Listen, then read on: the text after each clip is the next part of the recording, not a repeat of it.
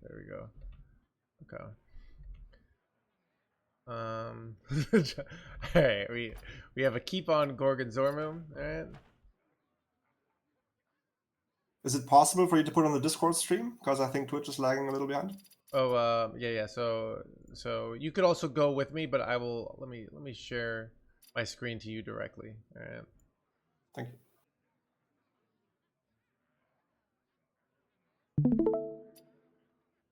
Okay. All right. So we keep Gorgonzormu. Makes sense, right? Nothing controversial here.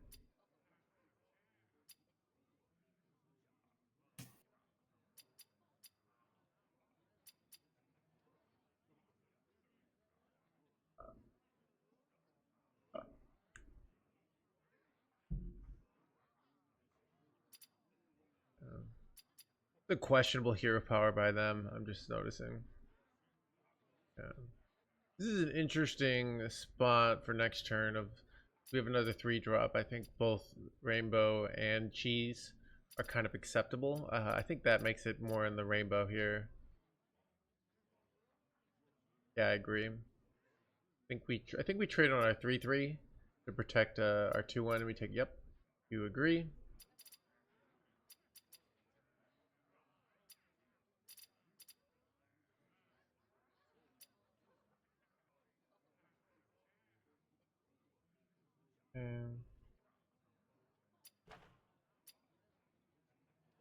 All right, I think this is a good turn to Cheese, and I agree. You agree? All right, so far 100% agreement. Hero power. Let's see. You trade off your 3/2 to Reborn to keep the stats. Okay. This is a spot. Let's think. Do we want the advantage of this is you keep board space.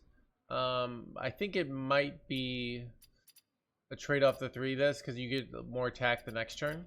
And Druid does not have great, but you play around swipe a little bit with this play, so yeah, it's they're both kind of okay. It's not that big a deal. So we're not going to talk about it too much, but that's what I'm thinking about there. So right.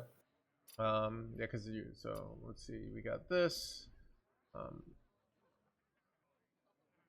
I think Grifta seems natural here. Oh, we tapped a Grun. Okay. Yep, Quartz Crusher probably the best. Yeah, might can be good if like against Dungar Druid, but they're not Dungar Druid, right? So and you haven't played. You had Hellion hand. I think Primus would be better, but you don't. So I think Quartz is definitely the best here. So Whip. Okay. I don't know. It still just honestly might be Grifta. So I don't really get that card. Like what do I look for when I do I it's just? also because it's a 4/5. So druids in the early turns just have very weak on dealing with board presence. So druids are historic. They have terrible board clears and they're very weak in the early turns. So minions are just more valuable, where because they do damage every turn, right? And they don't cost charges the way weapons do. Now they can't be removed. Weapon can't really be removed. That's why it's usually better in a lot of spots, but they're not going to remove here. They're kind of in an awkward spot, I think. So Yeah. I don't know if they have a 7-man on Killiax though. So they do. Okay. So, but you can even see here with the 7-man on Killiax, they. But yeah. Let's see. What do we do here? Oof, this is awkward. Yeah, they trade there. Oof, I hate this.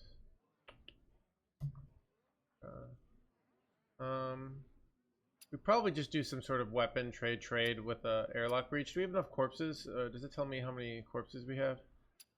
Okay, I can't tell how many corpses we have here. Oh wait, you already traded your okay. You traded your snake oil first here. I would have liked an airlock breach play here if we had enough corpses. I think we do. I'm not exactly sure, but that is what I would have preferred. Do you remember if you had enough corpses here? No, I don't. I think I was like really concerned with like full clearing it and keeping some sort of board. Well, so the airlock breach puts 10 attack on board, right?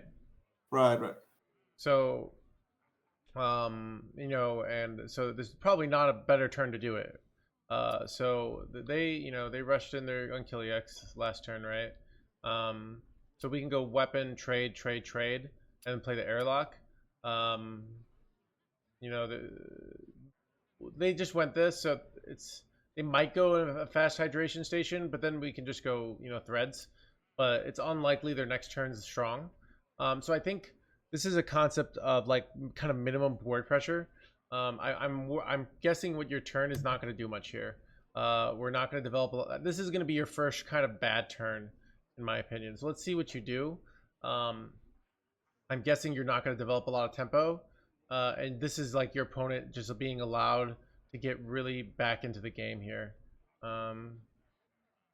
So yeah, see here we're even floating a mana. Like I just really don't like this play. And it's kind of, you kind of put yourself in the situation for this to happen. You know, you get the hero power, but you can see you have 5 attack on board here for next turn at the end. I mean, you're going to go hero power and you're going to trade, I'm guessing. Right. And that's not a lot. They have 30 life. They full healed and you lost all your board presence. Where if you'd done my play, and I'm not 100% sure you're this, but let's assume you have 5 corpses after trading all this stuff in here. If you'd done my play, let's look at the beginning of the turn before you trade the snake oil. So they rush that in because it immediately. Okay, so you have 6 mana here. If you've done my play, and I'm gonna assume you have enough corpses. You get 3 corpses here, so you get the reborn, right? You weapon hit, trade, and you play this. Now you have 13 attack on board, threading for the next turn. That's a real threat, right? That's something. That's some board presence. When you end up the turn like this here, right? They are feeling comfortable, right? Oh, 5 attack and this weapon. Whew, this is nothing. So now they can take this turn to take their sweet time and set up, right? Where if you had 15 attack on board, 13 attack on board, well, now if they draw a bunch, you get to deal 17 damage to their face. That doesn't feel very good, right? Yeah. But now you get to do 9 damage to their face. Oh, it's kind of shitty, right? Yeah, that's a bit worse. So I think this is this concept of like we always kind of want to have some pressure on the druid, and we did a weak value play that was not even a good value play. We did a hero power, a trade, and a chill and Baron. We developed 2/2 worth of stats for a turn. That's atrocious, right? And there is a situation where we want to do that. Like, let's say they're going into their turn 10, and we think there's a good chance they're going to go a Yogg clear, right? And well, we might not want to develop our big threat just to overcommit. But here we undercommit. Like we don't have any threat, and now they can just ignore our board for a turn and do whatever they want. So basically, if we're not scared of a big play next turn or of a big removal, then we just like keep developing board and pressuring and trying to like not lose the stats on the board. You know, keeping up the pressure. And with Druid, you said that that's especially the case because they have a slow early game problems removing, and then I can calculate if they have a good hydration station or not. Yeah, so I think minions on board are generally much more valuable against Druid than other classes. So yeah, because they have such terrible removal. So you know you have 4 5/5s, and that can be really really annoying for the Druid. Where you know you're up against Rogue and they have Incendious, and then they just go the one mana spell with like Fan, and it's all a bunch of bullshit. All right, like you know, all right, what an unfair class. All right, I just put that in there, you know. So but yeah, wait, this is okay. Anyways, let's keep going. So that was the first turn I really didn't like. Everything your turn 1 through 5, I thought were all good. You know, I kind of aired on the side of Grifta on turn 5, and you did Quartz Crusher, but your Quartz Crusher play was fine. You traded off your Gorgonzola, where I think I would have traded my guy, but those were all very small, very marginal, not a big deal. This was a big deal. So this is the first turn where I think you made a big mistake. That makes sense? 100%.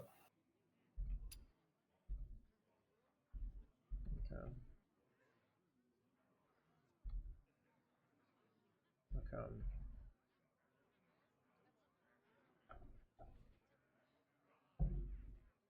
I go this. Another Chillin' Baron. Plays this.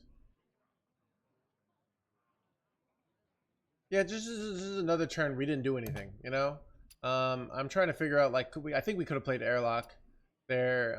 It does get killed by the 2/2 the next turn, but I just feel like what did we do here? You know, we just I would have you know, I think you're also you're zeroing in on Grifta as like I need to know what it is, where we could have gone something like you know, Chillman Baron into Grifta for a 4/5. It's good to take these plays because we just don't have much else to do here. So I don't know if we have enough corpses to do like, but yeah, bottom line is just at the end of the day, this play, we're another turn where it's late game and we have nothing on board and our opponent has all this time to just chill. All right. Yeah. And now when we finally commit, they have MC Tech. So instead of putting stuff on, now they can. So you see, like our opponent put a taunt and just gained 10 life. Like all the work we did is nullified just from their stuff there. So just we're really not happy. I'm here. So we drew Helia. It's kind of good. Okay, you're going this now. Reasonable. Yeah, this is another spot. Like I'd rather go mining casualties. So you're getting like you're going for all this hero power value. Remember, like this is Druid. We want to be aggressive, and I feel like you're really spreading out your threats a little too much. You're doing lots of these low tempo turns, and the later the game goes, the better it is for the Druid, right? Right. And you're kind of allowing them to do that when you had opportunities to make the Druid more uncomfortable, right? If I remember correctly, I was like kind of scared by MC Tech in that turn as well. Like I was trying to play around it, and I just like I realized while playing how that was like keeping me from developing a good board, but I was keeping in mind to only like have 3 minions on the board at the same time because I was like not. You know what's interesting about if they go MC Tech on this board? Well, you've got this nice Zilliax that you can just respond to it, right? Right.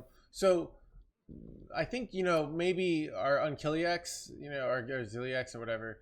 There are some plays we should play around MC Tech, but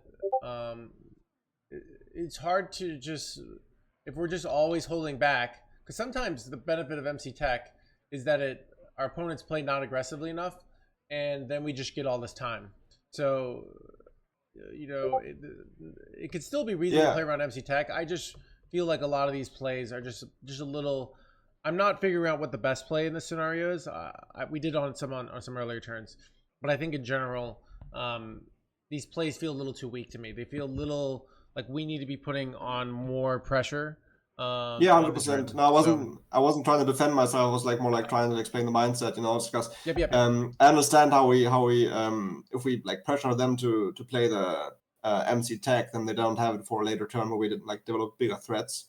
So that could have been a benefit for sure. So and one we also they don't necessarily have MC Tech. It's just not the there's some like huge punishers. I think playing around MC Tech with like I don't know if you run Unkilliax or if you run the double one. I'm guessing you run the double one. But there are spots you know to play around MC Tech, but I think they're not. So in general, like you're just giving the Druid here a little too much time. Also, I don't like their play here. I feel like I don't know. Oh, they have Exodar. Okay, I kind of want them to like go cube on this. Like they could have gone cube on this, and then. All right, anyways, I often end up coaching the opponents when I do this. And I'm like, what are they doing? You know. Anyways, so you draw Snake Oil here. So Helia is reasonable just to get down. You know, I think saving the Killiax. This is okay. This is a spot where like, do we have?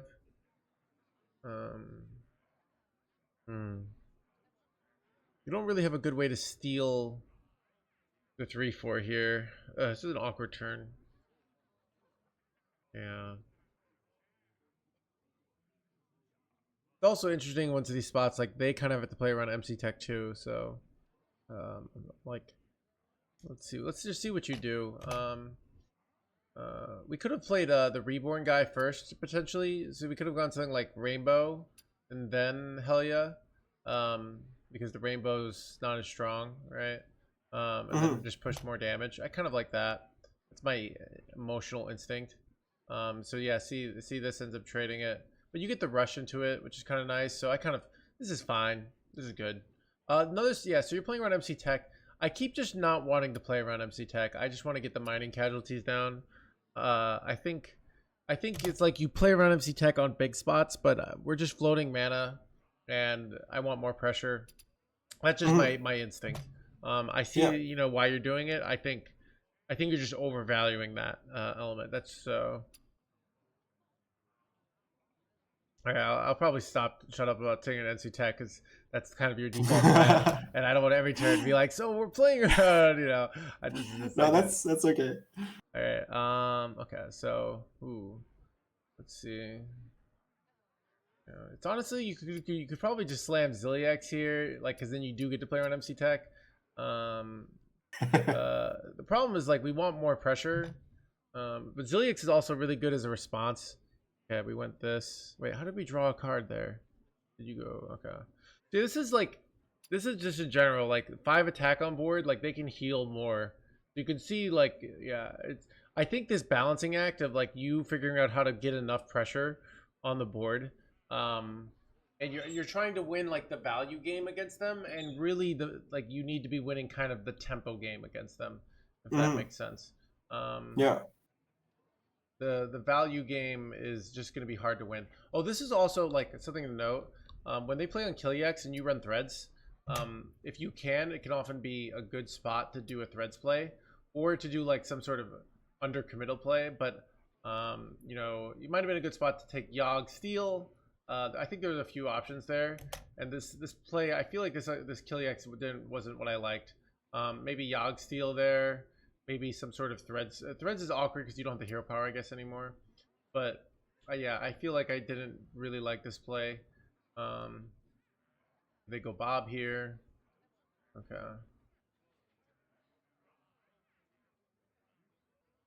All right. They're just templating their MC Tech because they're seeing you're playing around it forever, so it kind of makes sense, I guess. All right. What do we have as our options, by the way? You could have gone Dead Air and just played it right there. You do get MC Tech to number 2, though. It is actually kind of a tell when they do this that they have MC Tech number 2, but you might be able to just steal their MC Tech back, right? So it's kind of you could just steal. So sometimes when you have steals back.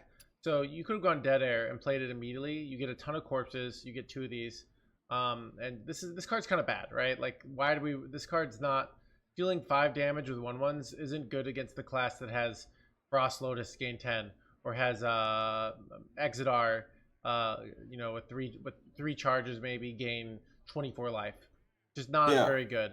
So I think this was a really bad choice. So I would have preferred that. And I think another spot, like you can, if they steal your Primus, you can steal it right back, right? So I think just knowing that, another spot where you can kind of play something, baiting the play to bait back. So yeah. So I shouldn't be scared of stuff happening. Yeah. Basically, yeah. I mean, this is very common as players learn. Like, okay, like MC Tech, getting your minion stolen bad. So then they always play around it. But the problem is then are we just, now that I see this, I kind of understand, like sometimes I'm playing and I'm like, why are my opponents playing around MC Tech all the time when I have it? It's like, this is a bad spot to do it. And I think a lot of players just have this like irrational fear of MC Tech.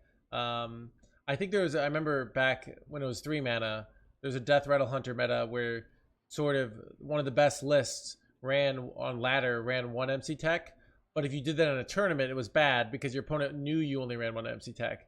So when you played on ladder, you could only run 1 and get away with it because people play around it so much. But on a tournament, it kind of changed the dynamic. So I think that's kind of interesting. Yeah.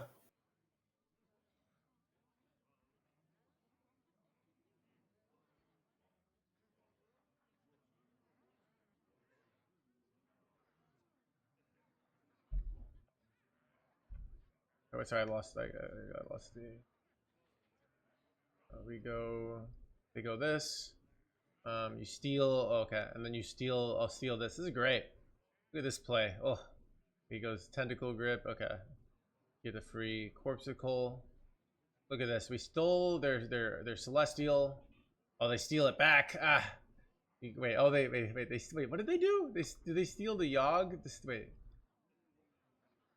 Okay, they steal this. Oh, then they play the Yogg. And then they steal your Yogg, and then somehow it freezes and makes another Yogg. What is this chaos? All right, okay. Okay, okay. So they don't kill your Primus, it looks like. What is this nonsense? All right, welcome to Hearthstone. Okay, and now they're drawing cards, and they're hitting lots of Hellish stuff. Okay, but they haven't played their Kill Jaden yet. That's interesting. Okay. Okay, this is always something to note because they have the, they have the stuff. If you swing back the board here and put a lot of pressure, like if I could play C&E in this spot, it would be insane. The reasoning why, and you kind of can here, I think. The reason why, if you can play C&E, it's so, part of the reason why it's so good is that it forces them to take all this damage from the plagues again, because they don't feel good about playing their Kill Jaden then, right? Actually, they can go Ceaseless Kill Jaden, so maybe it's not so good. Okay. I'm trying to figure out what to do here. So, because we have a tough turn. Okay, so you top deck. Okay. Wait, okay, you go, okay, spell, oh, Remorseless Winter is insane here. Wait, that is a really lucky pickup. Yeah, that was super lucky. Okay, so now you can just MC tech the archive. Go Remorseless, right? Like, that seems pretty insane here. Yep, you agree. See what we draw here. We got a Ceaseless, okay. Okay, maybe here, so see how bad the School's Night is? Still bad. Yeah, it's a dead card. These are just like little things, right? This is something, when you do this, then at the end of the game, remember, like, wow, there were no spots to go Ghoul's Night. I should remember this card sucks, okay?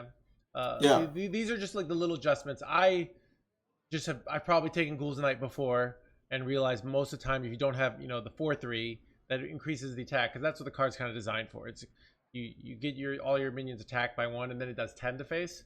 But we don't really need that. Yeah. So I think it's but yeah, so okay, so now we do some, I don't know what the secret is. Oh, life saving, okay. Trade the snake oil, okay. Double this, hero power, okay. So they take some plague damage. Now they're probably gonna go kill Jaden though, unfortunate. I mean, so they've played Yogg, right? And they've played both Yogg and they've played they're Ceaseless now. So well now wait, how much mana do we have here? Why does it say 6 out of 10? Oh, you go Humiliation here. Okay. Or you're bobbing. Okay. I feel like there's a better play here. I feel... Okay. You know what I would like to do here? Okay. I don't know how much your C&E does here. Does it say? It says deal 6. Okay, this is a hard thing about like the replay system. So let's just evaluate this spot here. Let's see. It's gonna draw. Oh, you played. I really don't like this Humiliation here. I think it's bad. I would have liked if our C&E is, it's probably not going to get much bigger, right? They have gone now. You can bob. I think I would like, the simple play here is just Ceaseless C&E. Right? You clear the board, you go face, you put a ton of pressure on, and they don't have good answers. Now we know they have like a Hydration Station and like Unkill EX in hand if we're paying attention. But we have answers for those. We have Bob, we have Reska. So they do those, and then you do that, and you push a ton of damage the next turn. I think that's the optimal play. Like, just put the max pressure you can on now. That's what I want to do. That's interesting, because I remember this spot and I was only considering their answer because I knew they had a Hydration Station left, if it was still there, but I didn't consider what I could do against that, so I didn't think I had enough. Yeah, you can completely wreck their Hydration Station. So let's say I can't remember, they haven't gone to UNR, right? So they're probably gonna have a 3/4, like a 6/8. I can't remember if it's 6/8. I think it's 6/8.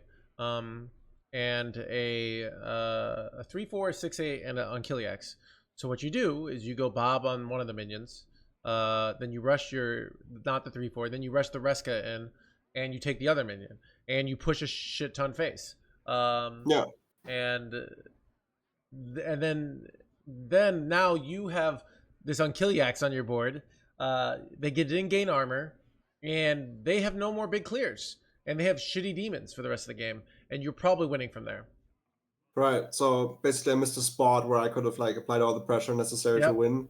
And you know they've used their Yogg. You know they've used their Ceaseless, and I think they've used. Did they use Bob too? I feel like they used Bob on something on us. Did they? I think that they have to have, because they don't have it in their hand. But I don't 100% remember. Let me check it. Chat remembers.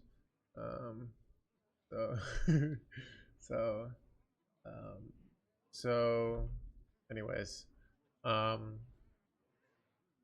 overall, I think this is, you can make some case for some like weird Reska play here, where you maybe do Reska, then you go C&E on the kill Jaden to deal 3 damage if you don't have a lot, and kill and just steal their 15/15 to save your Ceaseless. But I even think I think the simple Ceaseless C&E is probably winning here.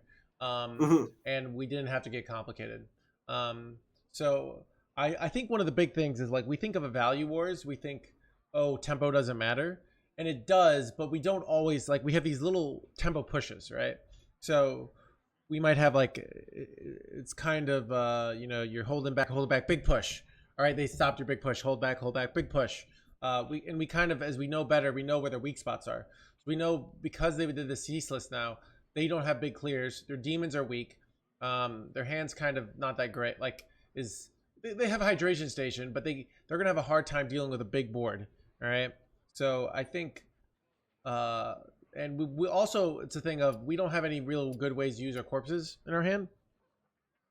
So if we don't go C&E now, we might have to wait like 4 turns, right? And they might not even be good. Like, if we knew we're top decking Runes of Darkness and we're always gonna hit Foam Render, but even then, like, we can still just get Foam Render and hit him in the face a bunch of times. Yeah. So I think this is like another big misplay of the game. I think we had this, but just not knowing, like, now is the time to go in and put the pressure, I think is a big mistake. So yeah. And I think, okay, so you did this, so, but yeah, there's another spot, like, look at this, like, we have no pressure, right? Like, we have nothing here. We do have the double Ceaseless, which is actually kind of good. But they're just playing the Ziliax. So you can see how, like, your opponent just never feels scared. Like, if I'm them, I'm always feeling comfortable. Which I don't like, that they just always get to feel comfortable. Yeah, okay. Oh, this is kind of a cute play. All right. So we get put. I mean, this is good. Still, like, I think I don't know how big this is, but they do this. Did they get the? Oh, they got the crappy one. Okay, that's good for you. Okay, let's see what we got here. Okay, they get the Unkiliax at the end of the turn. But you're Ceaselessing here? I don't really like this Ceaseless. I feel like, okay, you're going Ceaseless. Yeah, this whole play is so weak. Like, I feel like if you're going Ceaseless, you're going all in, and you should go C&E. So I really feel like this was unnecessary. Yeah. Oh, I see your Reska actually. This is another problem. Remember we did the 4-mana spell?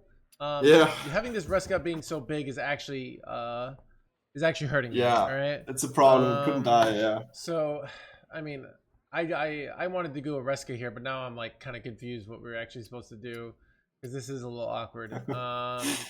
But another spot, just Ceaseless C&E. Like, put the pressure on now. They use their hydration station. They've used both. Like, time to go all in, right? And you're chilling. You're taking your time, and you're allowing them to stay in the game. All right. Yeah, look at that. They're getting this. They're getting pressure. Now we don't have the big clears. And look at this. Look at all this time. Look, and, like, CRCNE is not getting any better here.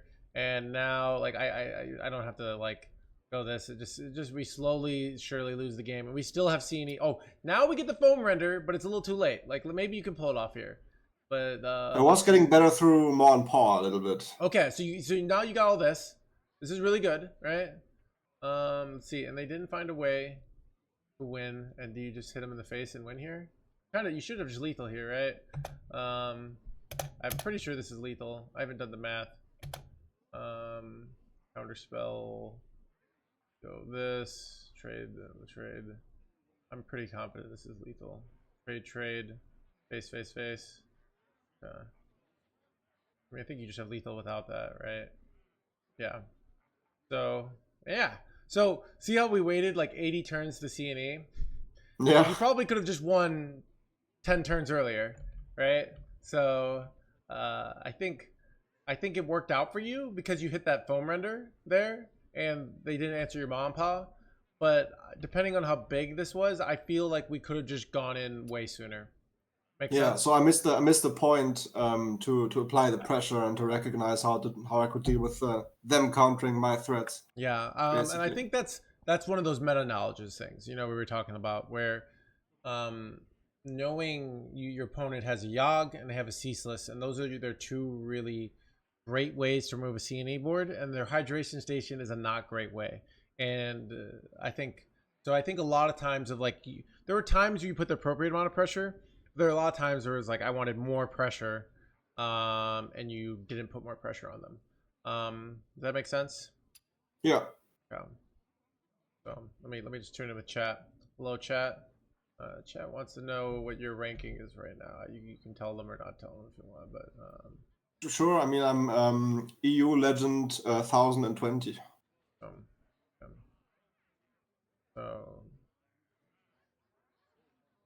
All right, title. Wait, I said coaching student followed by ladder. So, anyways, did you amulet it yourself? Yeah. So there's a lot of different kind of lines, but I think sometimes there's 20 different lines we could go for. But I think, like I said, we missed a lot of opportunities to put more pressure on. I think that's the biggest thing I'm seeing overall. So, all right. Yeah. So we have Armor Druid win, Armor Druid loss. Yeah, that was terrible. That was such a bad game. Your game? The last game? No, the next one, the Armor Druid loss is an embarrassment, but I brought it because I needed to know where I went wrong. Embarrassing. All right, you said it, not me. Okay. So another spot. I'm not sure if like Chill and Baron on coin against Druid is good. It's a value play. Remember, against Druid, we really like fast tempo. I almost feel like Rainbow might be better, just instinctively. I don't think I see it. I don't think we see it on Twitch either. I know why. It popped up on. I put it on a different window. There we go. So it's all right. You should see it now. Yeah, perfect. Thank you.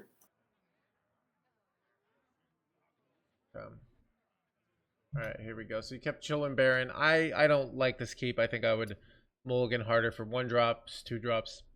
Yeah. There's another spot, like, we don't really like coining. I really want to coin up Mom Pa, so that kind of puts us in a spot to hero power on 2. But coining up Mom Pa is kind of just too insane.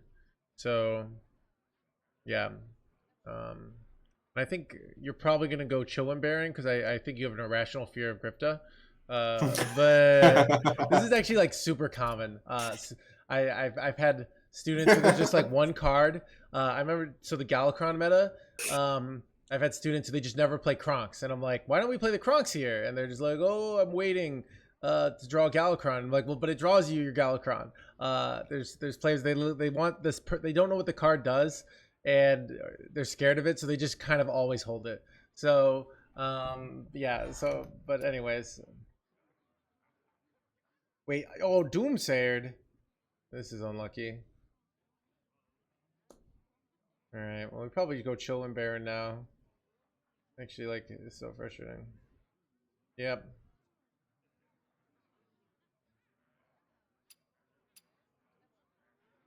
Throw it on the Mom Paw next turn. They're going open summons here. And so this is an interesting spot because I was considering Helia too to get more of a chance for the plagues to do something, but it's such a low chance, so I think I went with Monpaw. What's your thoughts on the much Helia better, here? much better. Much So better because it gets Helia, more time to. Helia is on 4 is bait. Like I've learned it. I often do it in spots I shouldn't. Monpaw, much better. So unless they're like a deck that's like can cycle through their whole deck by 7, and this is the only time you have to play Helia. I mean, this is often to gain you 10 life, using corpses, better for your CNE, better in so many ways. So like they have no unless maybe here. Cycle Rogue or something. Yeah, and even then, like I might still go Monpaw. So right.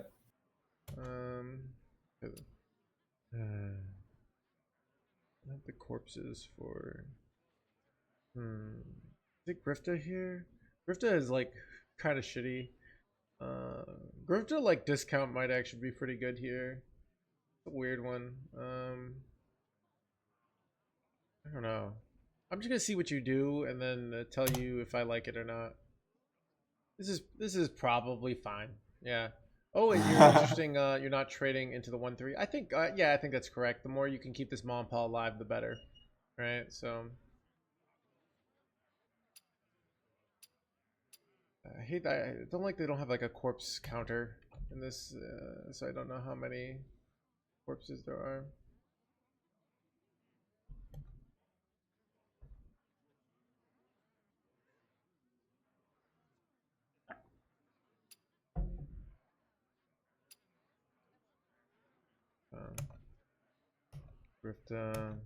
I mean, Amulet of Passions is generally insane, so I think I like that and just holding it. You could go coin 3 drop here. I think I like coin 3 drop.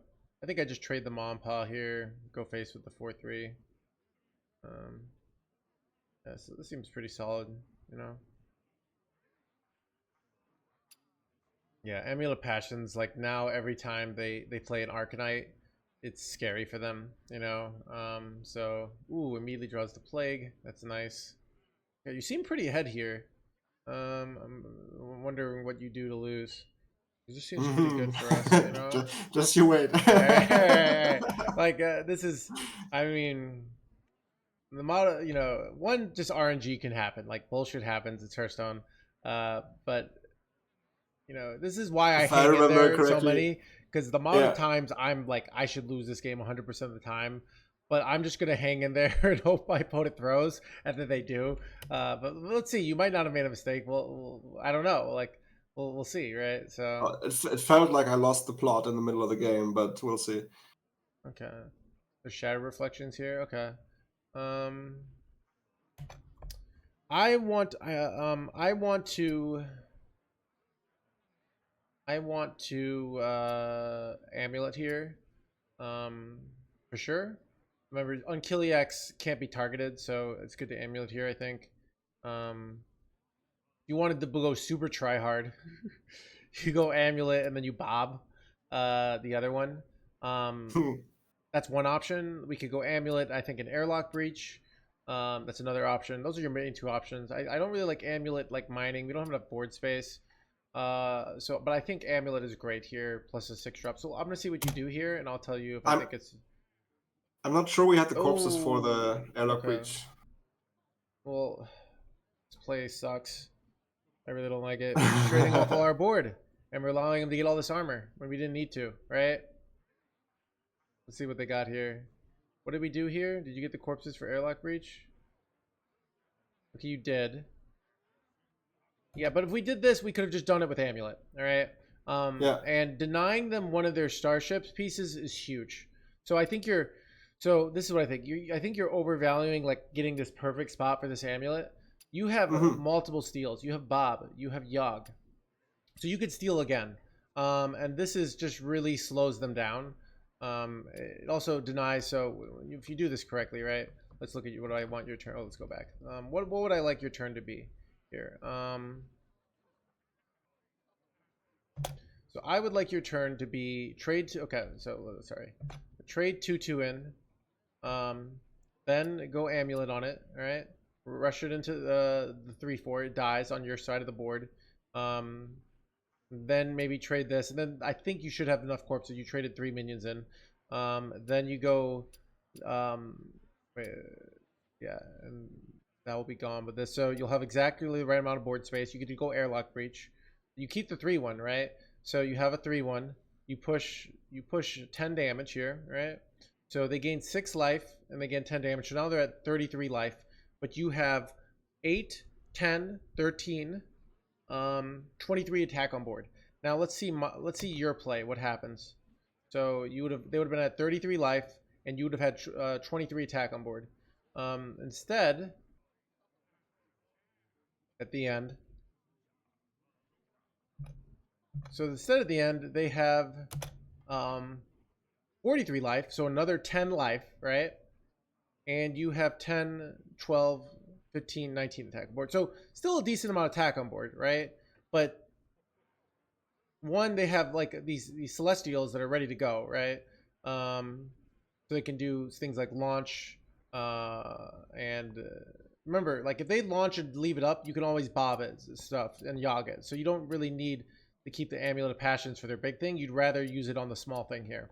And on Killiax, you can't target anyways. So the ideal, there was never going to be a better spot than that 3/4 there. Okay. So I think that this is a pretty huge misplay. And not like I think you're over. You're like, you have this card and you're like, this card's great. I'm, it's the classic Family Guy thing where he's like, door number 1 has a boat, but door number 2 could be anything. It could be a boat. It's we could steal the Arcanite, but the second thing could be anything. We could even get Arcanite, right? So it's I think that's a bit of a recurring theme for me, where I'll try to get the max value out of things. Yeah, and I think it's a balancing act, right? You have players who learn tempo and they just always use cards and not try and get max value, and then there's players where it's like, okay, we've been holding this card in our hand for 8 turns, right?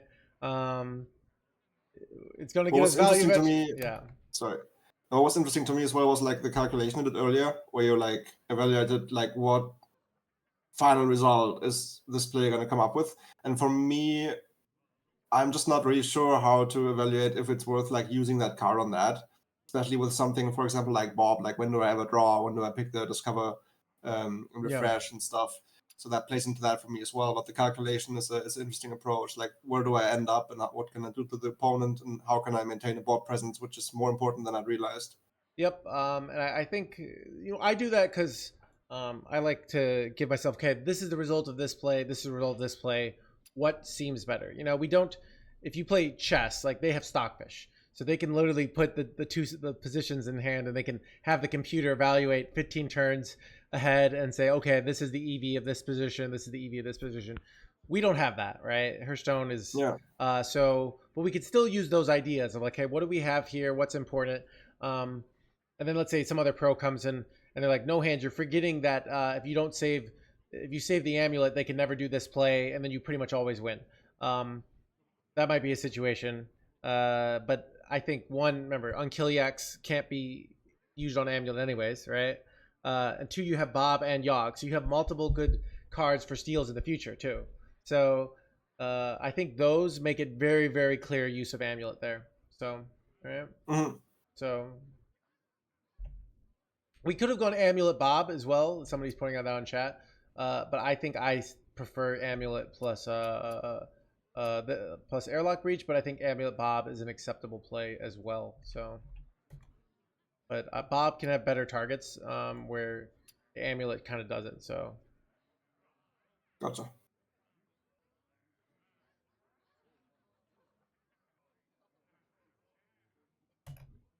All right. So this is another spot where like I'm it's a little awkward. I kind of want to once again use the amulet. I feel like you're not going to because you didn't do last time.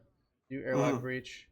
Yeah, I think we should definitely use amulet here, and you're not. And yeah, this is just once again, just huge kind of, we're not like, we could have put on way more pressure here because if we use the amulet, we get to not only do we not have to trade 4 of our attack in, but we get 3 more attacks. So it's kind of like a net 7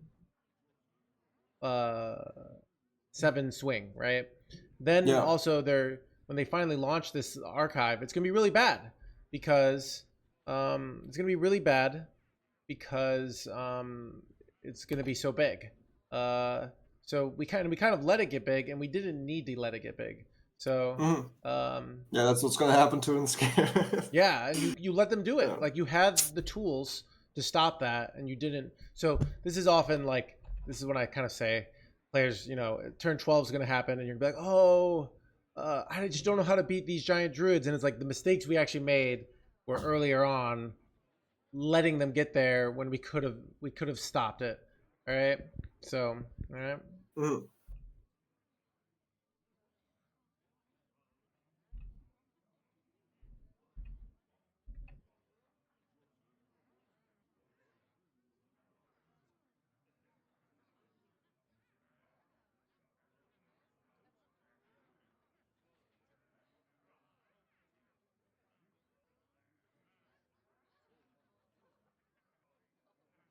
Um, yeah.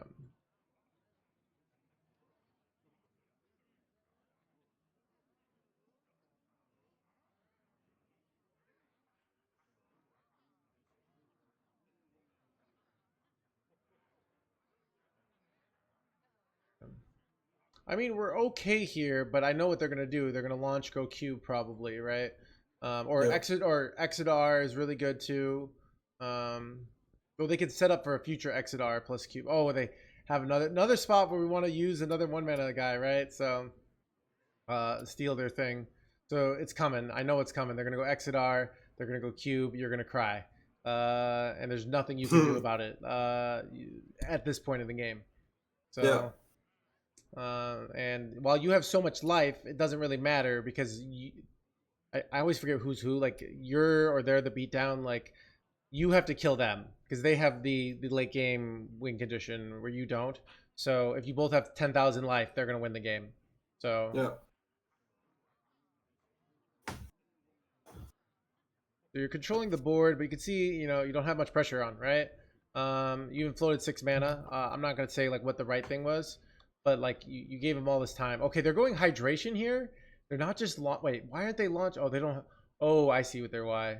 Okay, this is why I hate Exodar, is because it's like they didn't launch here, but they kind of like, and they kind of know they can't launch here, but they kind of, I would have wanted to go launch Cube here, but like when they finally do launch, you're gonna get wrecked. And you can see like you have not put on enough pressure where they haven't had to use their big cards here once again. Yeah, this is the point where I got like super confused about what's happening, and I didn't even like play the big cards because I thought I was in the control matchup and I had to like stop them. Yeah, so which felt so weird. Yeah, you're just kind of giving them, you know, unlimited time, right? I mean, this shouldn't even be happening. Like, you know, this should be, you know, give them all this time. Now you got the foam renders. You have a legit win condition here, right? But they're gonna go. I feel like they should go Exodar and then go Cube, and they win the game. It's just absolutely insane if they do that. Yep. Yeah. Infinite life. You could steal it, which is kind of good, right? You can steal it with Bob, or you could. Oh wait, so you could steal the Cube. It's a little awkward here. Oh, it's a little. Yeah, you can steal. Oh, you even are you? Did you trade something right away? Why does it? Why does it give you 9 mana? Okay, you traded it. Okay, it looks like you traded snake oil or something. Yeah, you know, I kind of might have liked to do like Yogg steal here, and then like weapon hit the cube. Probably what I would do, but like, not looking great here. Okay, we'll use Fistful. Okay, use Fistful. Use like Fistful into Bob here, I guess, on their cube or something. I don't know. Okay, wait, we use Fistful. Oh, okay, we steal this. That's kind of cool. Okay, I think I like it. It's okay, you know. You know, we get their cube making, and maybe they can't answer this. They're going to, but okay, and then they do the Ceaseless, they do the Kill Jaden, and look at the difference between this game and last game. Like same situation, right? You have the foam render, right? They have the Ceaseless and the Kill Jaden. But the difference is you both have 120 health. So now they have way, and they have 2 Uber card draw things, and they have another Ceaseless, it looks like. I don't know how they got this. So now they have tons and tons of time. If that makes sense. So yeah, and they have way much more mana. So this is the Yep. point, like, because I watched your Armor Druid video, and you said that you're gonna win in the late game even against other Kil'jaeden players because you have like 16 mana. Yep. And I kept Bob for like stealing Kil'jaeden because I knew I was gonna be on the defense, but at this point I looked at my hand and I think I folded soon. I think we were better off like with the foam render, stealing the ceaseless, doing a big tempo play, and then trying to win with the C&E value. Like, but you see, once they do this additional hydration station, remember, this hydration station is way stronger. Looks like you must have killed their on Killiax. I missed that. Or maybe they shouldn't draw it. This hydration station is way stronger than the last one, right? This gains them too much life. So you have to look at this board. Like, this is a powerful board, but then they just had another ceaseless, and they probably knew that. Like, they probably knew they had that, and because of that, you weren't able to put. So we kind of just didn't put the pressure, and our opponent played it well, where they punished us for not putting the pressure on them. All right, They just greeted it out, gained 1 billion life, somehow got the double ceaseless. I forgot how that worked. To be honest, I missed things, but and then might have been Bob. Okay. And so they had the multiple ceaselesses, and then they were able to easily win. So I think like that I think this is another big thing of just this matchup is we need to be putting the pressure on. It's control versus control, but and it's really subtle, right? It's not it's hard, right? Of knowing like, okay, when I need to put pressure or when I don't, when I'm fully committed. Usually you get Druid, but like there are spots where you do want to hold back. Like often C&E is like you want to wait for them, like you want to put enough pressure on to force out the ceaseless and then immediately follow up with your C&E. But you can see a lot of spots get quite tricky, and I think I think you're missing some of the guideposts to kind of like what we're going for. Okay. Yeah. Okay.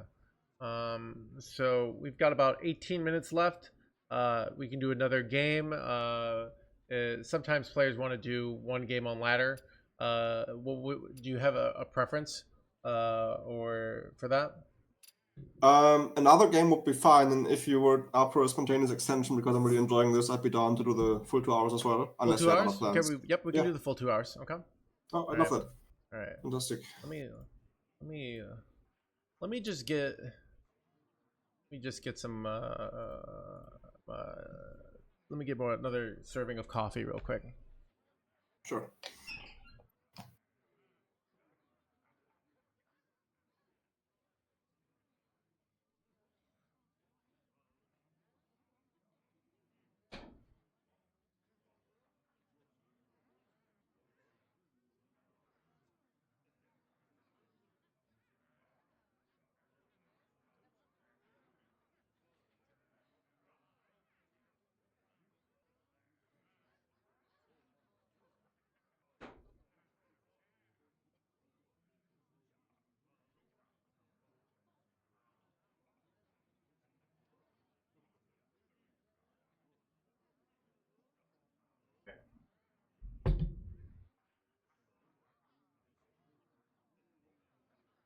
Okay, so we're in Amir. So Amir has a lot more holding back, I think. There's a lot more punishes for overcommitting. All right, are you going to ruin a darkness on one here? You did not, so maybe you played this after watching me. Yeah, I wouldn't use it here, so. This is a weird, like, it's not really important. You're almost always going rainbow, so it's probably better to go face, but I know I would probably just trade into the Miracle Salesman in case like something weird happened. So it's one of those like really marginal spots that, it'd be interesting to see a computer like the risk reward of this kind of spot, but we're almost always going rainbow here, so. Okay, now we can go Chillwin. Okay. I think both are fine here. Actually, rainbow is better. I want you to figure out why I think rainbow is better here. Due to the corpse generation? Yes. So we went hero power on 2, right? So we have 1 corpse. And when we do it, they often kill off our rainbow. So next turn we have 4 mana. And our likely play is Chillin' Baron, or we'd be Rainbow for us, and we want to go Rune. But if we go Chillin' Baron first, we don't have enough corpses to go Rune, so we're likely to float a mana next turn. And it'd be really nice to go Rune next turn, and then the weapon the following turn. And that gives us the option of getting Foam Render. Where now, now we kind of, if we get Foam Render, it doesn't work very well. And we have Scene in hand, so Foam Render would be pretty good. It's a little, we have almost a little anti-synergy because we have Airlock Breach and another Rune, so Quartz Crusher is actually better than Foam Render by a lot. But you can see, you know, even the 1 mana weapon, it just gives us those options, which we like. Yeah. Make sense? 100%, yeah. It's close. There are some advantages of going to Chillin' Baron first. So, like... Yeah, I recall yesterday on the stream you were calculating like an insane play with... it was insane to me, maybe not to you, but with... calculation with the corpses and stuff, and that's where I started to like pay more attention. But it's good to hear that I have to pay like even more attention to that, because it's a weird like statistic that only the decay uses, right? Yep. And I think a lot of like giving your brain things to pay attention to will make you a better player. Often we're bored when we play Hearthstone because we don't have enough things to pay attention to. We play Hamba Paladin because it's a naturally boring deck. I love sitting on Hamba Paladin these days, but there's actually a lot of subtle things to pay attention to. So if you actually play it in a professional thing, you have to almost find ways to like keep your brain engaged, so you can find that one play to do something marginally better. That makes sense. So, but this deck's much more complicated than hand buff. So, all right, this is interesting. You kind of want to play Gorgon Zormu, yeah, but it's also kind of. I think it's Gorgon Zormu. It's awkward here. You can see, like, we'd gone the Rainbow here. We'd have a much more natural 4 mana to play. Yeah. Now it's a little awkward. So it's not a big deal. Like, we're doing just fine, but you can see why I kind of thought, like, I was going for this. And you know, your list run thread, so you can come back on board a little bit easier than my list. The list I was playing, you know, runs out of stuff, or has a harder time like swinging back the board in this position like this. Threads also takes like 5 mana now, so a lot more awkward. I kind of like something simple like a Rainbow plus this, holding the cheese till later. I find this is a matchup where saving the cheese can be quite valuable. I think double trading into this Helia is incorrect, by the way. I think it's very incorrect. I think we're much better off just double trading into one of their 1/1s. Part of the reason why you're moving the most attack on board, but this minion, when it doesn't die, it gets you another lifesteal proc. So now you only get 1 lifesteal proc. So I think we're better off trading on the 2/1 or the 1/1 here. But I think you're kind of saying like, oh, I want to remove the most powerful minion, and you're undervaluing keeping board tension. So I want to keep board tension. You know, if you listen to me stream, I'm always talking about. So players, I think this is the tension, right? Of my opponents coming to kill me, and they often have a bias towards plays that remove as much board tension as possible. In chess, it's like the equivalent of trading off knights and bishops, or you know, instead of like keeping the position complicated, they want to simplify the position. Yeah. And when you're really ahead, that often is usually the right play in chess. So I'm kind of expanding the principle to Hearthstone, but we don't. We're not. We put 5/5 as stats to kill a 4/4 here. That's not very good. We're not very happy about that. You see that? Yeah.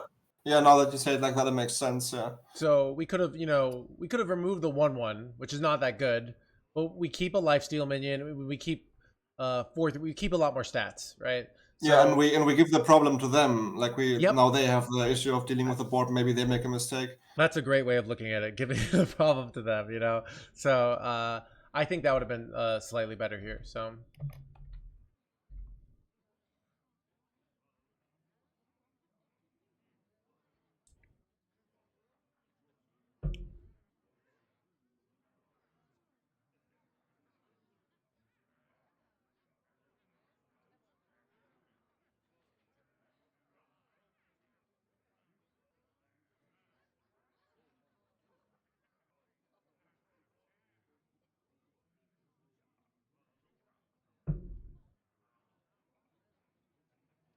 Trading stuff off.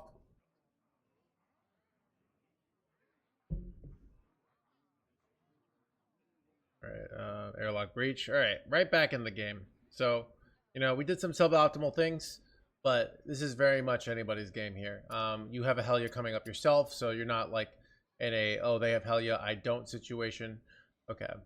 Are they going, if they go the one mana weapon here, we really want to play Rune and play like Quartz Crusher to deny them, but let's see if they do it here. So which one is Corpse Crusher again? The one that freezes their face. Oh, the freezing, yeah. Right. Yeah, but we also, so let's see. I think we have enough corpses here. So I really want to go Rune. Also, if we hit our own Primus, we could just play our own Helia and play our own Primus here and start getting stuff down with that. Foam Render is actually kind of decent, but we don't actually have enough corpses, I think, right now to like last forever. How many? Dude, this is another spot. Like, if you had 10 corpses, I would just say slam it, but I doubt you have 10 corpses here. So, yeah. So let's see what we hit here. Oh, these are atrocious, dude. Oh, you're so unlucky. Feels bad, man. All right, well, Frostborn actually might be the best choice here because you can use it to steal some good shit, but I don't like any of these choices, so we're not even talking about that. We're just gonna say unlucky, bro. All right, I like this play. Nice amount of stats on board. Technically, probably in correct order. I don't think there's any punish for going 4-drop first, and in theory, we might have a reason to wait, but not a big deal. So, what are they bobbing here? Also, we would wait because the... Okay, this is like way more greedy than that. So, okay, this is something to know. All right, what is this game? This is a really good evaluating our overall strategy. Our opponent has a Primus weapon, has 2 Helias. What does this mean for us? They're probably trying to win by the plague, right? And we now have like to try to stop the plague, maybe get the freezing weapon and. We're saying stop the plague. How do we stop the plagues from killing us? We kill them first, or when it gets to a tough spot, we can try to keep 10 cards in hand. Yeah. Let's just try to kill them first. All right. That's the better choice. So, or we can try and like wish that we get ask Blizzard to put Steam Cleaner back in the meta, or we can run Kill Jaded, but we're not running Kill Jaded. I like the Steam Cleaner better because it's more. Right. So I mean, Kill Jaded would counter. If we had Kill Jaded in our hand here, we'd be massively ahead because they're kind of going all in on this plague plan, but we don't have Kill Jaded and we don't have him in our deck, so which is reasonable. This is not. I think they're overvaluing this line, but yeah, if we have all these things also that kind of want to use corpses, so it's a little awkward. But let's just see what you do. But I'm just more saying we should be thinking about that. We should be thinking that like we want to be winning quickly. Okay. Your weapon hitting here, saving this. Okay, oh, just going face. Okay. I might have hit the bob there. Let's say, do you have a way to wait? Our order is bad here. Okay, if you're going this. Yeah, I really don't like this now. I changed my mind. I really don't like this. I was kind of liking what you were doing, and then I changed my mind. So you traded this off to go runes. I feel like to get another corpse. I kind of want to use the fistful, but we should go runes first, right? And we should see. Because we'd rather just hit Quartz Crusher, which we didn't hit, right? But if we hit Quartz Crusher, we're in way better situation, right? Mm-hmm. So yeah. I think that's like some technically, pretty strong incorrect order. But yeah, and I might want to use the fistful because we're likely to be in a situation where we don't have corpses. We also could go for like fast C&E here. So, but yeah, I think hitting Quartz Crusher would have been way better here. So. We definitely want to go the rune first. So we do this play and kind of okay. Oh, you see how you like you threw away your weapon here, right? Like you didn't need to do that. You could have just equipped this weapon. Make sense? Mm-hmm. Would have been better. So this is like the first bad technical mistake you've made. We've made a lot of like high level mistakes, but this was like a bad order in sequencing, right? So. I make sequencing errors all the time, right? Tap first, draw last. a lot of times, but we still want to note it. We still want to note like this was very incorrect. And if you'd done a better correct order, you would have not wasted your 3-mana weapon there. So, all right. Yeah.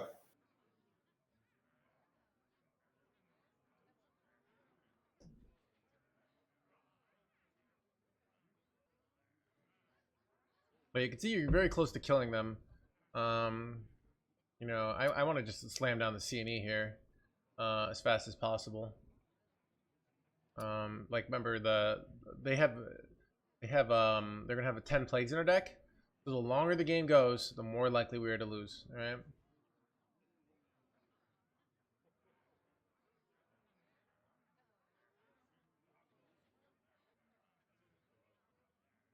Go for Grifta. Draw 3.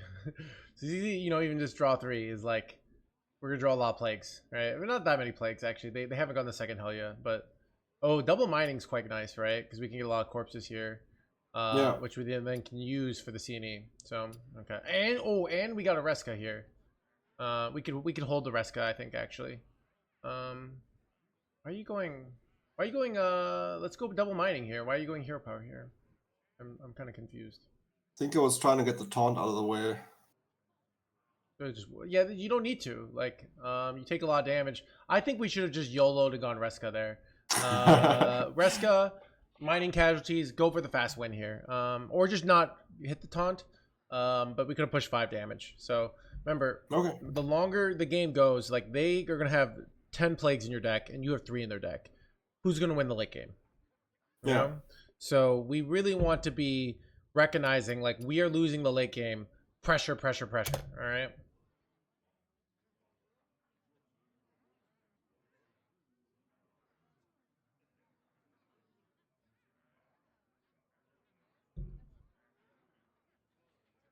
All right. Well, now we can probably go like Exarch's Climatic here. All right. If I'm playing Ceaseless, is I know you're probably gonna play Ceaseless, and they're probably gonna go Primus. Because I can see those cards. I can already see the future. I don't know who's winning this game. I'm excited. All right. Go Reska, steal the 5/5. Go C&E here.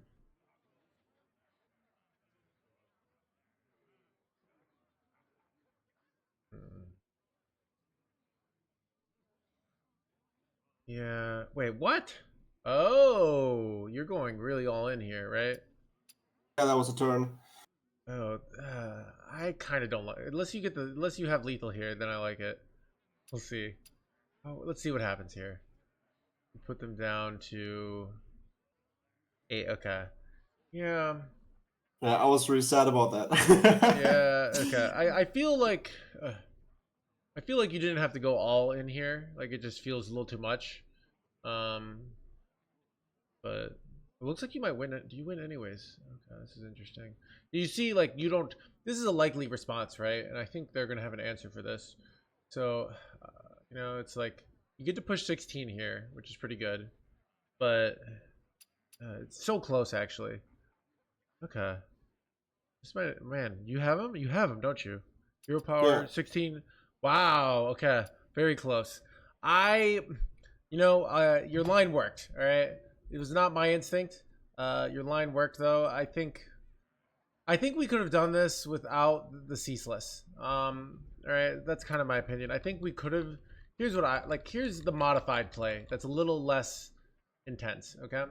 So here's a little less all in, a little less susceptible to their Primus, right? You go your Reska, but you actually trade off 2 1/1s first, so you don't do that damage. You go Reska, right? And then you just go Exarch Cinematic. I don't know if you have enough corpses for that. Maybe that's why you didn't do that. You could also just go Reska plus Cinematic, and just make a big board. You know, I think that's simpler. It actually makes you a wider board, right? Yeah. I get to keep the ceaseless. Yeah, you get to keep the ceaseless, which also means the ceaseless gets less wrecked by Primus, right? And if you have a board of, you know, let's see how big of these. Let's see, even if you don't have, they were all. I can't tell how many corpses you had, but if you have a board of all like 7/9s here, that's still like gonna win the game, right? It actually would be more pressure to have all 7/9s here, and be actually more difficult. So I think you went real fancy play syndrome. That's like a term where you do something really cool, but it wasn't really necessary. Okay. Yeah. You watch me, I'll pull off fancy plays, and chat loses their mind. But sometimes I try a fancy play, and it just completely bricks. And it's good. It's good entertainment, right? And it's fun to do, and it's good for your growth as a player.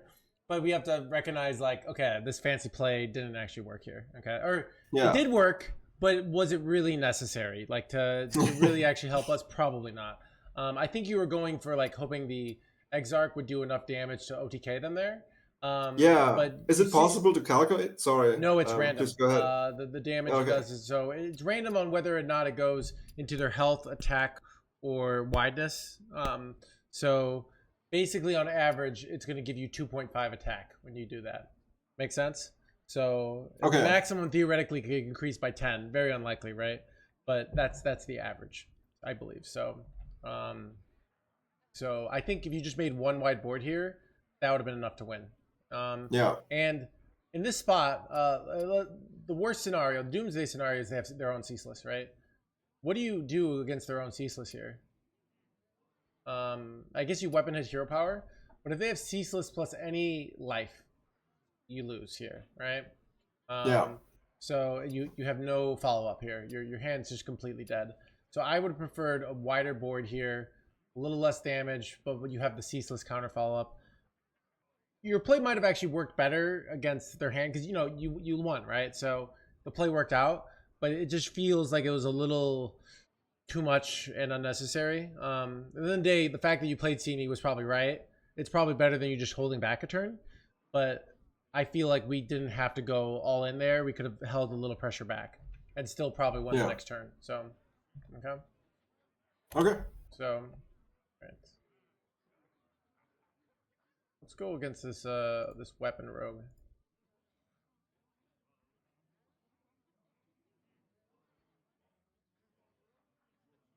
So we haven't seen one of these yet. Okay.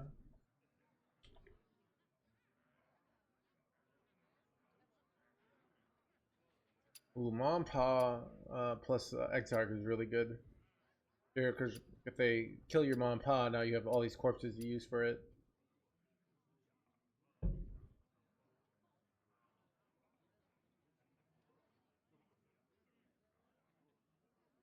Have a pretty ideal start.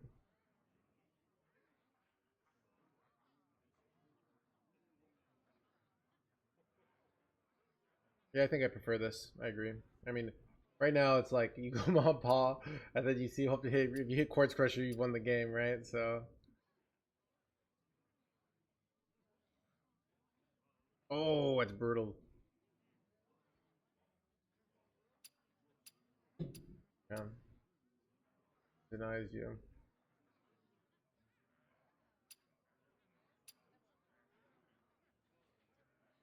Yeah, it's nice if they kill your Mom and Pa here. You have 6 corpses, so you can go double rune and just try and hit Quartz Crusher. You hit Quartz Crusher, game's over. So.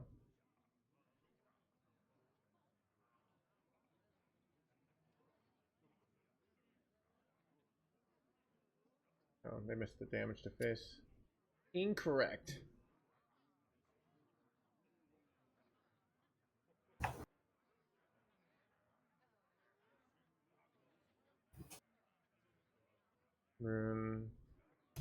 GG. All right. Well, this was a very instructive game. Yeah. I really like your choice of Quartz Crusher here. This was a great play. Just really great decision making. I think this is you really show your mastery of this game called Hearthstone. Like a lot of players might have like not picked your Quartz Crusher there, and they did not win this game. All right, so yeah.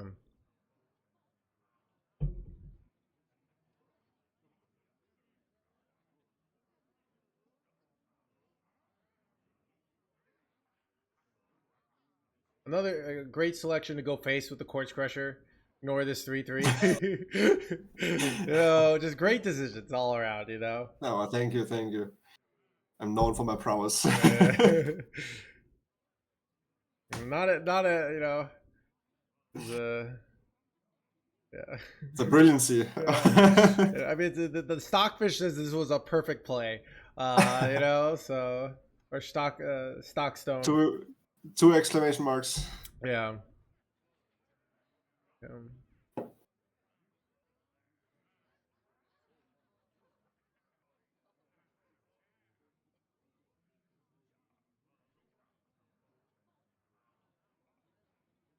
I don't know if you have corpses to go Exarch Primus here.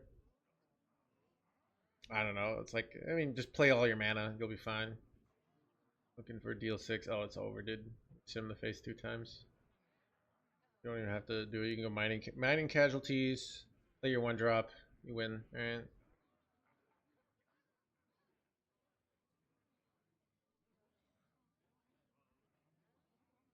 Excellent.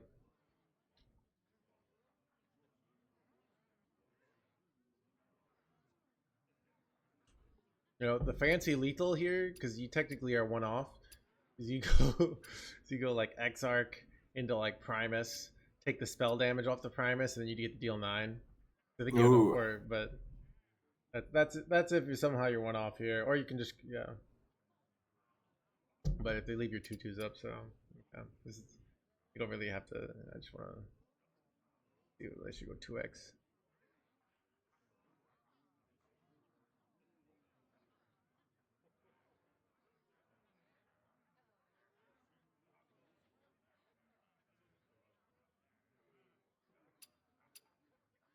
All right, got him.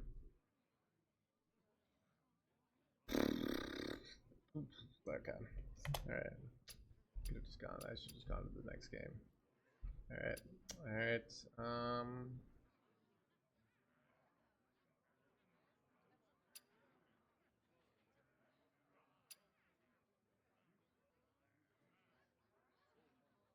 This one was just playing defense until they ran out of stuff. Oh, yep.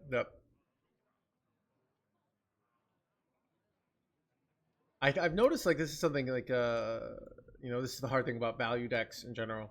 Players often play really well when they have to play pure defense or pure offense, but it's like when you have to have that middle ground, things are harder because where when it's just like I need to survive at all costs. Players know how to do that, and they need to I need to kill them at all costs. They know how to do that. It's way easier because like the game plan becomes clear, but once it's not clear, then the question arises like, what do I take into consideration? And then there's all these question marks, and that's where my issue was with the druid in the beginning, because I don't know what to consider when facing that. But here I know I need everything that can save me from whatever he's doing. Do you think it's correct to do this play? Like I probably would have just gone Koi Cho and Baron, traded off the 2/2, let the egg up. I don't know their deck very well, so it looks like you proc their egg. Seems like that's bad. What do you think? Saw it I saw that on YouTube, like somebody proc this egg because they said Hunter probably has a plan with the egg, so their plan might have been like oh, they're gonna I hope they proc their egg because out of fear. Yeah. This is an interesting thing about not knowing matchups. I see what you're saying. Sometimes that is correct. I think we want to stick to our default fundamentals in unknown situations. All right. So if we don't know what to do, we don't want to be like, oh, they're clearly trying to trap us in the egg. We got to kill it. Sometimes they might be, right? Like, so if you'll look at old Death Rattle Hunter, they coin out the egg and then they play the Terror Skill Stalker to make the 5/5, right? So yeah, I remember when I played Even Paladin against Death Rattle Hunter and I would kill off the egg. I learned that play, but you're better off just learning that play through the mistake than just assuming it's right. Makes sense? Yeah, 100%. So do your default game plan, then find out my standard temple fundamentals need to be compromised here. All right. So okay. Okay. Because I recall this card that procs a Death Rattle twice, but I didn't recall which class it was from. That's turn 4, and it might not have it, and like it's there's a case for killing it off. Like I don't know it's right, but I think you're better off like just not doing it than like being like, well, this something bad might happen, so I have to kill it off. It's a rough thing about anxiety in general and like life. If you don't know what bad things can happen, you're just like everything is a threat and everything's a fear. And a lot about being in situations is knowing like what to treat as a big threat and what not to. And these things that we don't understand give us anxiety, and then we often make big mistakes against them. It's why part of the reason I think suboptimal decks can sometimes do really well in tournaments. People are under a lot of pressure, and they have to play against a deck they've never seen before, and they make some real bad misplays because they don't know what they're doing. You know? Yeah, I see.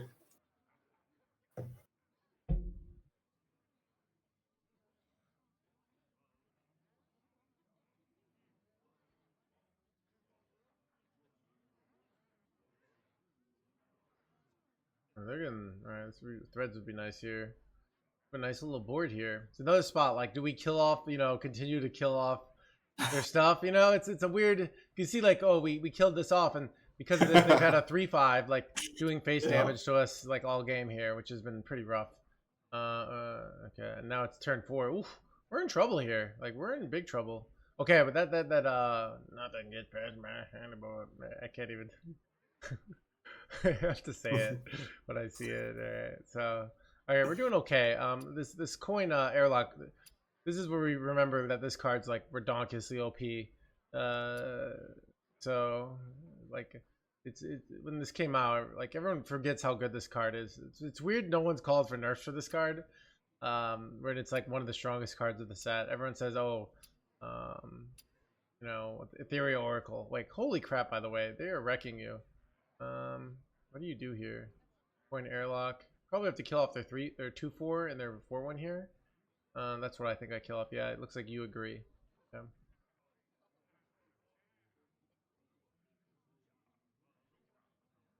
Yeah, because that 2/4 is effectively like 7 attack, right? Because it's 7 minions. So even though this looks like it's more attack, it's not. Yeah, okay. This looks correct. Man, you're hanging in there. But I mean,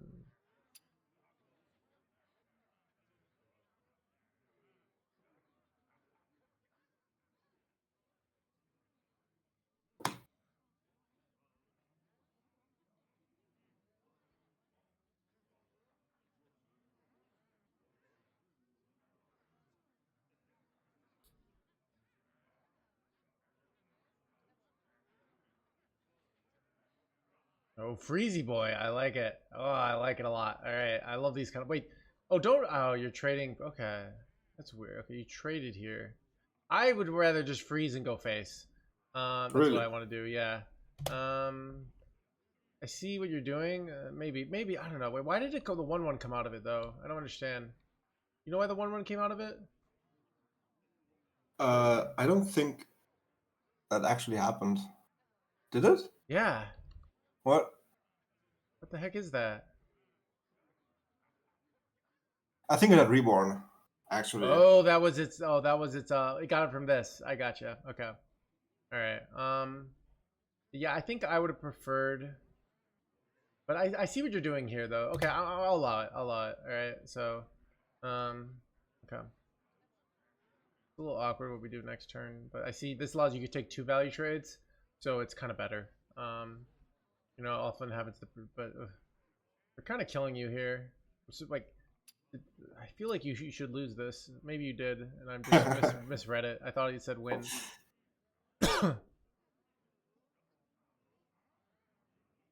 You topped another airlock breach. Oh, this has poison. Ooh.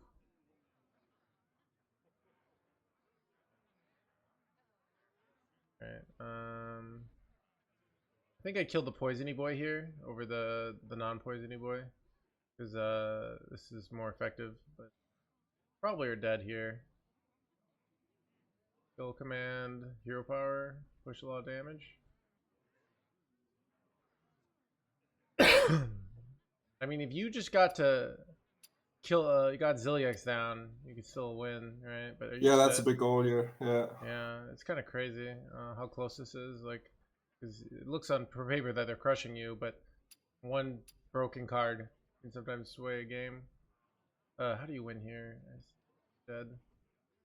Oh, does that get you there to freeze? You have enough things to freeze? Probably go Houndy Boy into the two. No, you're still dead, right? Wait, no, you should Houndy Boy. Oh, perfect. Oh my god. All right, you're gonna go triple. Wait, oh, you need the corpses. I see. You need the corpses for the mites. You have to trade into this. Oh, look at this beauty. Look at this beauty, dude.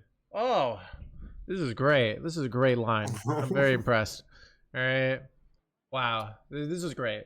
Like this is like really playing to your out of the Zilliax play, barely hanging in there. Oh, this is brilliant play. So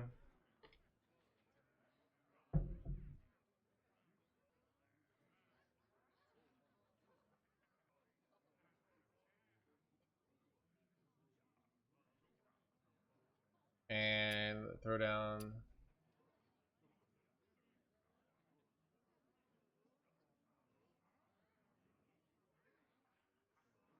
Yeah, that's probably a win. Wow, nicely done. Nicely done. All right, I would have died. Actually, I don't know. Who knows?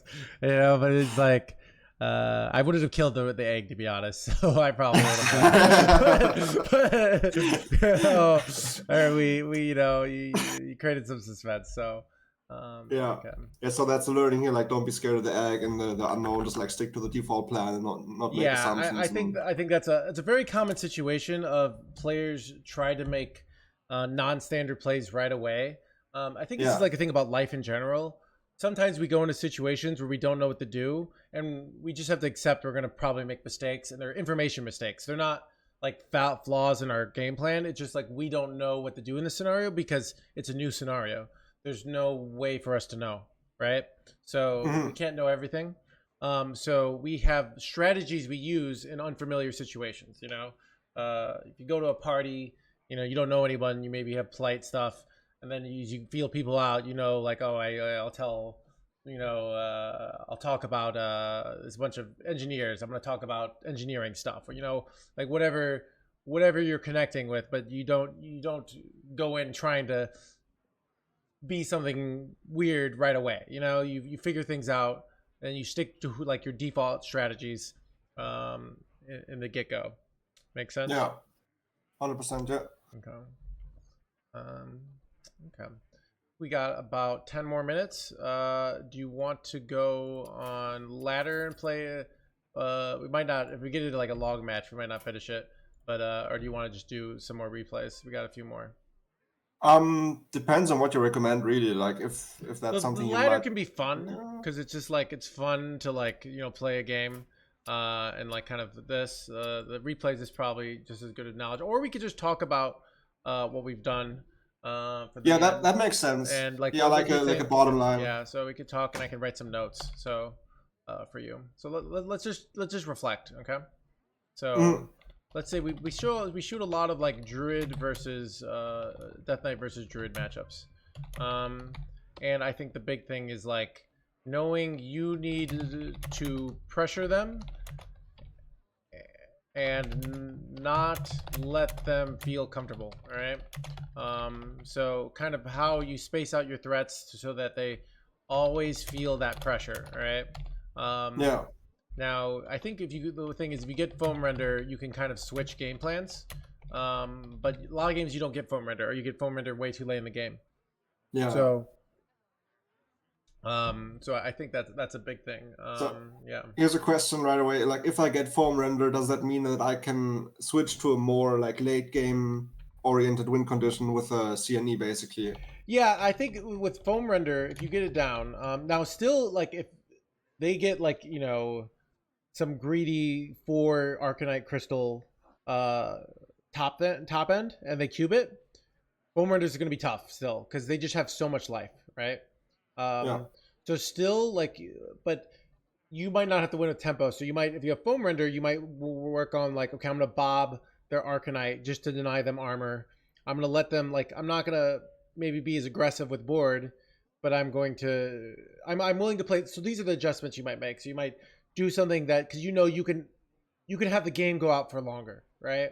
And still win, where, you know, if you don't have foam render, right?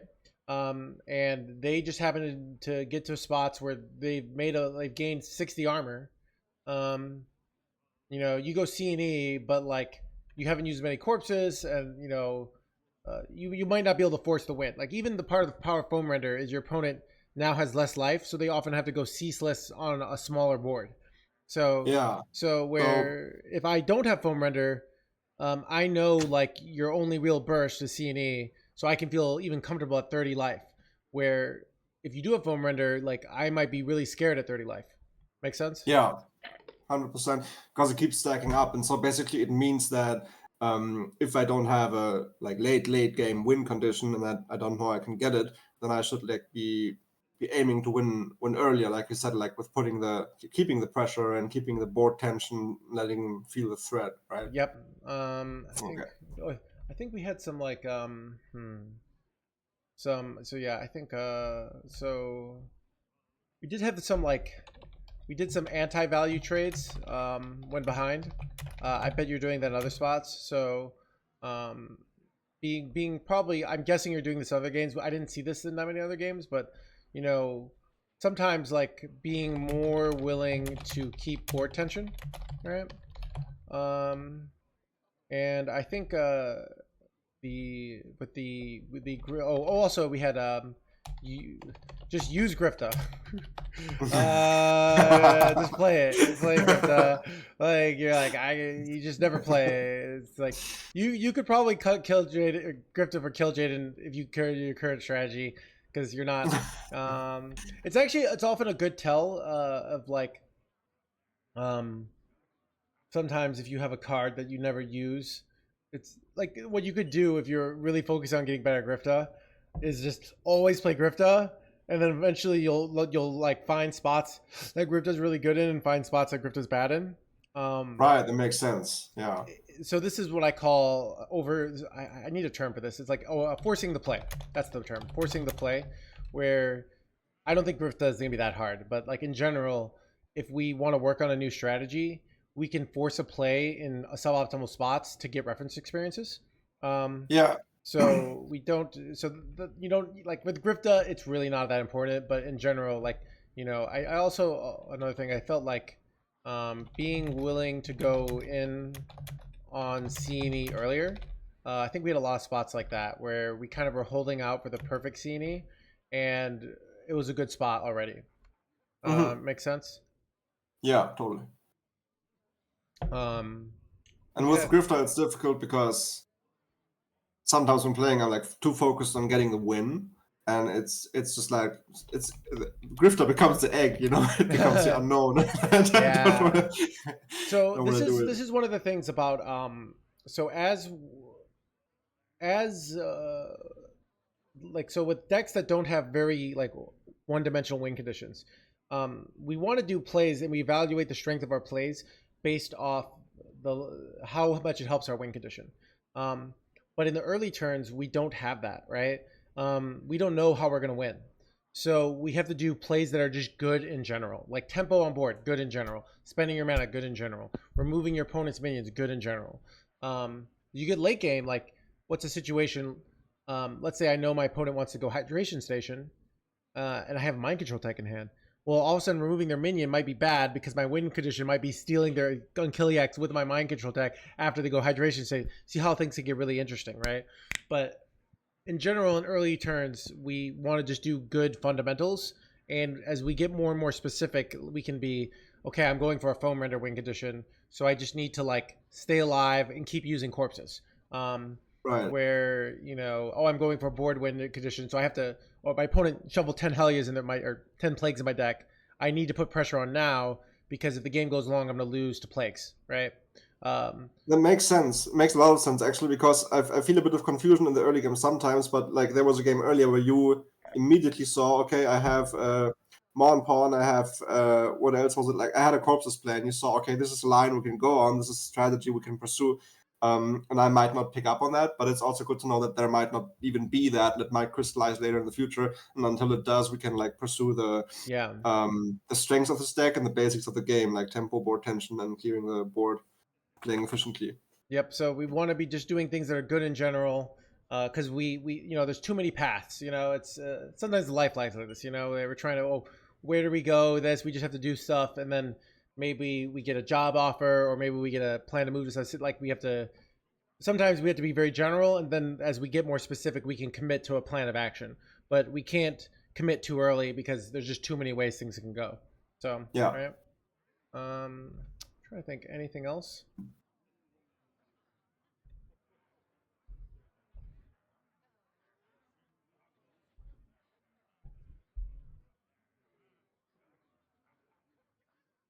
Okay. Oh, no hands. Mike's kind of quiet. All right. Whoops. My bad. Anyways. So. Okay. I think we're probably focused on getting win. I'm trying to think of I'll just write do default game plan until in unfamiliar situations. All right. So we had that like killing the egg just because the egg could do something, you know. When we don't know what we're doing, just let our opponent punish us with their deck. And then as we understand their deck more, then we can do specific plays against them. All right? Yeah. Perfect. All right. Any other questions? It's a lot of good stuff.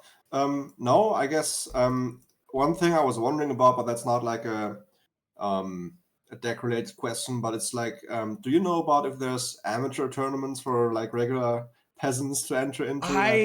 There's not as much as there used to be. There used to be a lot. It kind of stinks, right? Used to be a lot of opportunities. And I used to go. What was the Battlefy? You could probably find random stuff on Battlefy still. I would check there. But there's a lot, unfortunately, a lot less than there used to be. Right. So it's kind of what was I gonna say? Yeah, it's kind of it is what it is. Like the tournaments, once in a while. I know like Maxi's probably, I think, got like a wild tournament coming up. So if you play wild, you can check that out. I don't. But too expensive to play wild to me. Oh yeah. It's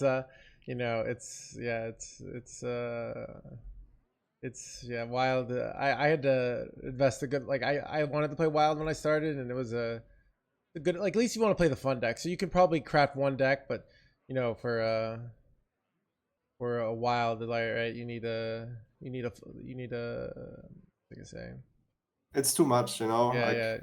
When I came to this expansion, I wanted to like try a couple decks, and now I invested a bunch in this expansion because a big comeback, and now it's fun. But I don't know what happens next expansion. But I couldn't afford playing wild as well.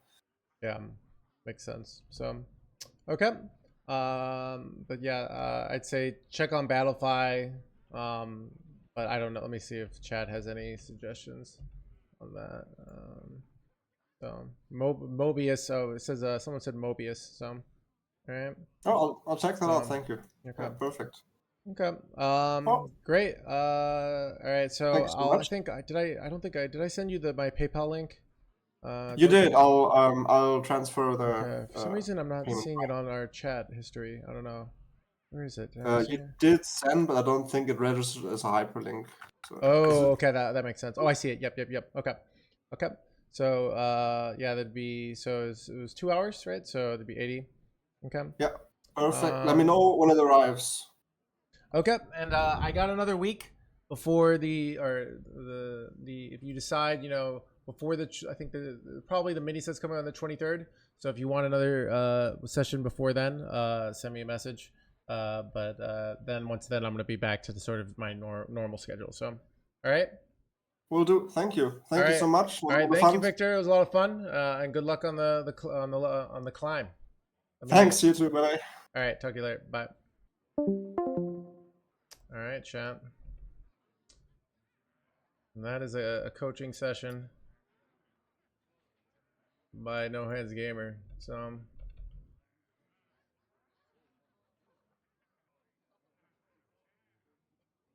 right, let's do Rainbow DK. I just want to do some Rainbow DK now after coaching Rainbow DK.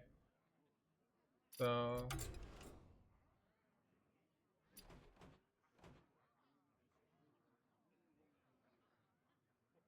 are you moving to Cincinnati? No, I'm not.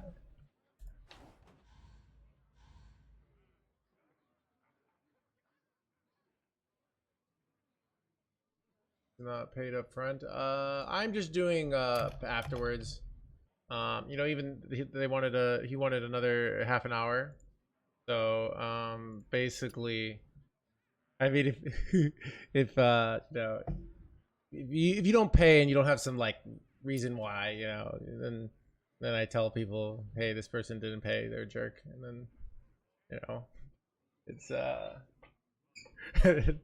you know, so it's most people are reliable.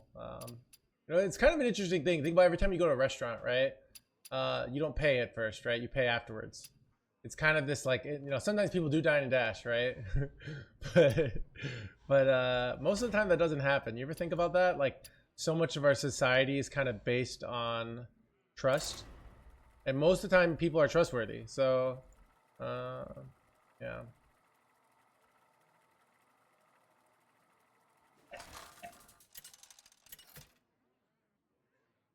Is this in the book too? I probably should put it in the book. I've done a lot of trades in Path of Exile, and there's spots where people could scam me out of like 50 divines easily, and I never have been scammed, which is kind of weird.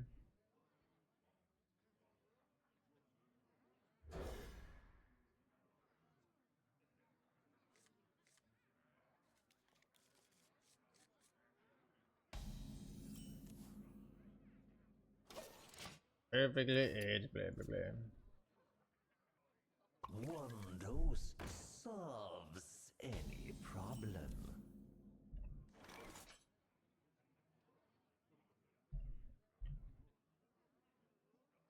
Dude, we were in the exact same spot of like, do I trade this in the area game? It's kind of interesting. Trustworthy people do not wear hoodies. Dude, I'm always wearing a hoodie. Can't be trusted. Nothing gets past my handlebars. But yeah, chat, Have you filled out the paperwork?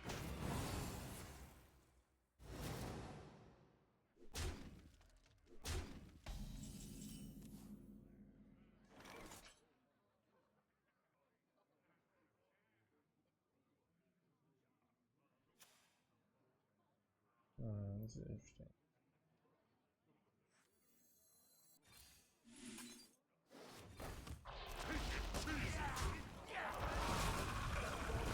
He starts Superstar this year. Pocket probably only if they put Renthal in the core set. Then I'll consider. To be honest, like, here's the conditions I could find myself. Like, if I found myself in a meaty situation where, like, I found love, right? But we don't have kids yet. So I have, like, extra time, and it's, like, the last chance for me to have free time in my life.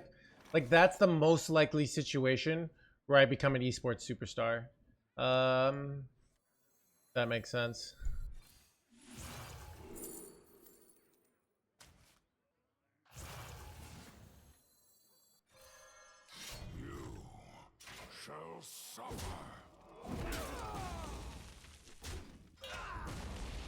But I don't have love, chat, alright? I have only pain. But it's so much time and commitment, dude. I'm writing my book this year. I kind of want to focus on my book. You know. But if they said Renthal in the core set, I might take a shot. Like, that's the only real conditions that I would take a shot. I'm not gonna do it otherwise. So The citadel stands strong. like, I don't think I'm good enough to beat the kids at like combo Hearthstone. But you give me in a control meta, you know, you get up on these kids and it's a turn 16 on the third game, you know, even more time consuming. I mean, the big time consuming isn't the tournaments, right? It's the ladder finish, right? So, like that's where I'm thinking about all the time. I say resolve.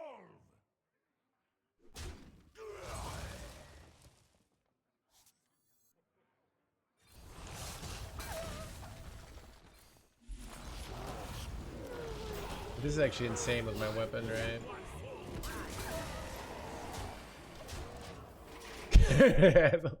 Yeah.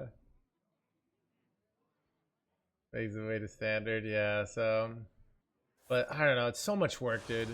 So much work, and I'm not even excited about it. Like, I would be excited about playing Renthal.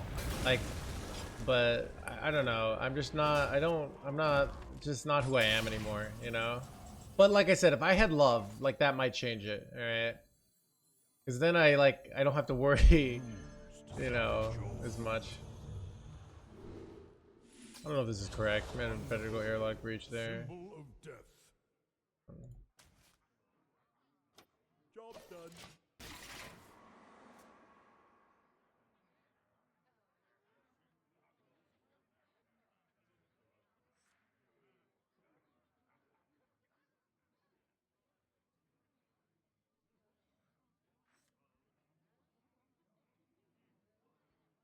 Oh, self, I don't know, dude. It's I only have a limited amount of energy and I can't do everything, so it just takes so much like energy and focus. And I get exhausted, dude, and I start playing bad. Wait, son of a jerkwad.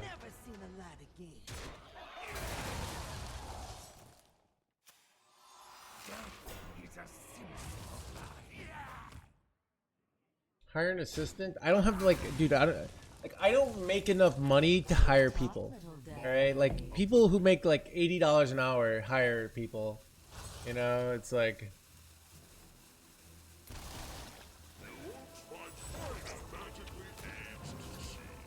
magically aged, blah, blah. Oh, nice overdraw. It's actually huge, dude.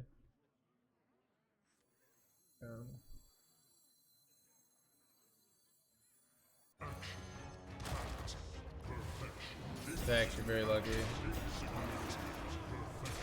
Alright, what he said.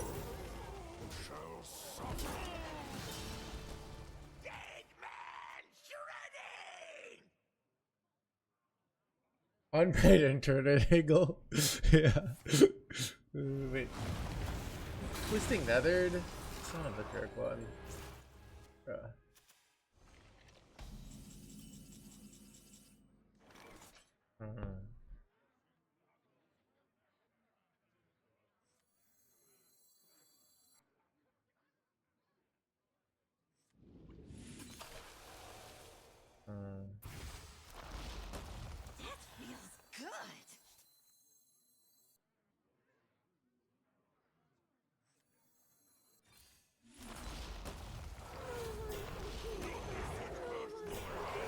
Nothing get past my handy boy.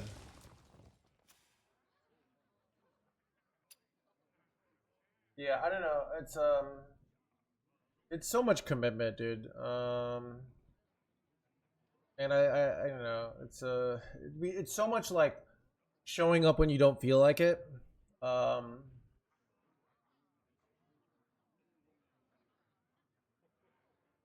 And so I don't know. I just don't. I don't even want to. But like I said, if Renthal and core set, that changes things, right? Because now like shit can happen.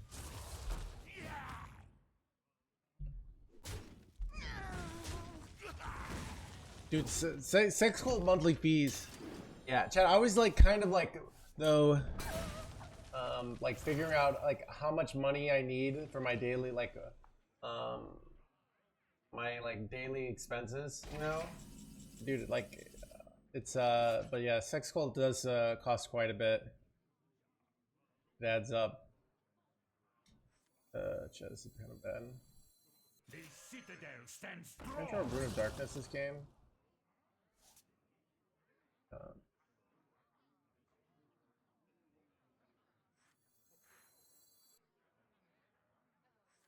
You could use a trim. Clear cut. I don't know what I'm doing here.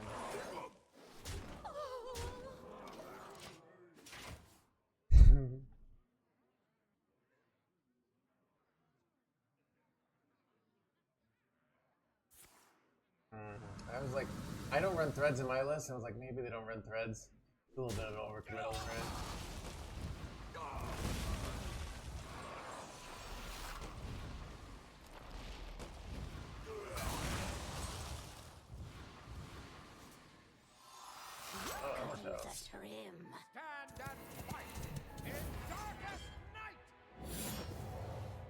Give me the runes. Wait, I've already played the runes? Oh yeah, I got a shitty weapon. God. What do I even do here? I'm kind of getting wrecked.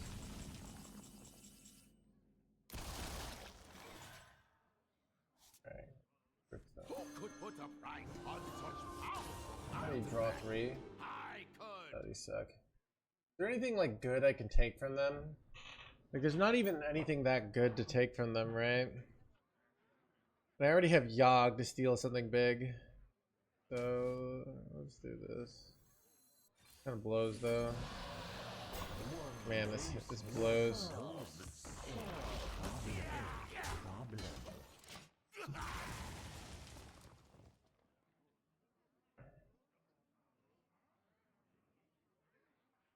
Charge admission? That's like a okay, dude. A lot of people do that, right? It's actually very common for people to start their own sex cults, and then they kind of hate it. It's kind of like the quote. That's like, chat. It's kind of like being a porn star. Like everyone thinks that'd be a great job. Like I think it'd be a terrible job. Like I don't. You never. Because then you turn what you love into like a job. You know. You know you're going at it, and you gotta like. You're like spacing out. Never reach your hero. You're thinking about like, oh, did I do my taxes right? You know.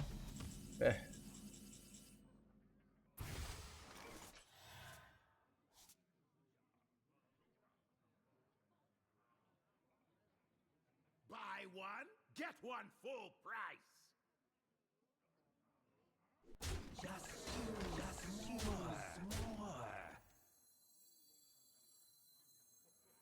I have seen creation.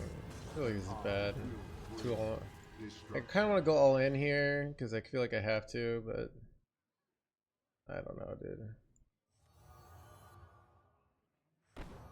I know, yeah, I did it already with streaming, so. Ugh. That feels good. Alright, whatever. You defile the dead. Join them.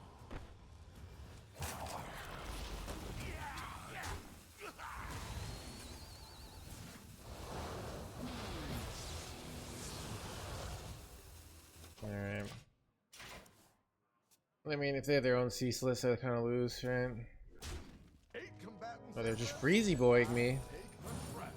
Kind of good though. Wait, oh, they can just steal my friggin' pull this jerkwad, right?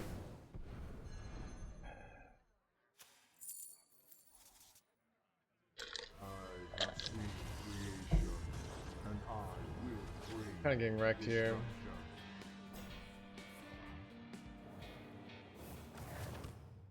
Breeze was better? No, this seems better to me. What do you think?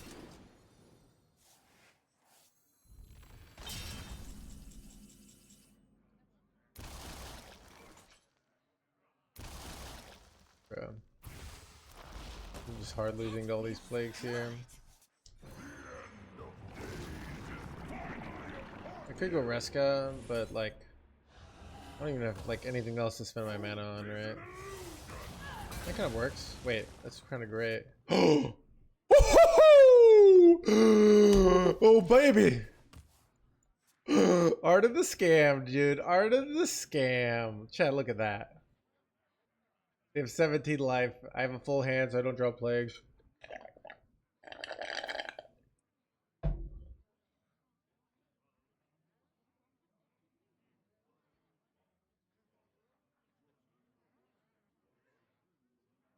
The title of your book.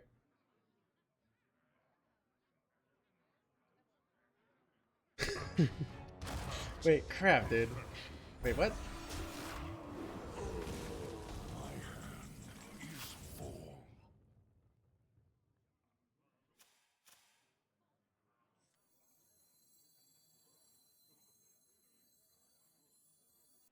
Take a good look. You ain't never seen nothing.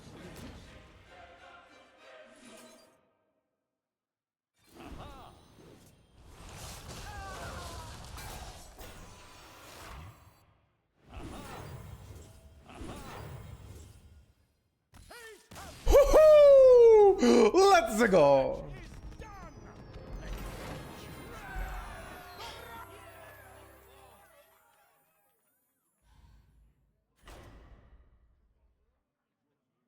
Skip this last end of your session earlier, yeah. Bro, how? Antonize is winning. That's great.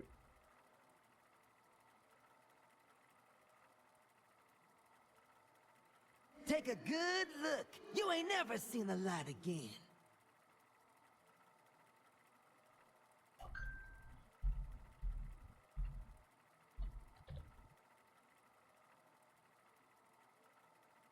Keep on panning. Take a good look. You ain't never seen the light again.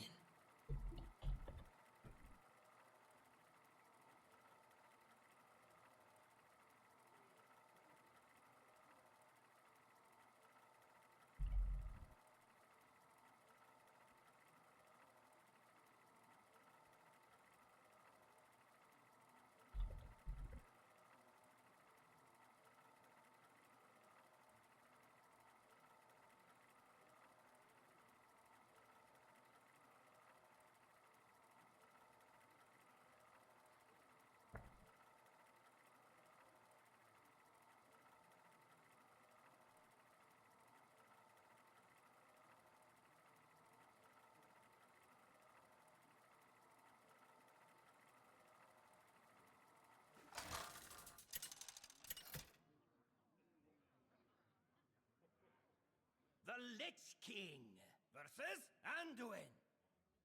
The light shall bring victory. All will serve me in death.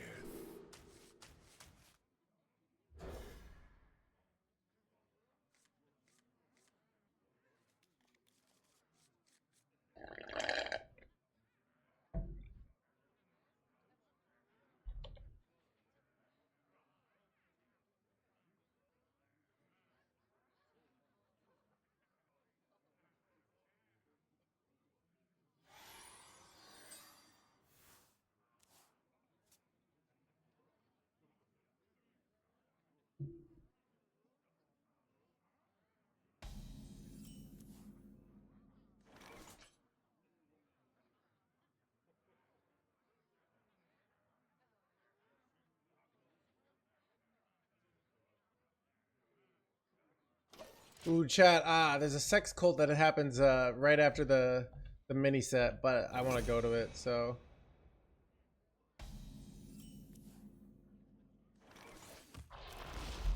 I'm just checking on my my other life. So we'll have a short stream that day. It's actually not. I can just start early.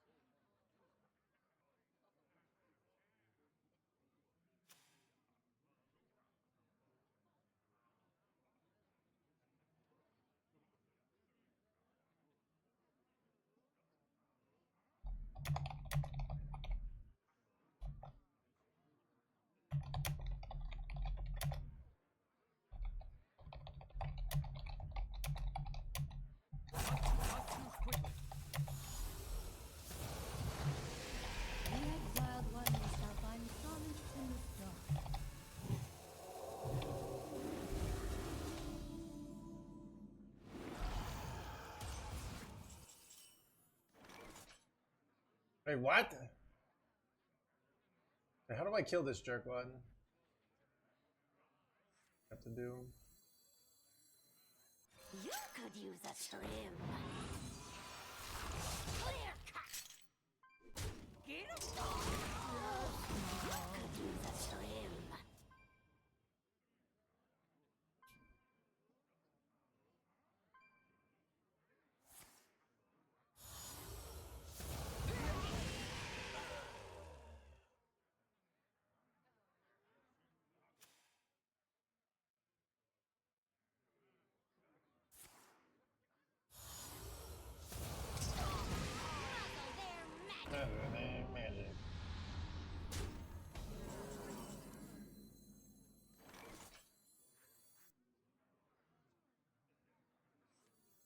You have earned an eternity of torment.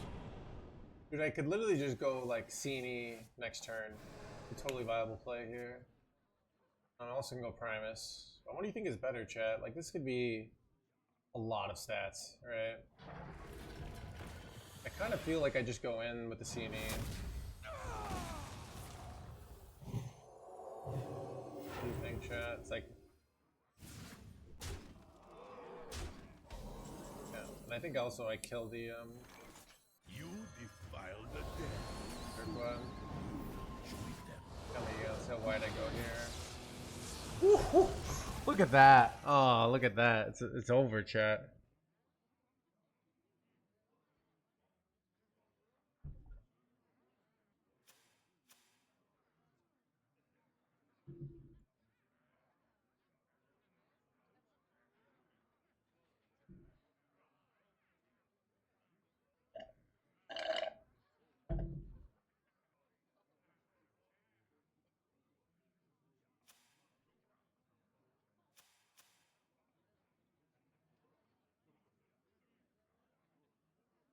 Shaking a stir.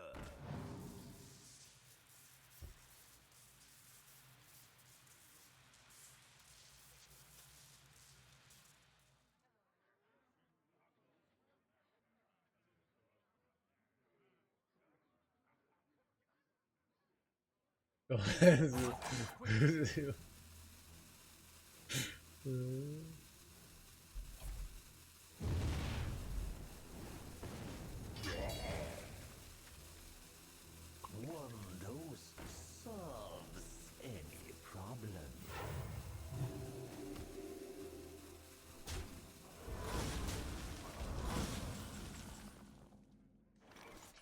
They're like almost dead here. The citadel stands strong. That ends it.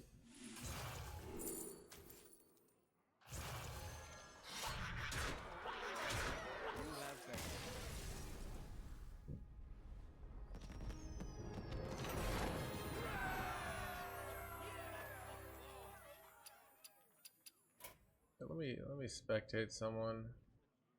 No one's spectatable. I kind of want to take a bathroom break.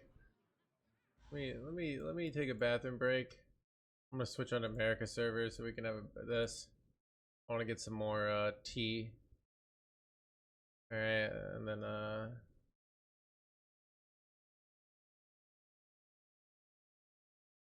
I need a minute.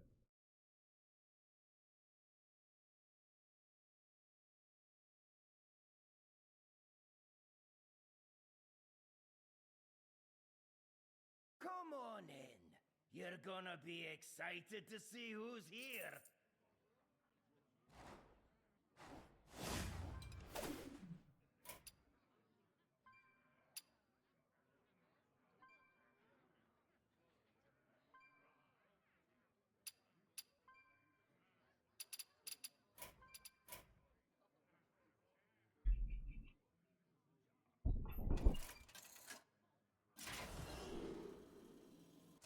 A new fighting. Time moves quickly. Job done.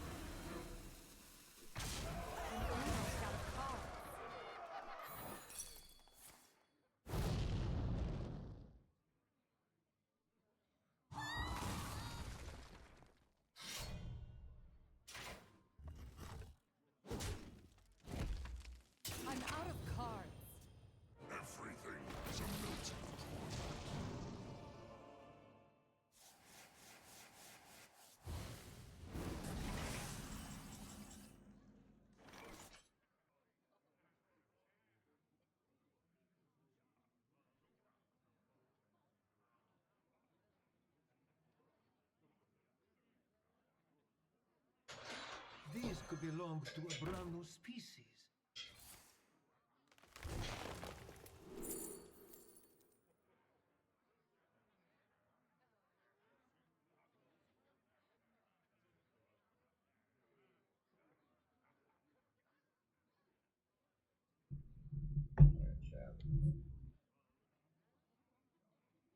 I wonder. Time to go. Let's go back to the EU server. Finding.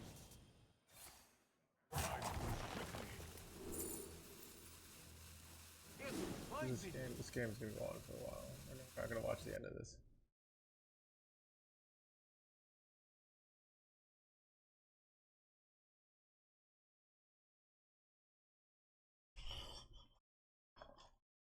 Oh crap, dude.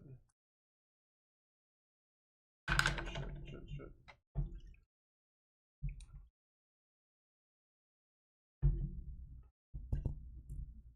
Here you are. The starship's all ready. God, I've got that, like, what does it feel like when you just feel like tired all the time and everything you feel a weight? What is that called, chat? Yes, it's depression. Chronic. It actually feels more like chronic fatigue syndrome than depression. I don't feel depressed. I'm not really sad. Like, I know what depression feels like to me. It feels like this, like, death right here. I believe it's chlamydia. It might be that, Kevin Ferguson. Versus Tyrande. You give me strength. Will serve me in death.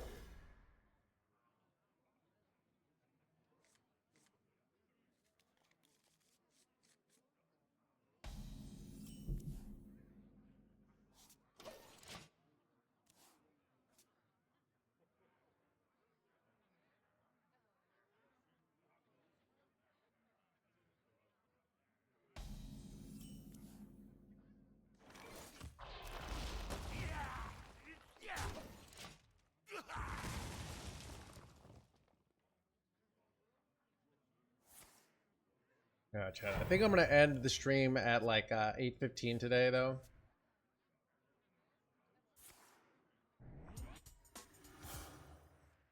Starting the operation.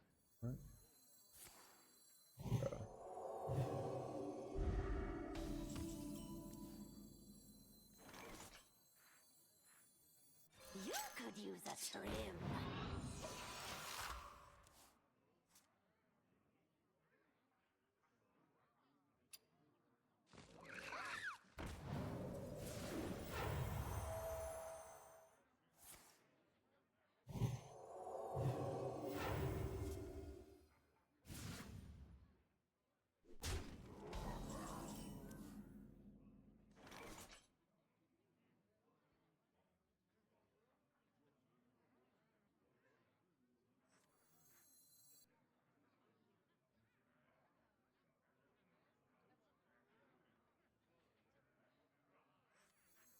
You have earned an eternity of torment. Probably bad.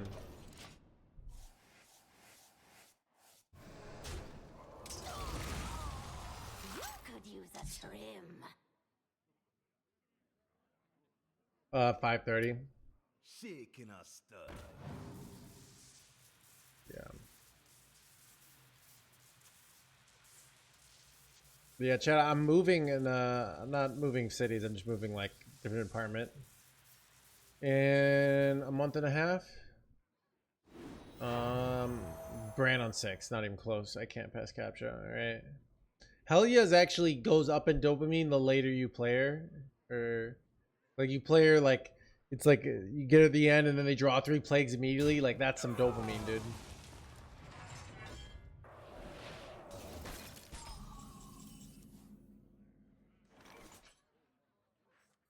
citadel stands strong.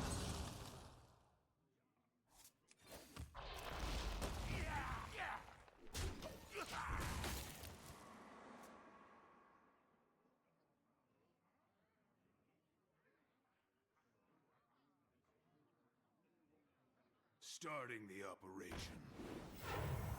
Shaking a stud.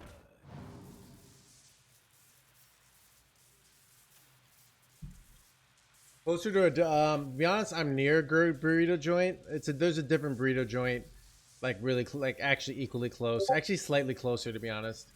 So I'll be farther away from the grocery store, but closer to a burrito joint. That probably is important. I didn't think about that.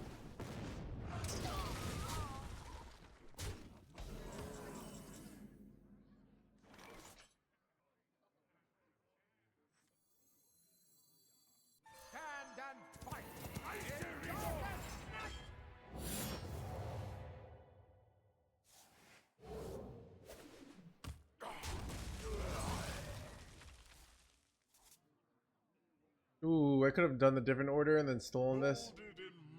Wait, this is actually really good though.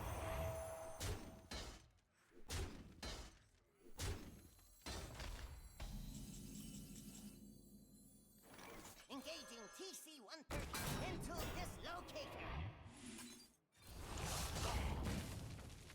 I don't want to go airlock next turn, so I'm gonna hold off on the weapon here.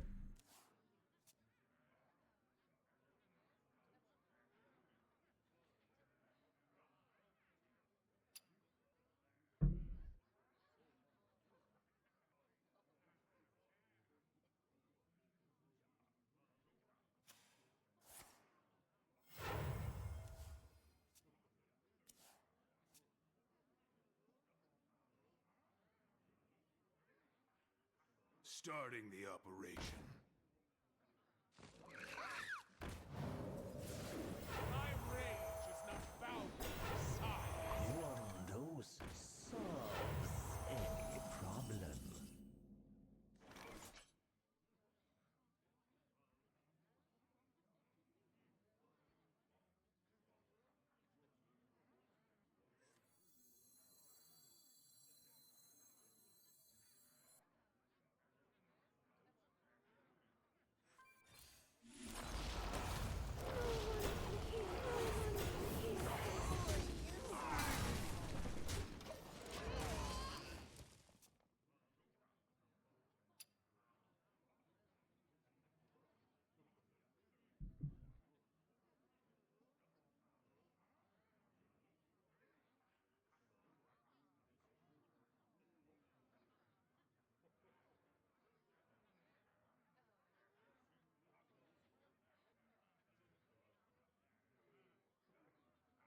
Thousand needles!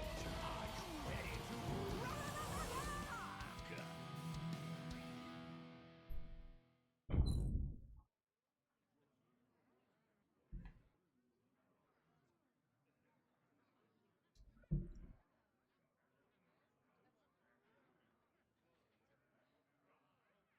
rock? Through all your opponent's misplays.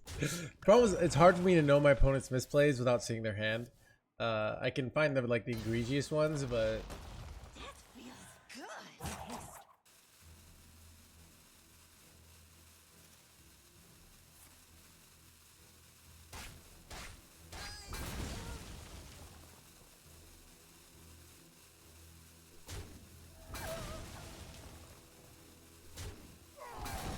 nothing gets past my elbows. Wait, dude, I literally summoned him. Like, you see that? Like, I didn't have him. I said nothing get past my houndy boys, and then he was there.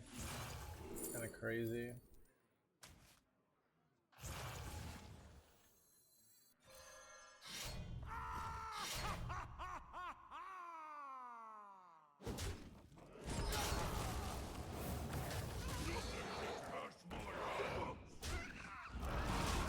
That should be a win, though. I mean, actually, I don't know.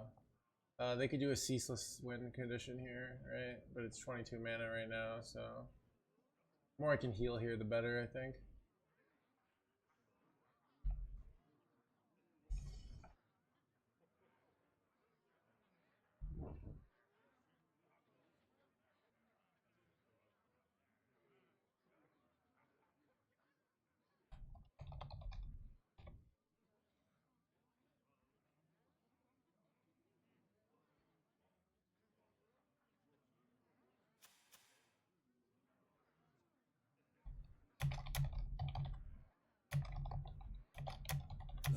smell golden in their waters.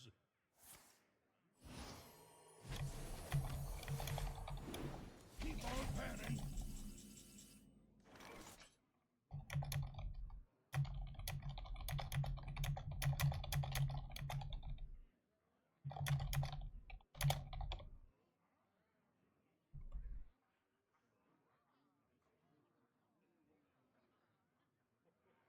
Ooh, to burn.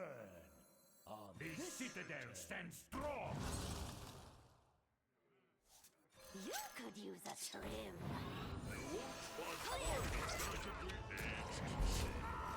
Magically aged, blah, blah, blah.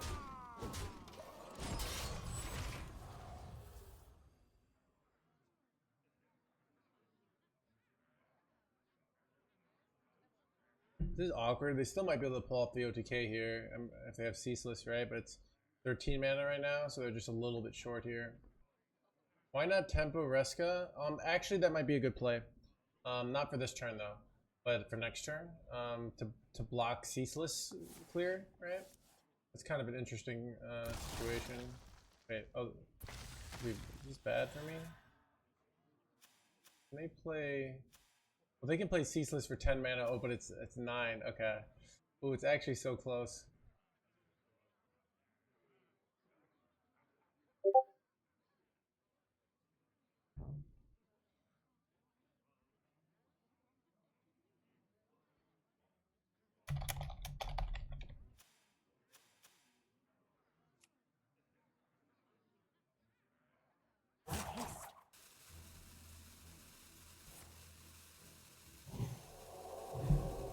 And they go Ceaseless, Dragony Boy, and some other stuff.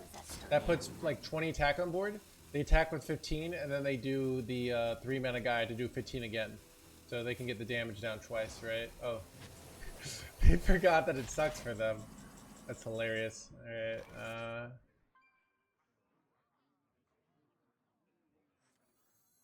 Who could put a price on such powerful artifacts? I could. Clear cut. Take it cheap, I series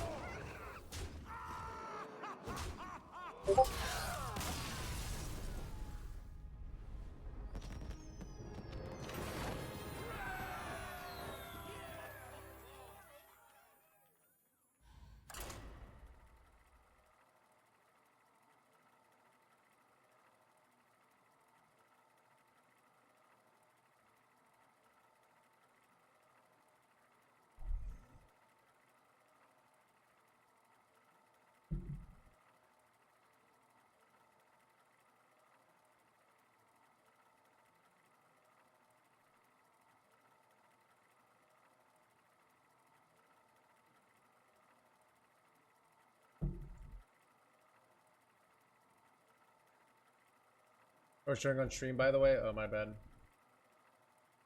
And The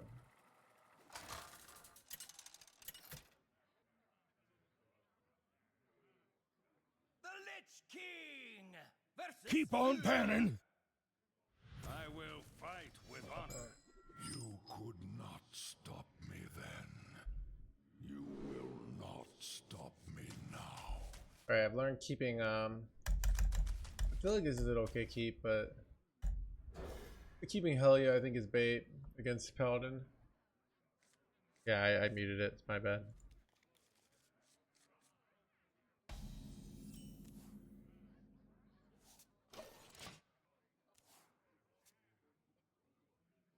Toys are much more fun to bring.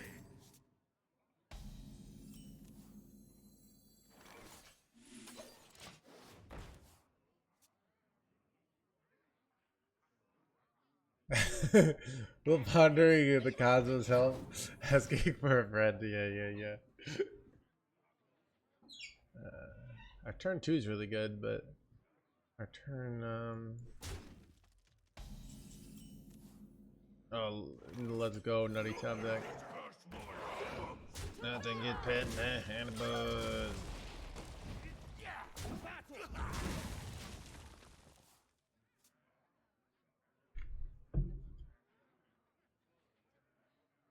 Toys are much more fun to bring.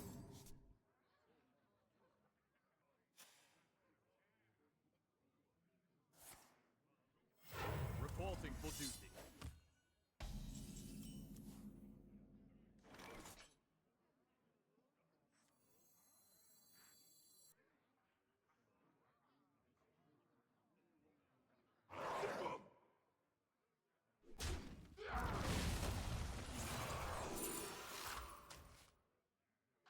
You could use a trim.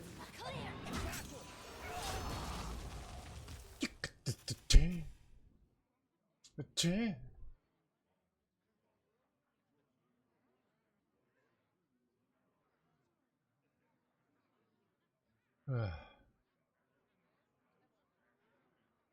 So yeah, right now we've got a Wednesday reserve Saturday. I don't think I want to do coaching on Sunday. I'm probably gonna make plans for Sunday.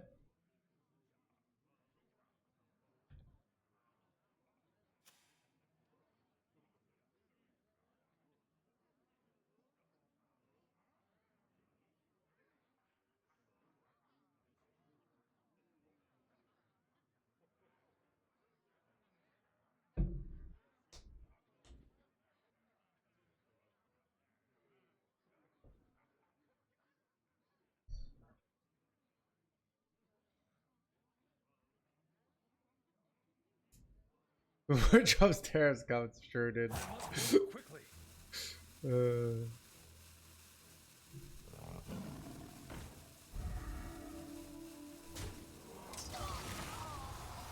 could use a trim.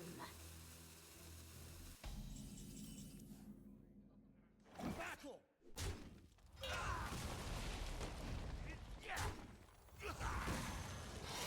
Clear.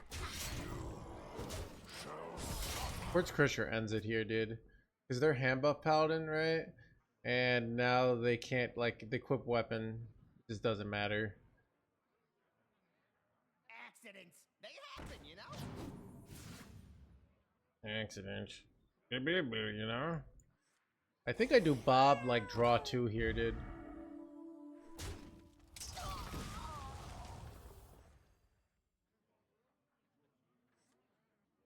I mean, what else can I even do here? Hero power, slow mana.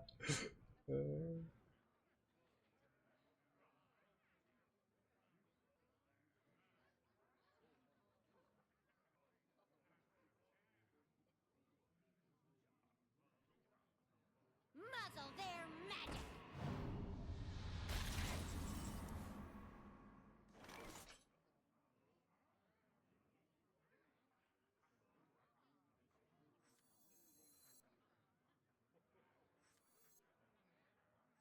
Wonder if it's a refresh and get a minion from Bob.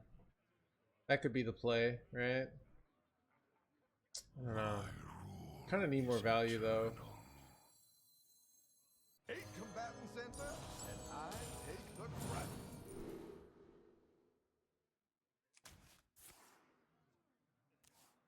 It's actually like terrible.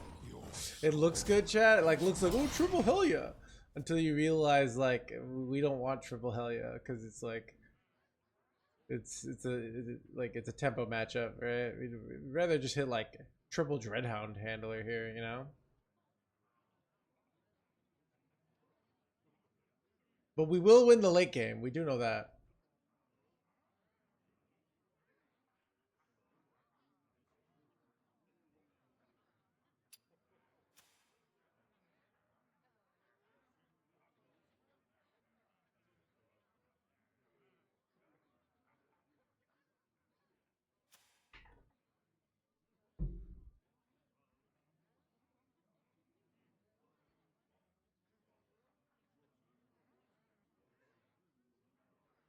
Yeah, I mean they just can't get big buff minions, so it's like so hard for them to kill me. They've already used both of these, so they only have like the 3-drop. I must move quickly. Yeah, the coaching was the coaching will always be at the beginning of the stream. Yeah, and I'm only doing 1 session per day. You're gonna love the way So you yeah. look. Oh, this MC tech's gonna be nutty. Feel that healing beat. Being a healing bit. Blah, blah, blah, blah, blah, blah, blah.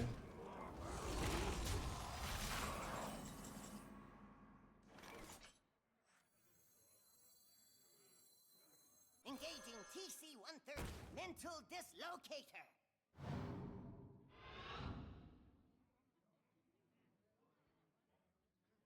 I'm not rooting for you.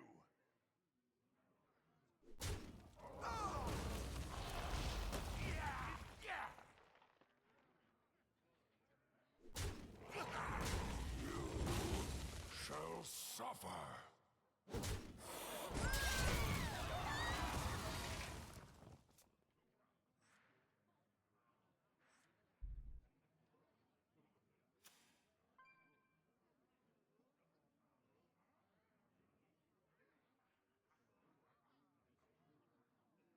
Are you gonna put those on YouTube? Probably not. I mean, my YouTube isn't branded for coaching. But I mean, you can go watch the VOD. Oh, roasting session. I don't know if anyone would want to pay the money to get roasted. Like I I know there are those kind of restaurants, right, where people go to pay to be humiliated. Yeah, no, I don't want to do it. Like I'm not. Yeah, you gotta pay for that. Right? I think these roasting is for free.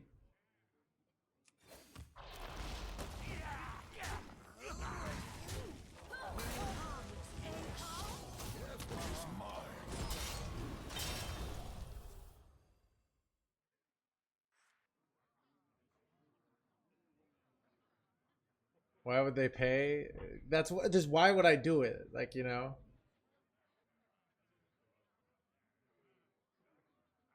You order things the wrong way. You're gonna get roasted.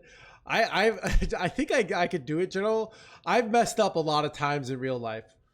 Like I've messed up where you have like roasting dynamics with people, and you're used to roasting, and you say something that like actually pisses them off, and it kind of So I don't know. 8 combatant center, and I take the crown.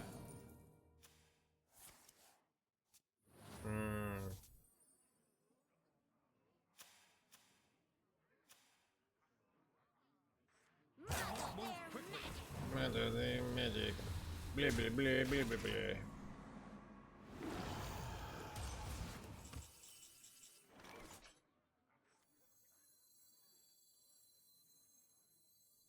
The citadel stands strong.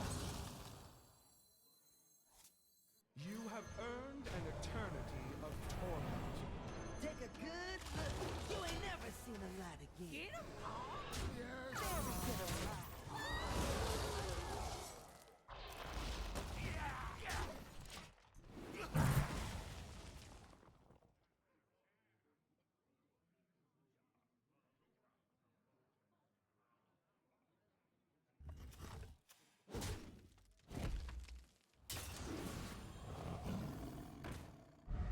I get that on Bob. It's like a really good menu to get on Bob, actually.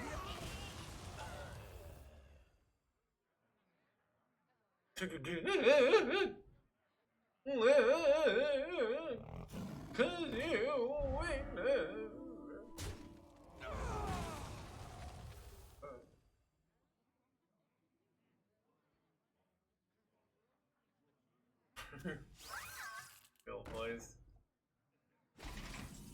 This is what I sound like. This is what a real human being sounds like, chat.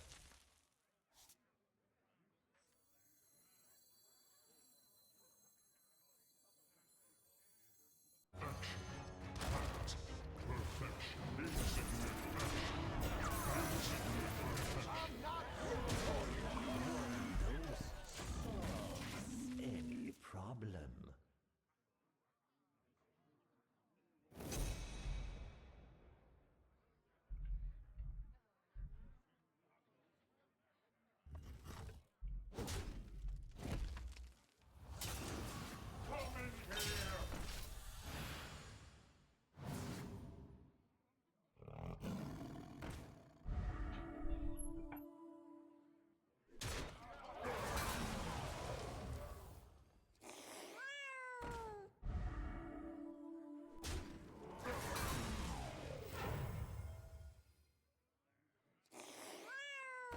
Nice board you got there.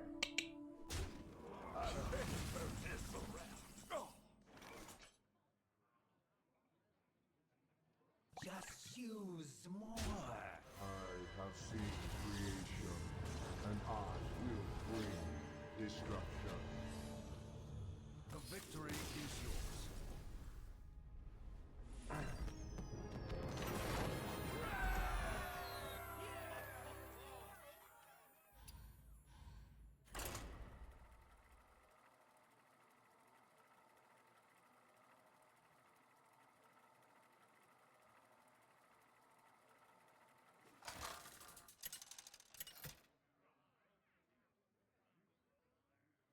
The Lich King versus Maiev.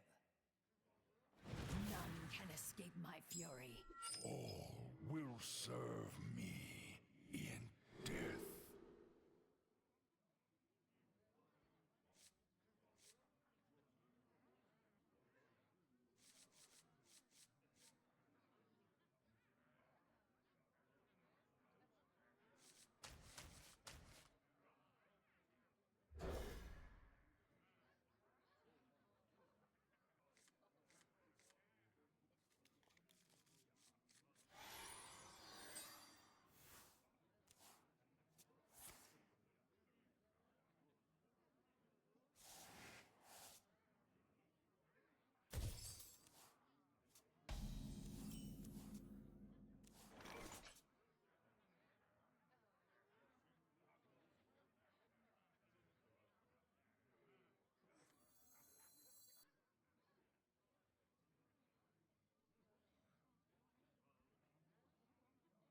One, two, three, 4, 5, 6, 7, 8, 7, 8, 9. I'm just gonna coin out. Debating if I should like coining is 2, 2, 3. Really nice here.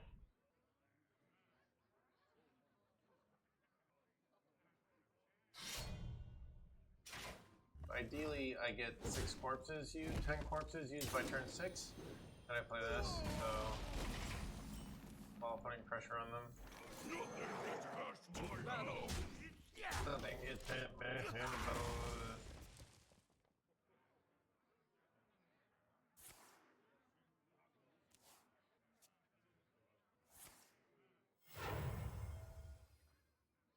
Set it down and I'll sign it up.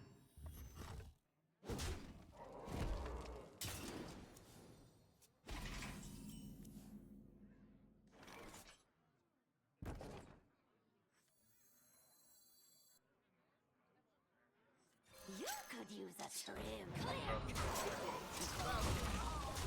You could use a trim. I could have just stuck it, but they can just silence it pretty easy. So I'm kind of there.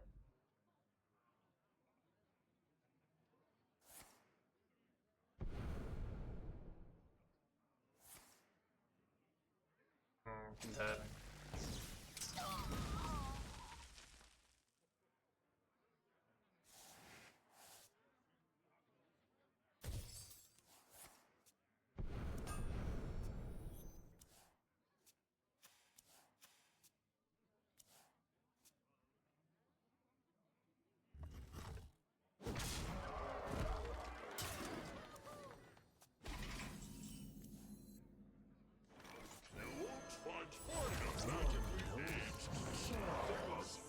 Battle.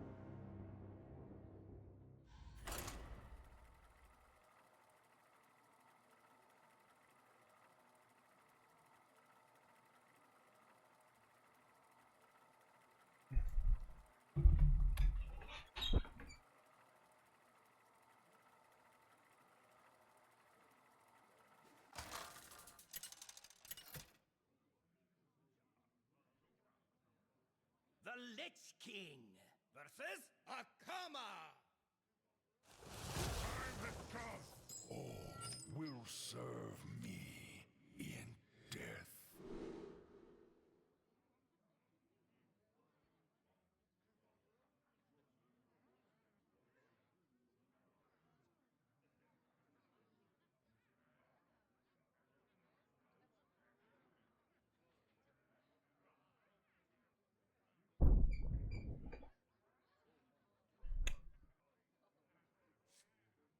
Shaman. I'm gonna keep it, hell yeah.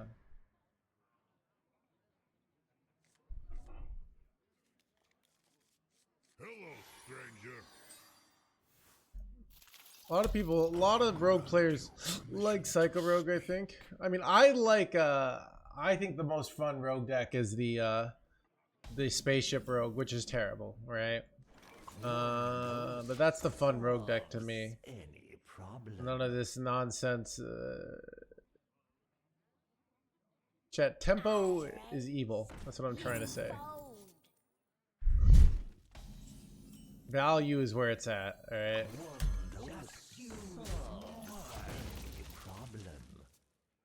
I wonder if I should just go on hero power trade there. I raise, you fold. I ain't talking. How about? Is it just me, or is that like a sketchy play, chat? Like playing the dirty rat here, like it happened like when I have Hellia in hand. This play sometimes I pulled out like ceaseless and I just won the game, right? It's either like a terrible play or they're stream sniping. Those are like the two.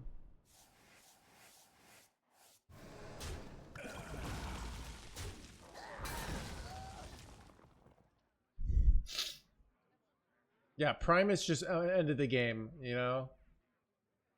Yogg, like, still pretty good too. Like, even just Gripta is a free 4/5, you know? Like...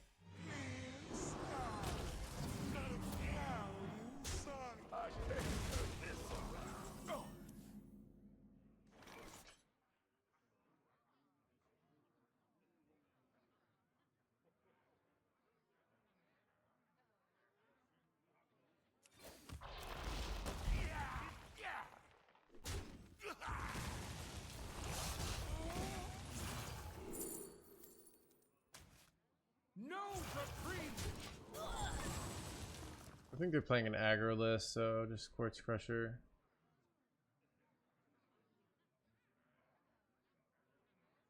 Mysterious fool, what is your wisdom? A taunt, please.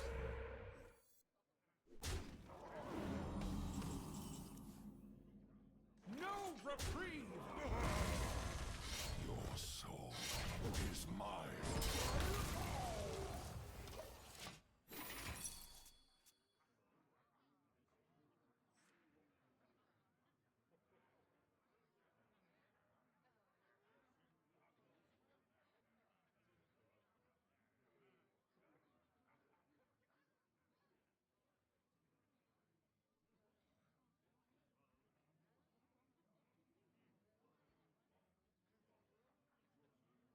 Who could put a price on such powerful artifacts?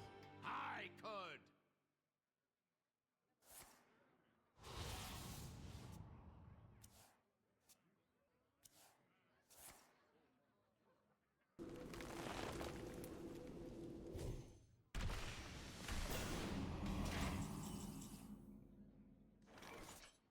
Nothing gets past behind the boys. Draw.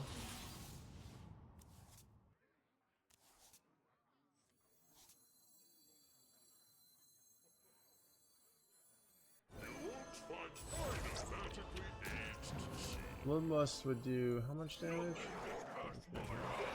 Not enough, right? So I'm just not gonna weapon hit here.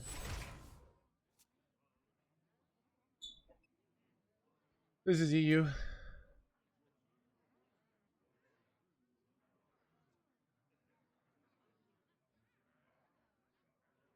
Hurry, thank you much for the 5 months.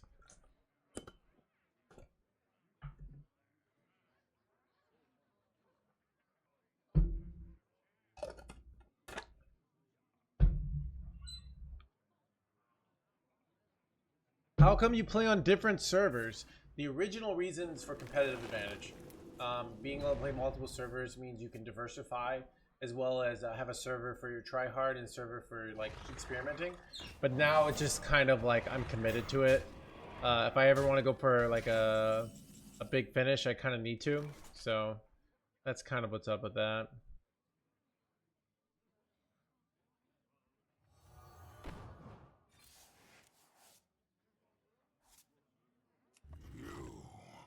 Shall suffer. I have stuff here. Now I have to do this. Bad order. And I could have just done the other order, but I was thinking, oh, I wanted to get armor first here, but gonna be fine though. But I should have done this first, then killed it, left it alive. There's a lot of advantages to that. I can kill off this.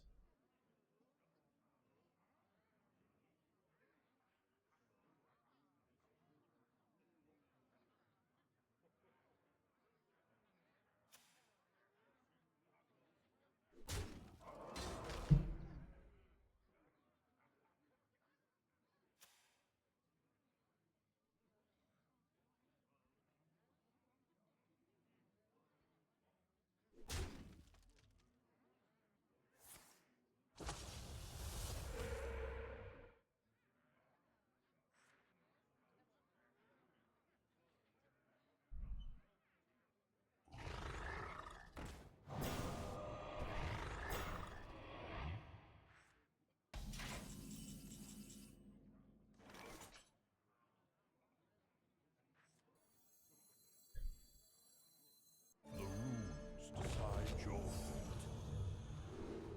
fate. Blood, remnants of life. Take it cheesy.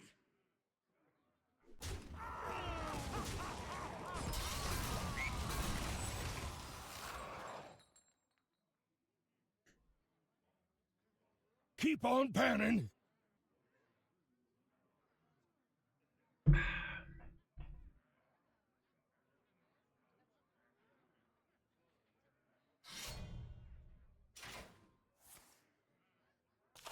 Crap, am I dead? No!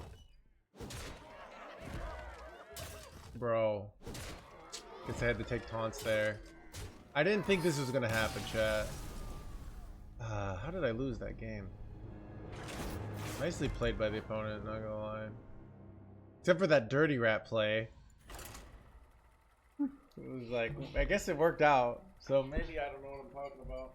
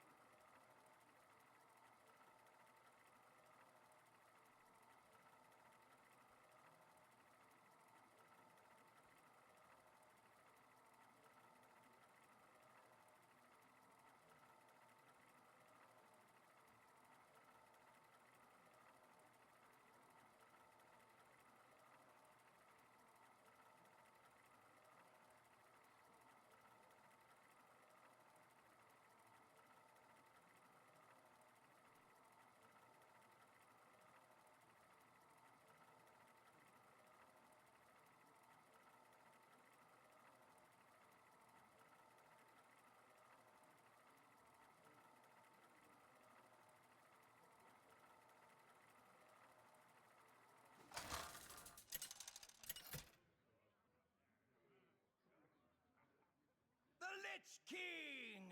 versus Valera. Watch your back. All will serve me in death.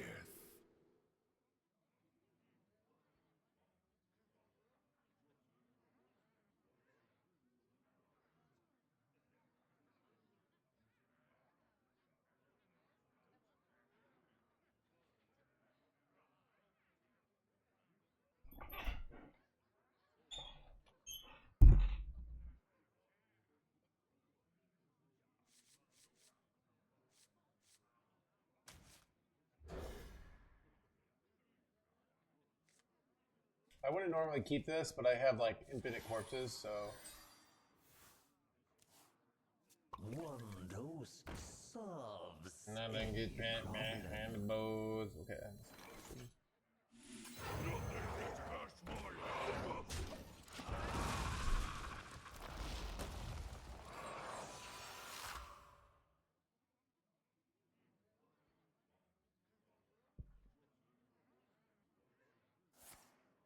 %, keep, yeah.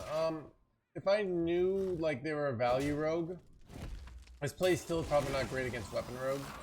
But if I like right now, if I draw CNE or like Primus, this becomes insane, right? What's the reasoning behind it? I copied my list from VS. That's why. And VS runs the numbers, and they don't think Marin is good. They didn't really talk about it. It's probably a marginal card. So what are marginal cards? Chat, marginal cards are kind of cards that are on the margin, right? So like, let's say you say, let's say you're like trying to decide like, do I eat bacon tonight or do I eat sausage? Like they're both pretty good choices, right? So, or let's say it's like, do I eat broccoli or no, let's say, do I eat spinach or do I eat kale? They're both kind of blah. Like, so. I don't know why either. It was, I agree. It was a questionable play.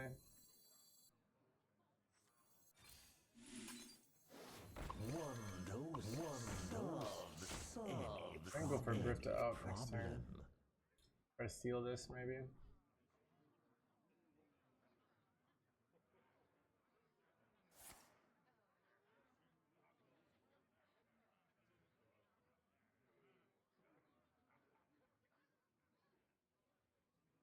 John Madden person, but I don't understand.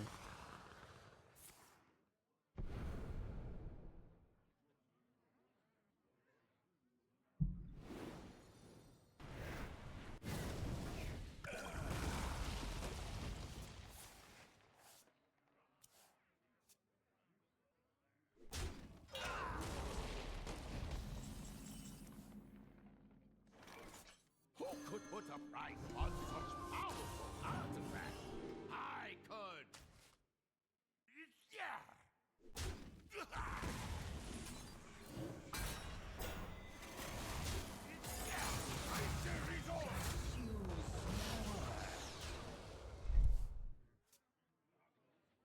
Pretty good situation here.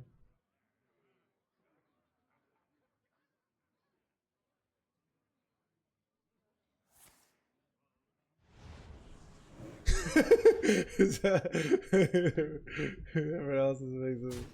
I got you.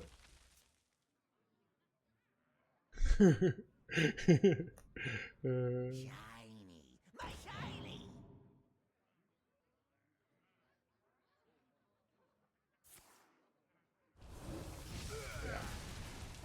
So I don't actually know if Marin is bad, but I'm trusting the statisticians because then I don't have to make decisions myself. Make sense, chat? 8 combatant sensor, and I take the credit. Just use more. Oh baby, chat, triple Primus, let's go. I listen to you.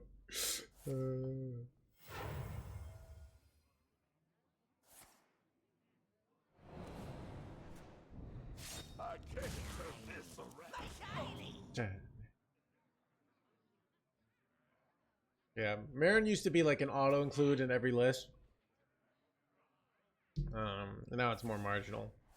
Which makes sense, right? Like it's kind of bad when cards are auto, like I do think it's kind of bad when neutrals are just auto includes. You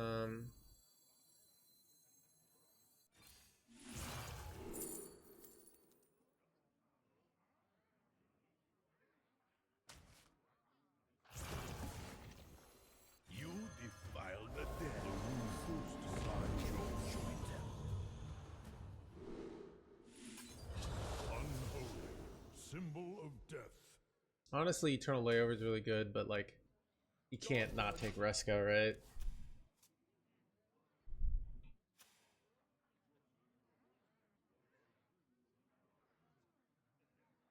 Eight combatants enter, and I take the crown.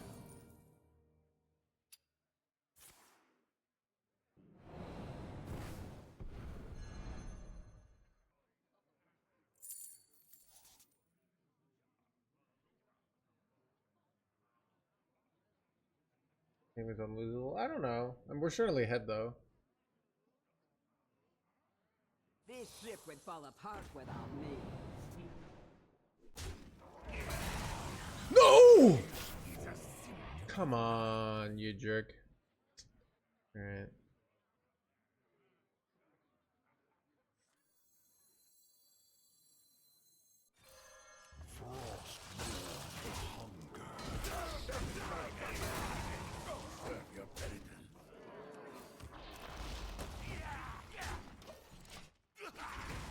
To be honest, we are fine. I just hit him in the face 3 times.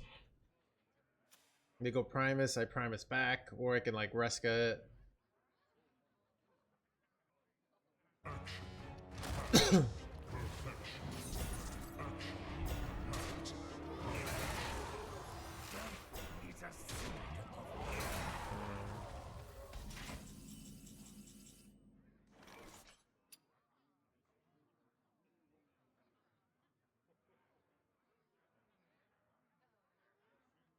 Frostmourne hungers.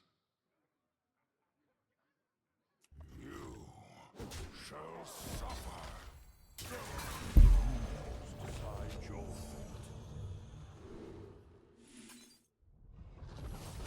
Big Primus me, I can double Primus, right? Remnants of life. On pause not very good now because like I don't have CNE, so I think I take this. Fine. Away a coin here.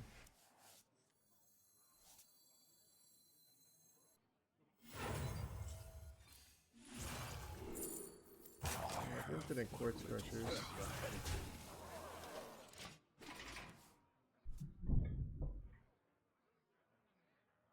The runes decide your fate.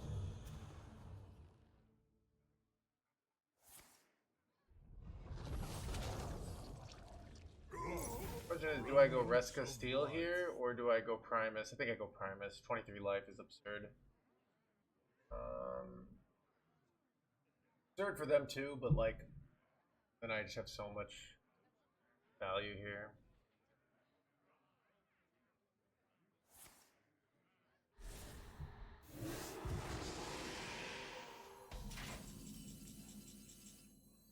I think it's Primus. This just gives me so much time, and I have lots of. I can win with Pelia very easily as well in the late game here. Remnants of life. Infinite weapon hits. I think double this is nice because I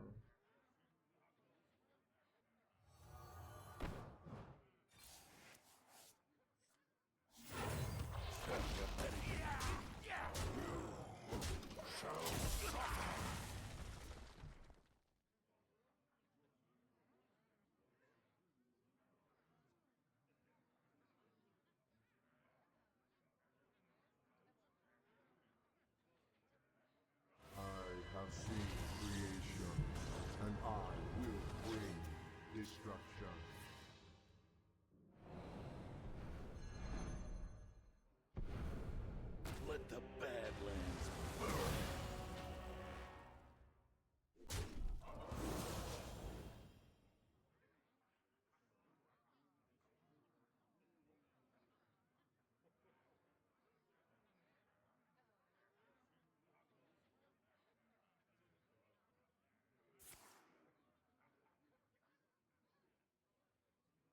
Not playing around risk. He can't really afford to be honest.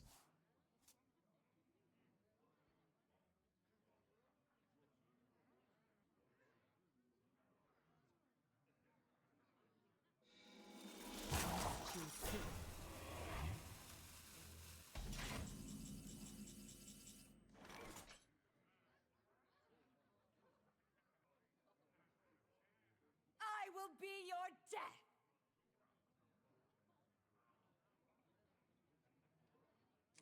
Your soul is mine.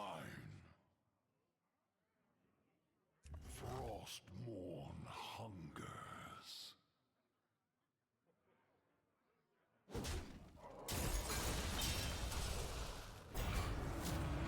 Insignificant.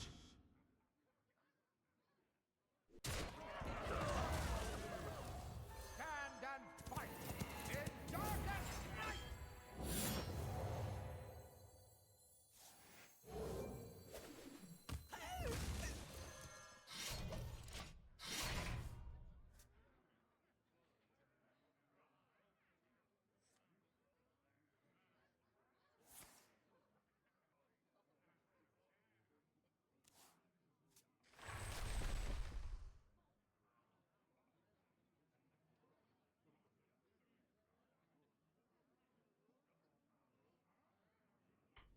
You have no idea what I'm capable of.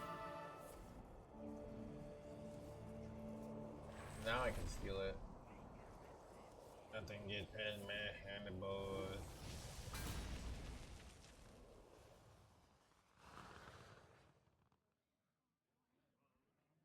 Just MC Tech it now.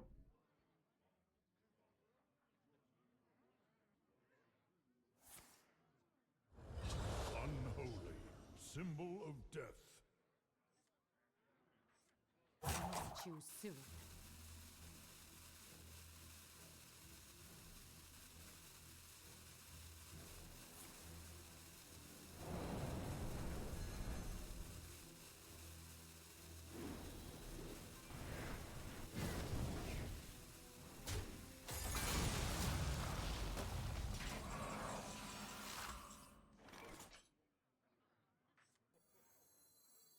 Engaging TC-130, mental dislocator.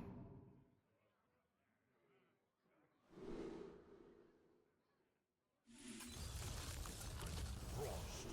Mark of the bitter.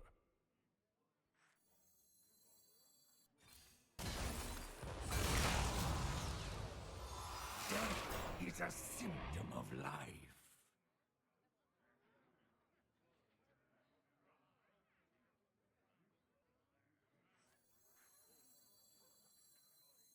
You could use a trim.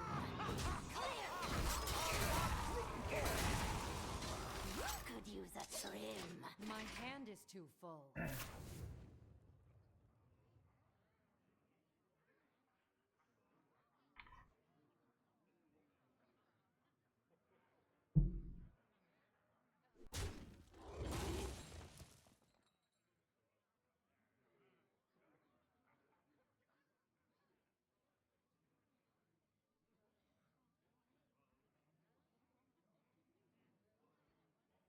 All the biopod generators? I think so. So it should be an easy win. I just have to draw Helio at some point. But I have like lots of clears here, so. And they have like no value left. I have this jerkwad, but I can should be able to control the board and steal it.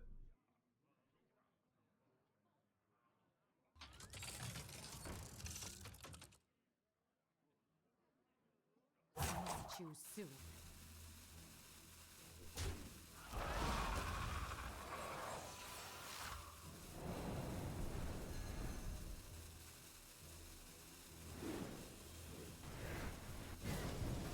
I can't turn this around.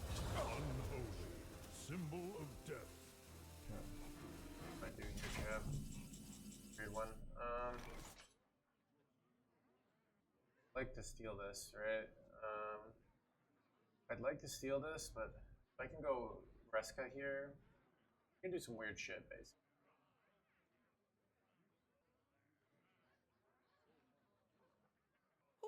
to burn on this turn. Take a good look. You ain't never seen the light again.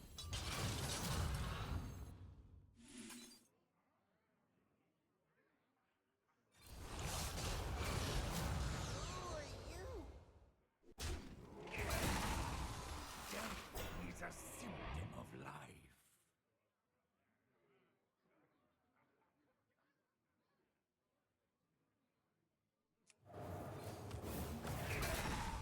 Very dead or alive. Death is a symptom of life. Frost, mark of the bitter.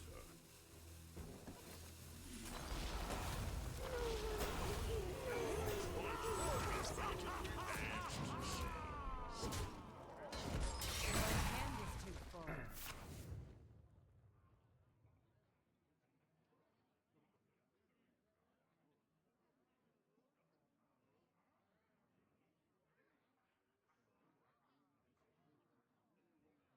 I have seen creation, and I will bring destruction.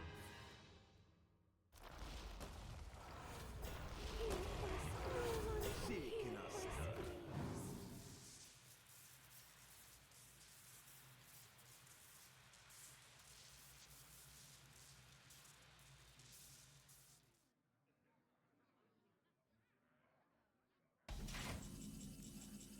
That's what I want.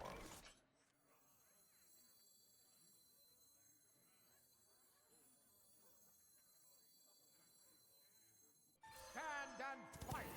You have earned an eternity of torment.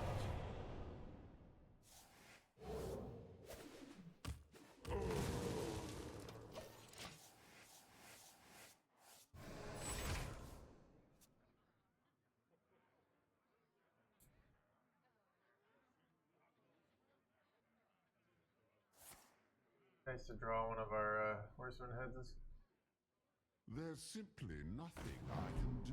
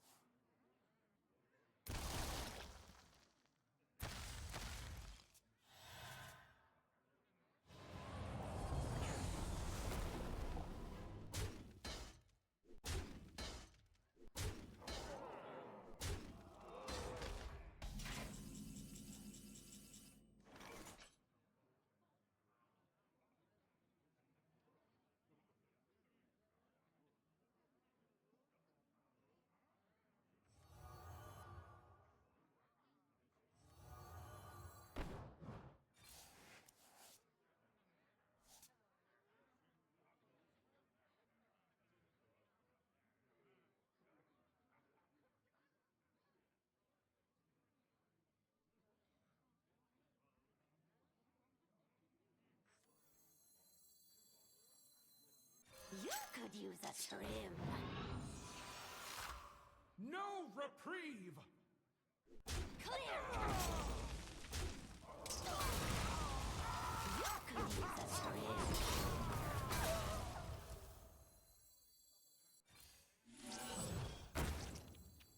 Take a good look. You ain't never seen the light. Very dead or alive.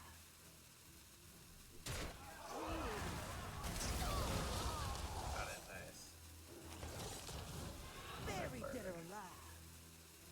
I don't know, whatever.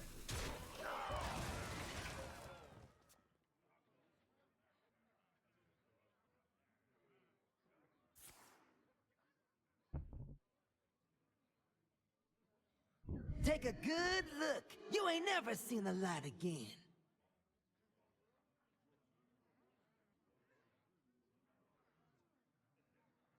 I can't use Yogg to kill this. Cause kill my guy here.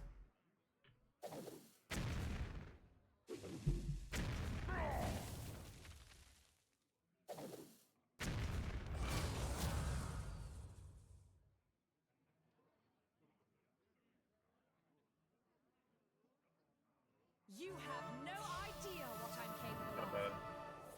When is the mini set?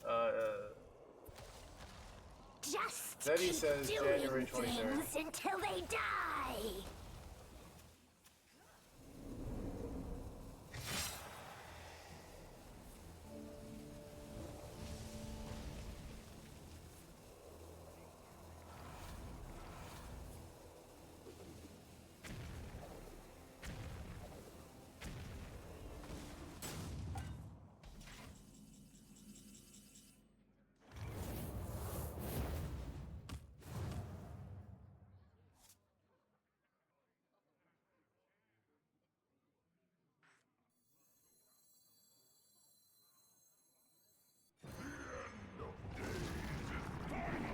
I listened to Pedro the other day and I was like, I should bring back Pedro, but I haven't done it, so here we are. That's bad. Oh wait, that's insane. Okay. We I'll take stand this. together. We stand together. We stand together. Run for help! Clear. I don't think I run fast here anyways. I don't think I want to here. But I'm almost out of 3 cards. plagues per turn is pretty bad for them here. I'm out of cards. Good.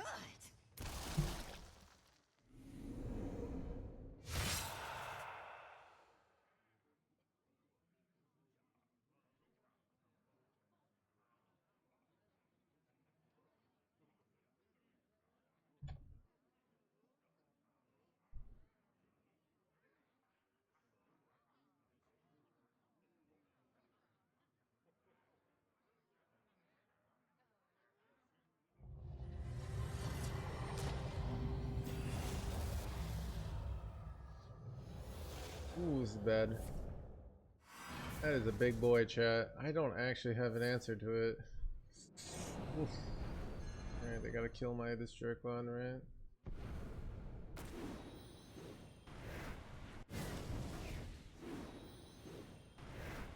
Oh, that's not good.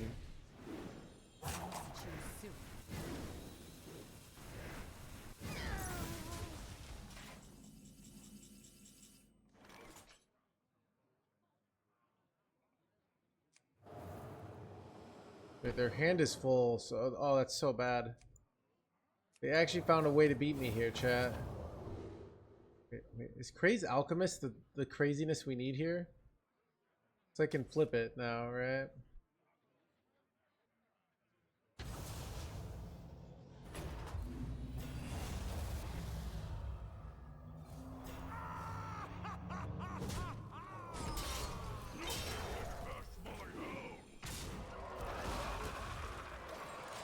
My hand is too full.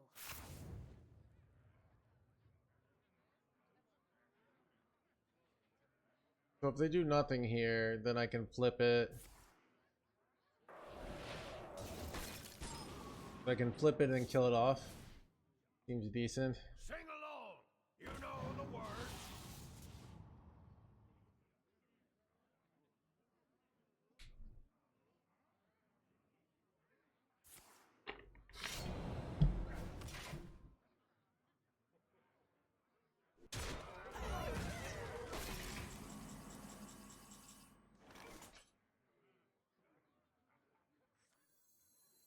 You love my new recipe.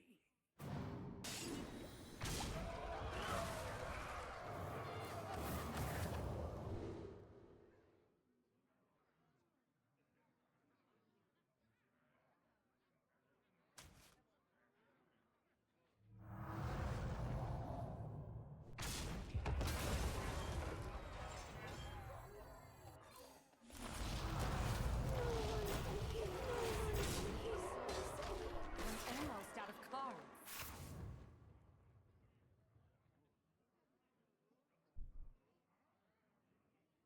Should have played Alp? No, wait, what? Last turn? Souls belong to the legend.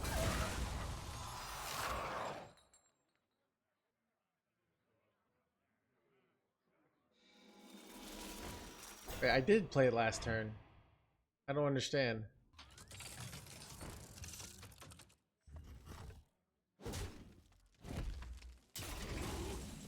No, why? When you played the 2-2 rusher?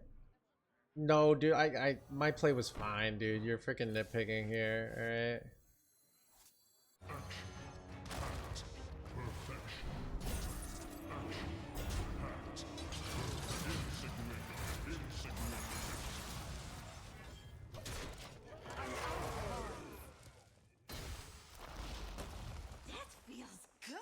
alright? I think your play is terrible. It's actually the worst play I've ever heard. What a professional vacciner.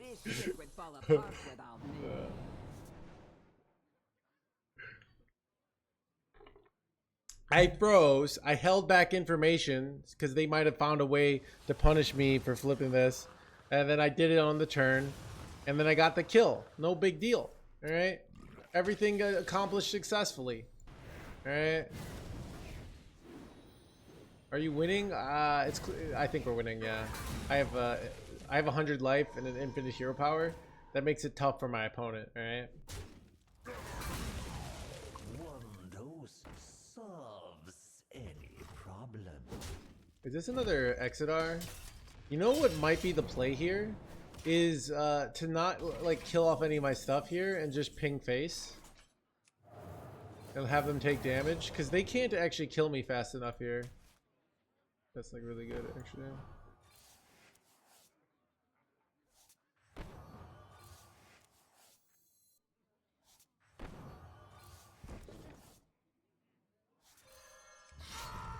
Like if I just hit them in the face, they're done. Wait, they can kill off 1 minion per turn, right? With this Unholy Plague. That feels good.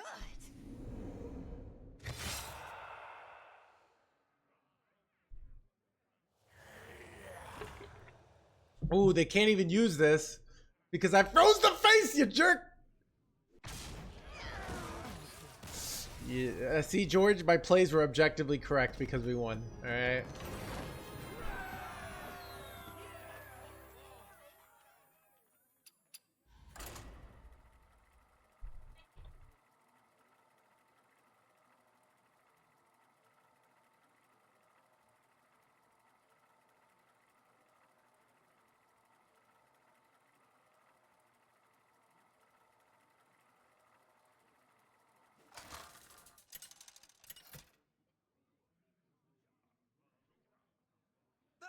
King versus Uther. I will fight with honor. You could not stop me then. You will not stop me now.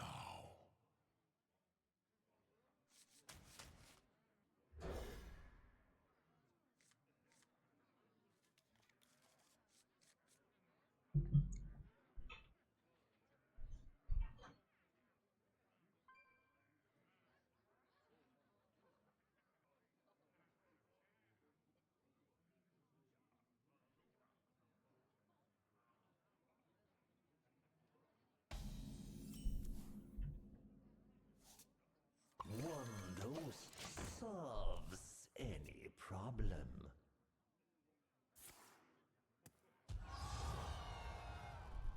Accidents, they happen, you know? Just use more.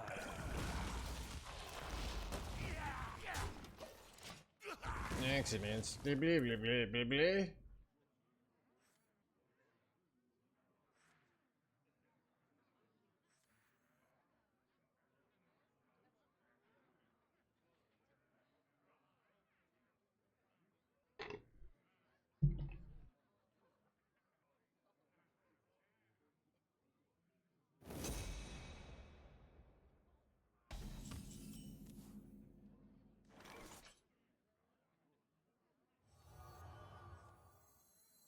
One dose solves any problem.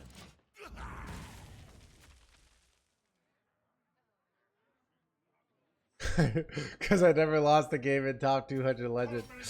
Look at you with your semantics here. Great harvest. Yes, man. Yeah, I was afraid of this, to be honest, but what can you do?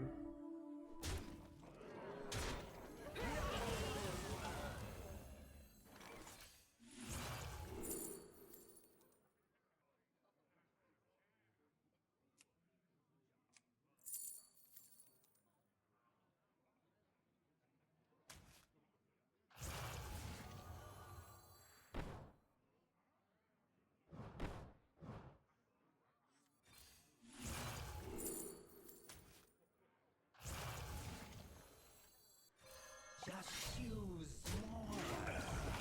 Shall suffer.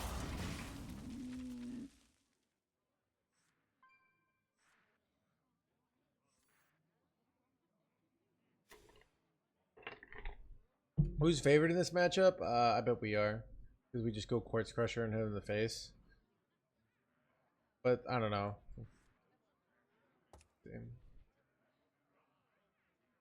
Nothing gets past the Hounded boys. Time to get a grip. Yeah, chat. Accidents, they happen, you know?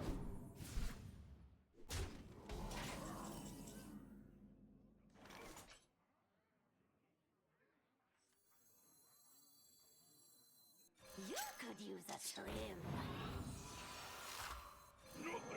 Perfection.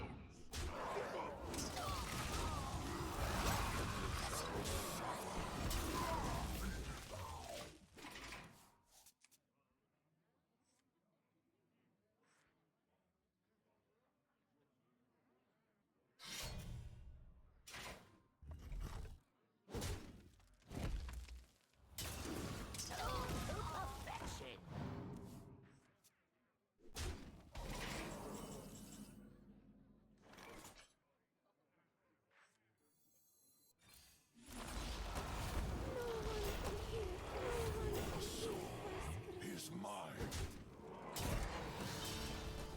Big man shredding!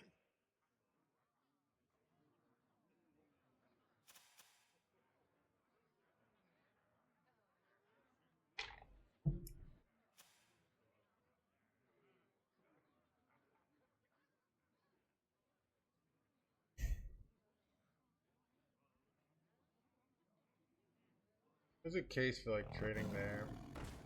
Bet. Trade. They throw. Oh, they threw. Nice. Maybe not throwing, but still. Yeah, this play's terrible, right?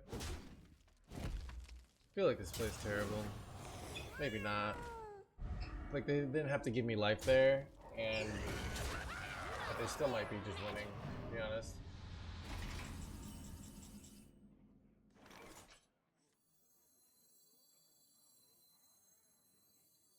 Eight combatants enter, and I take the crown. Nothing gets past my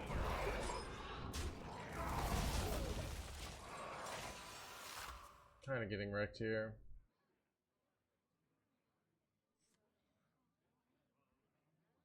The Grim Totem have had enough of your noise!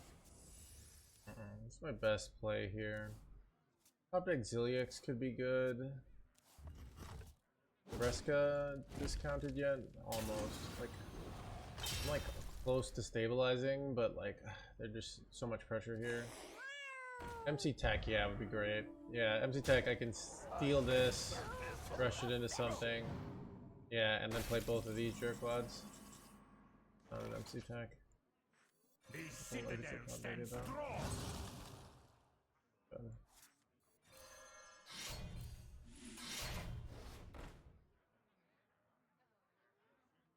I think I'm dead. Yeah, I'm dead. Okay, we'll go next. All life must end.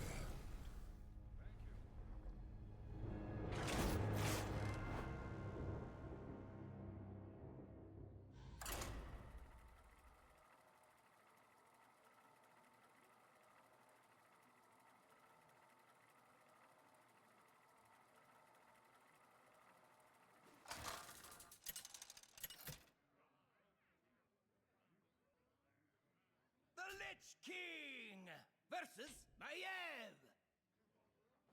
None can escape my fury. All will serve me in death.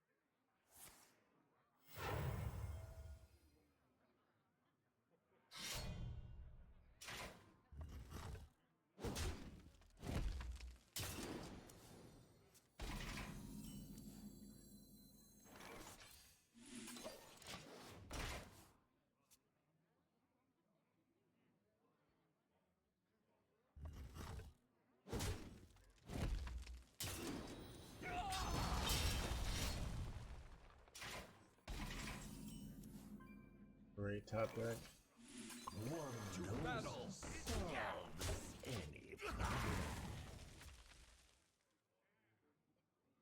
Do you think they're Cycle Rogue or do you think they're Weapon Rogue?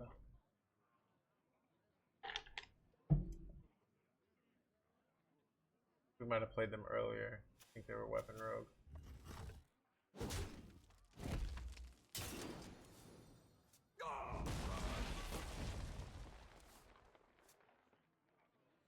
Looks like they're Cycle.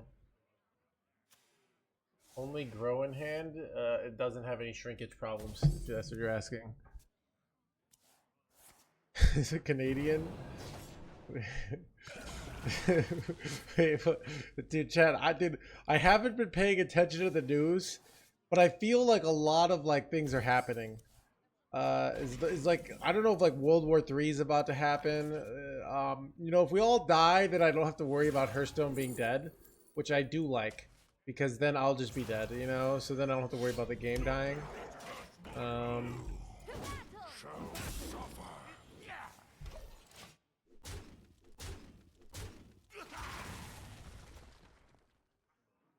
Chad, wouldn't it be crazy if like Hearthstone like technically outlived like the Earth, you know? Like, let's say for example, eventually they get Hearthstone on the International Space Station, and then total nuclear war, but they still have Hearthstone, right? So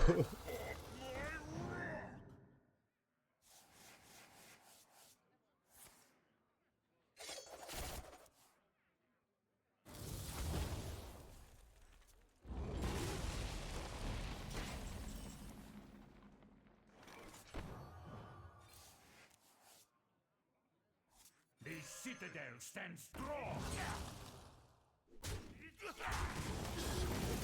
Is mine.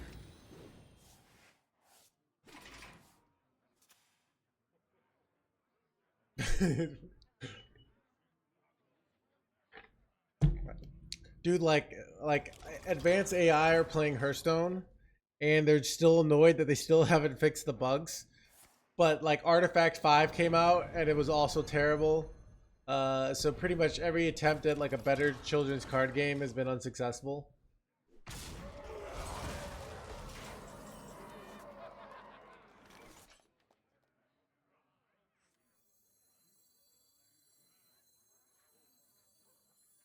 I need to get Reska down next turn in my opinion here.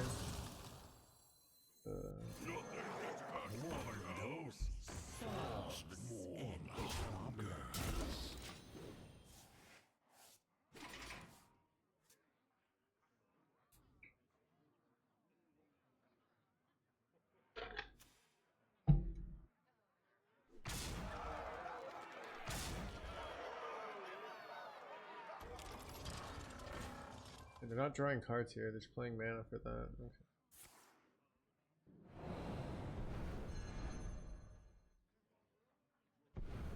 Okay. Nothing but nuclear. Dust in the wind. You know what? I should have traded this off here preemptively. Wait, Freezy Boy blows here, dude.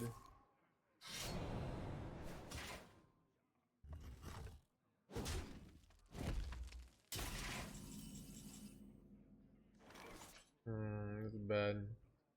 It's very bad.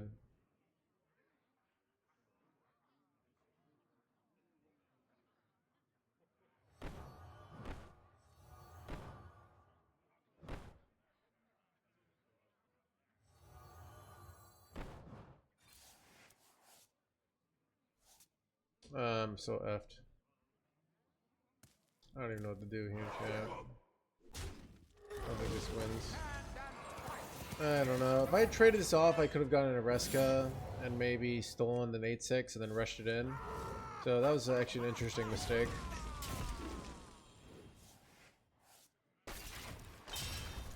Alright, we're done. Fate has spoken. I am broken.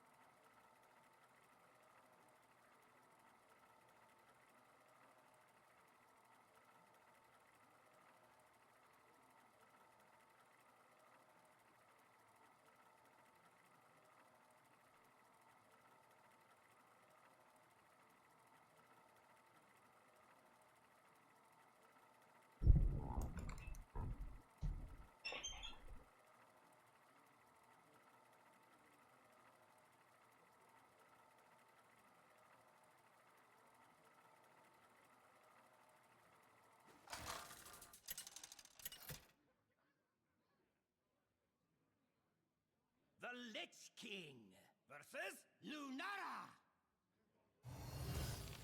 The forest fights back. All will serve me in death.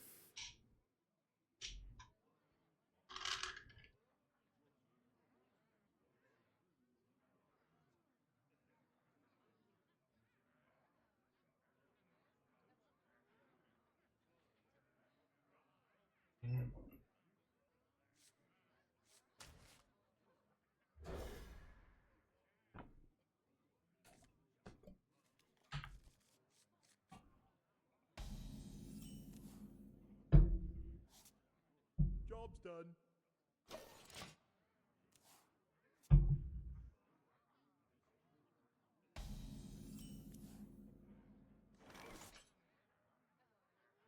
Threads of Despair has 3 mana, so it's not as good as it used to be. And basically, I went onto the internet. So there's these dudes, all right? They're kind of nerds, but they're kind of geniuses over at Vicious Syndicate. And they put everything into the computers, and they're like, according to our calculations, and they actually figure out what cards are working, right? And what cards are not. And like, you know, as the meta changes, they can like find it, you know, just from the maths. So I basically steal their maths because I'm lazy. Makes sense, chat?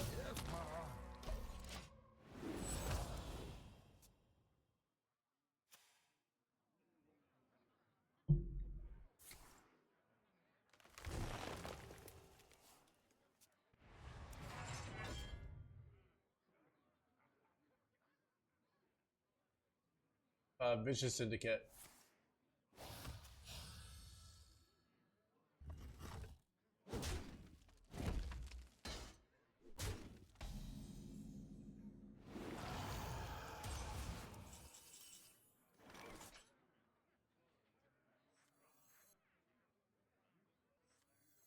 The citadel stands strong.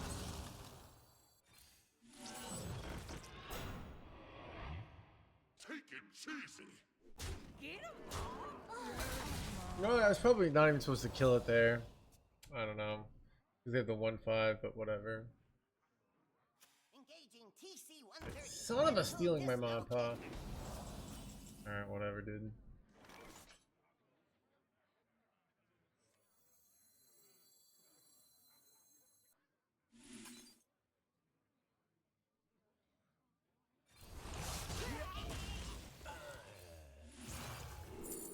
Foam renders the nuts.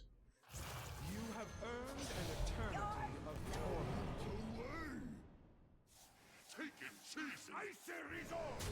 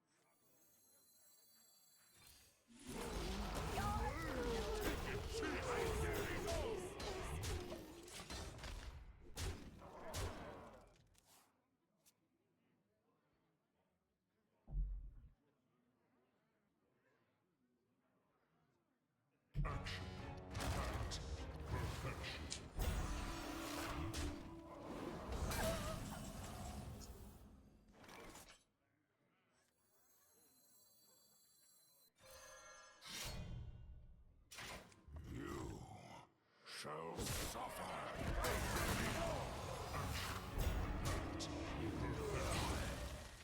Oh, chat, I could have drawn the Bob there. Oh, it would have been so good. I didn't know I was going to top deck Bob, chat. You know what I mean? I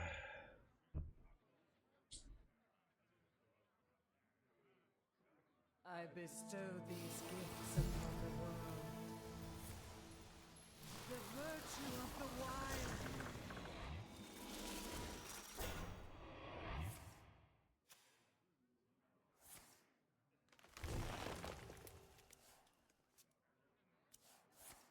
don't want to steal Ionar. Such a good draw tool. Wait, maybe they play another minion here. That'd be great. Ooh.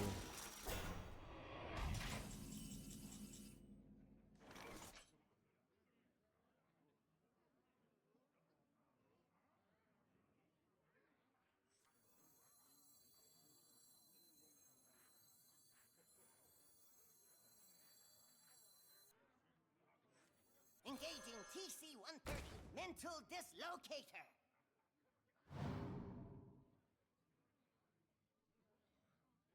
Take it cheesy. Too bad!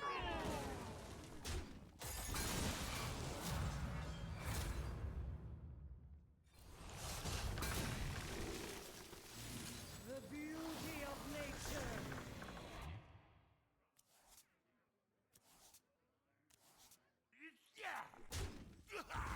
You could use a trim. Clear cut. To battle!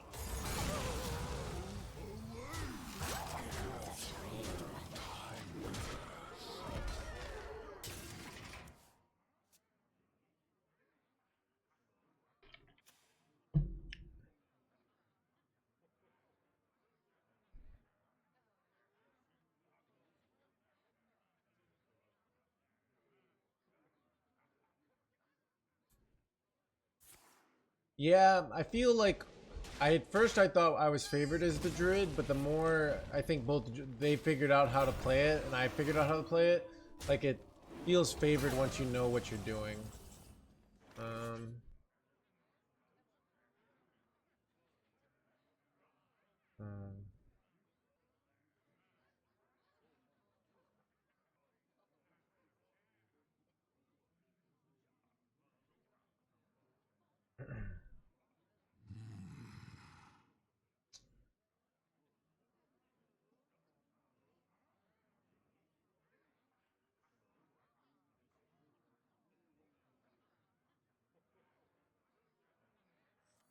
I don't think I want them getting triple this. Death calls. 8 combatants enter, and I take the crown.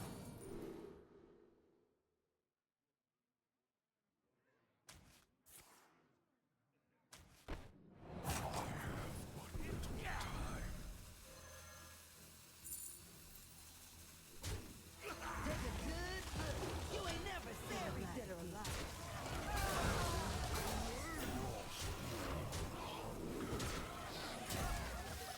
The magic of life. Seems pretty good shot.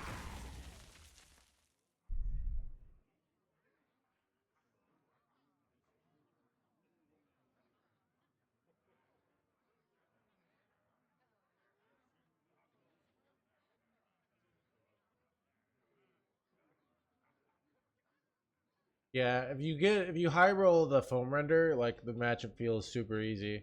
But if you don't get the foam render, it's much more difficult. But I've had like powerful tempo plays the whole game, so like I've been putting pressure on them all game. So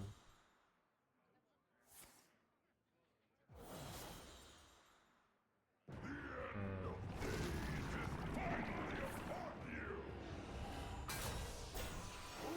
an illusion.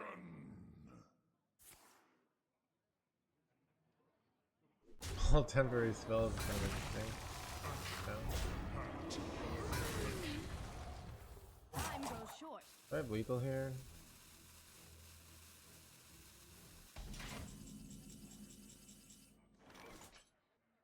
Lethal, right? I go ceaseless, so they don't take. I mean, I can just go trade. It's the same thing, right?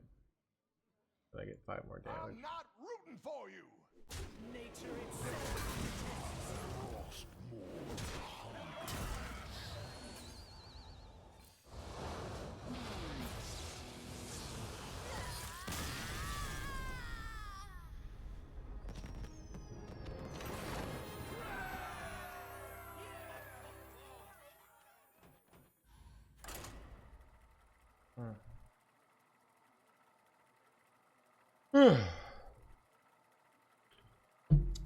Chat January, dude. But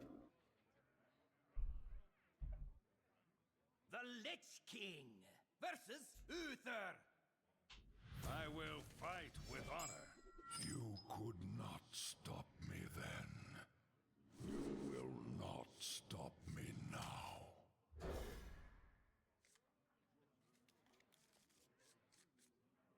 I don't think there's a keep. We don't have miracle in one, but One knows solves any did you get the problem. legend? Yeah, dude. We got to like came in at rank 13 legend, dude. So, but yeah.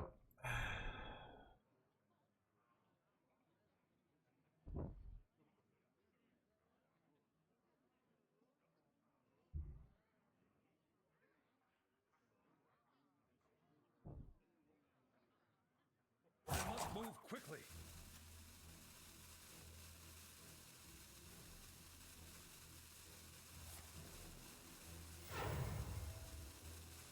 Feel that healing beat.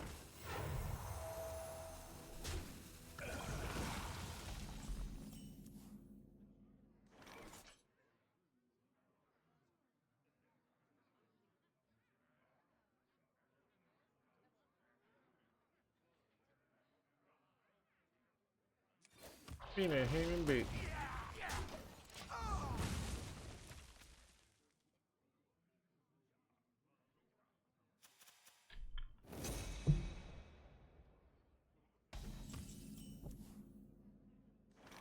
The citadel stands strong.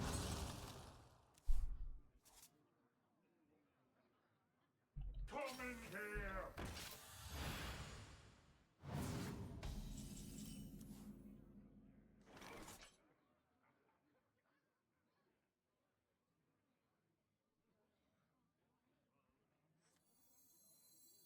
You have earned an eternity of torment.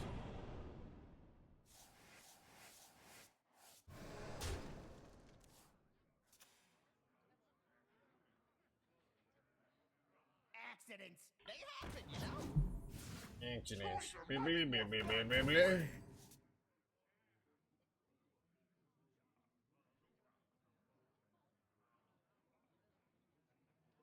Four mana 4/4 used to be a good card, right?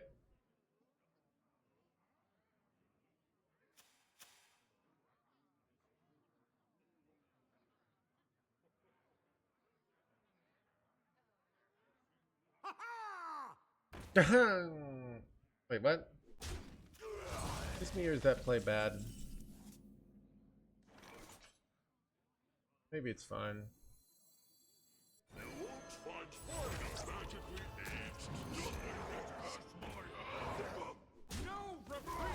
Nothing gets past my hand, boys.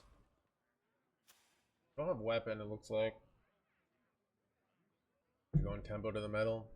You're gonna love the way you Bro. look. I actually have the perfect answer for Feel this, that so that's healing good. beat. Being a healing beat.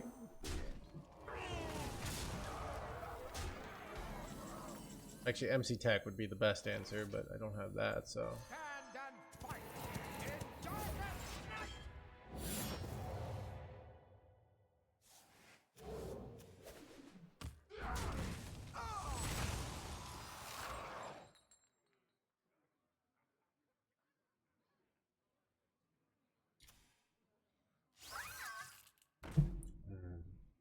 The toy store belongs to the Titan.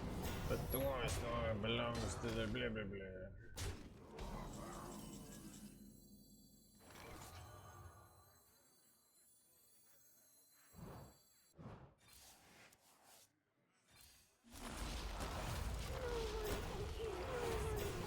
So we could get to like 9. We could go Bob to delay a turn. Bob plus like 3 drops could be good here because they have like bad plays here, right? So, but I'm a little scared for sure here.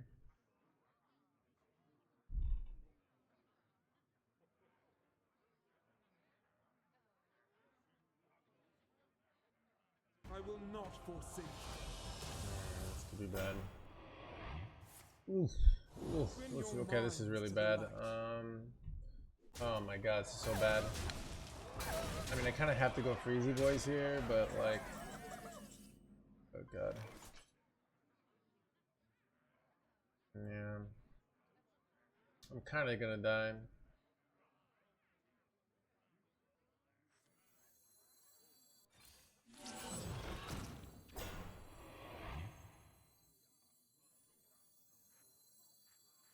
If I put this in their hand, I think I still have to go Crazy Boys here. 8 combatant center, and I take the crown.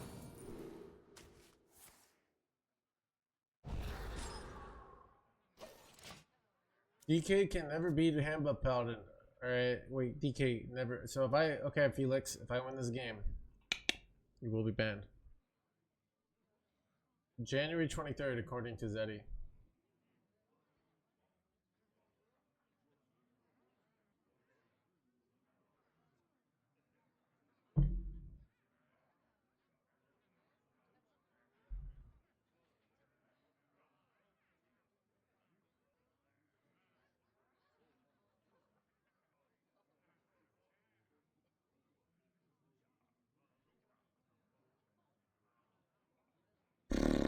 Top deck, MC Tech. Top deck.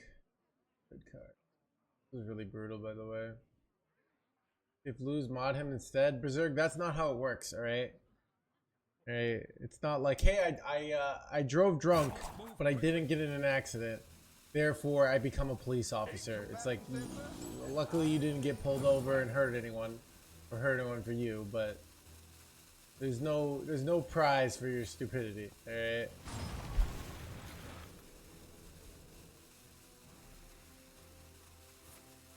I think the only out here. Wait, MC Tech doesn't even do it unless I top deck it. Oh no, chat. Bro. Over. Yeah, thank you for the 39 months. We're dead. This is where you need the threads. Not gonna lie. Oh god, it's over, chat. It's over. I got the Might of Menthol. I don't know if that helps me.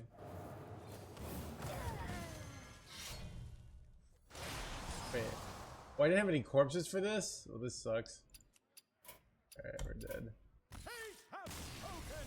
I am broken. I thought it was the 23rd. Alright. Is it locked in?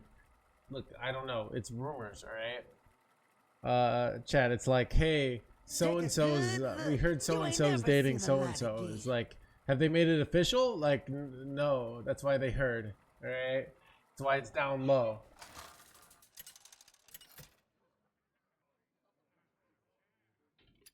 The Lich King versus Valera. Watch your back. All will serve me in death.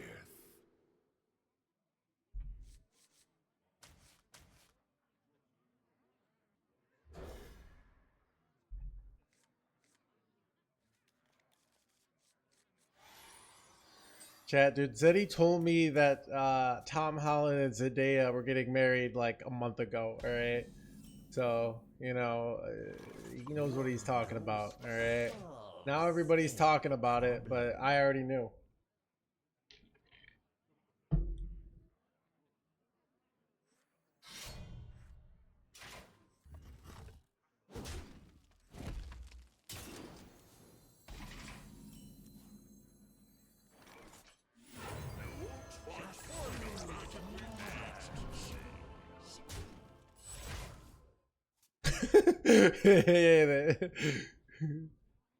So I heard Zendaya plays Hearthstone. Dude, does she? Dude.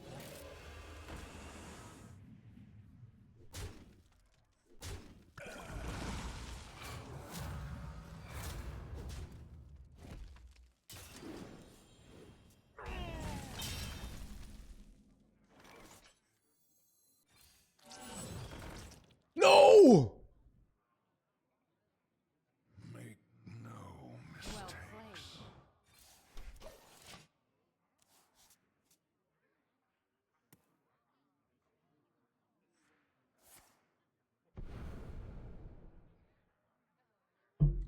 played. Dude, I've seen that joke like on the internet, Zerovis, like 20 times. Like, not even exaggerating. Like every dude, like it showed up on like my Twitter feed, my Instagram feed, and my Reddit feed, and every comment makes the same joke. All right, it's like all anyone's talking about.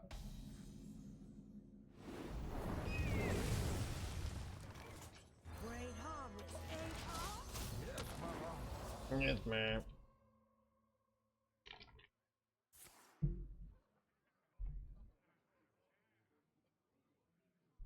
There's simply nothing I can do.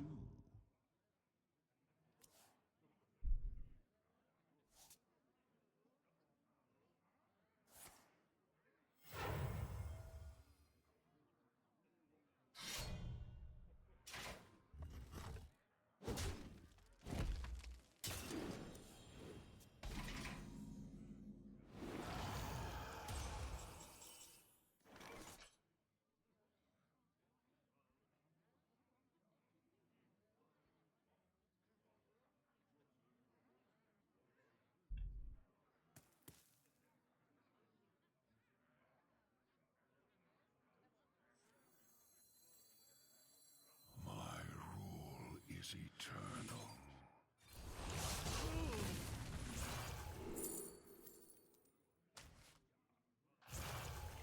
The citadel stands strong. Yes, ma. Job's done. Weapon solos, so many matchups, dude.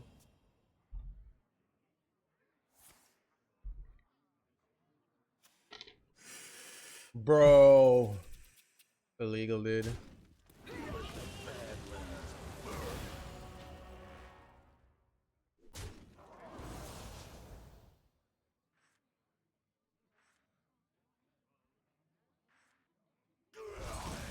Informed which piece where no.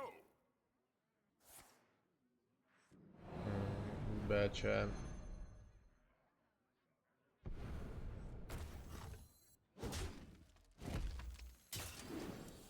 This is also bad. That's 6 free heal when I was going for like the hit him in the face game plan here.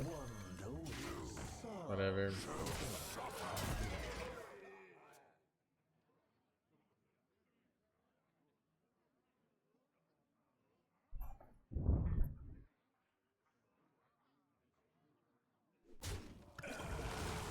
Let the Badlands burn.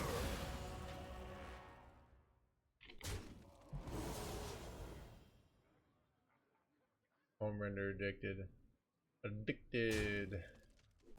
Might as well face it, you're addicted to foam render. Great song, right, chat? This ship would fall apart without me.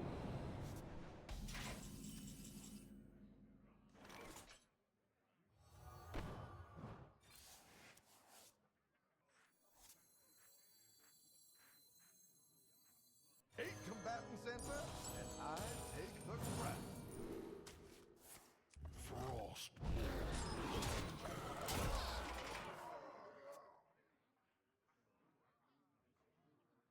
Let the Badlands I could fish for a lethal off Primus. Might be fast just to go for a fast lethal here. But if like I hit the so I could hit something. I don't think I can hit lethal now.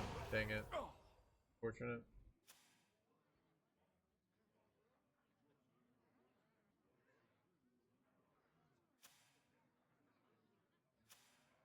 That toy was made just for me. Bad. Chat, I'm missing the threads. Not gonna lie.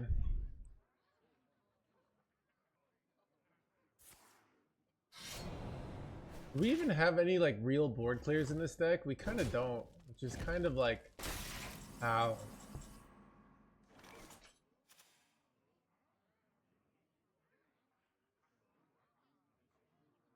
Whatever. I mean, I don't know. Just double siege stress probably. Fistful of corpses. I don't know. Calls.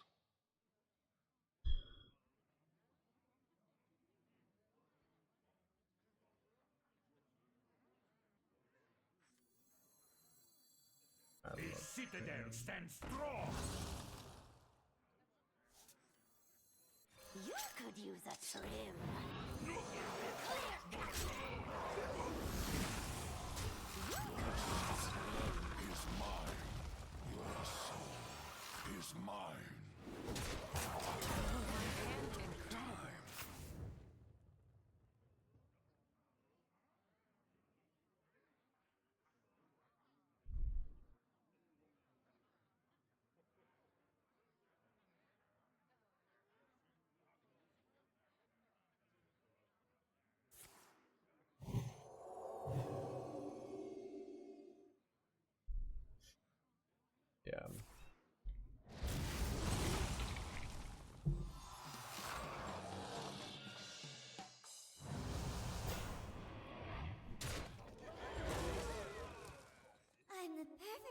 the perfect turf, yeah.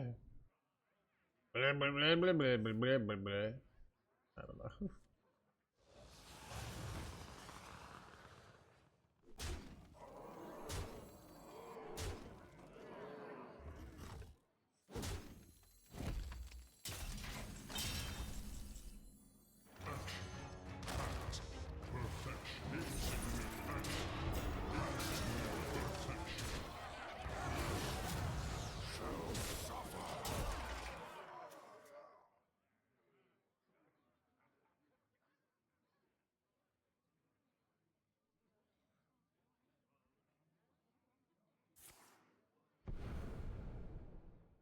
Well played. Why not?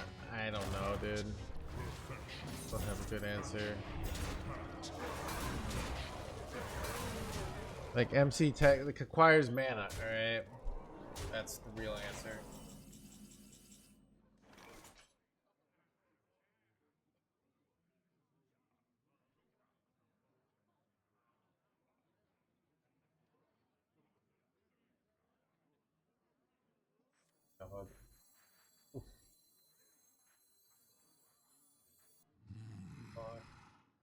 Billy boy.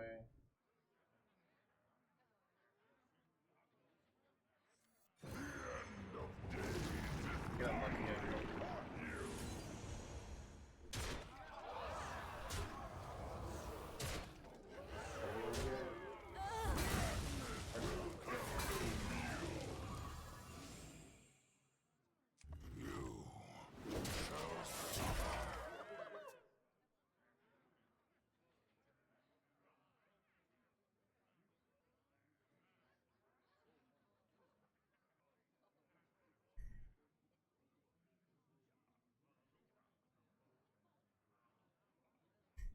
Your bones will make a fine addition to my collection. Incredible.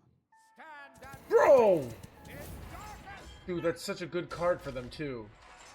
Chat, getting scammed in the Geed here.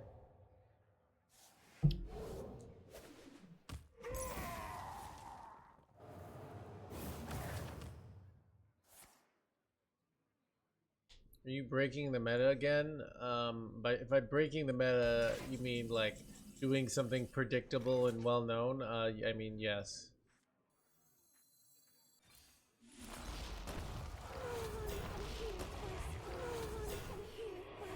You could use a trim. Clear cut.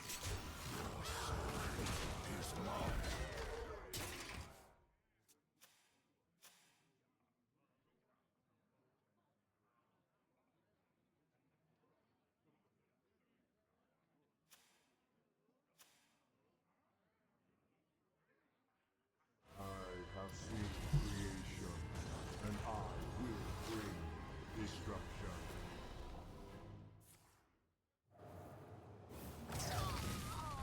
Thousand needles! Are you ready to rock?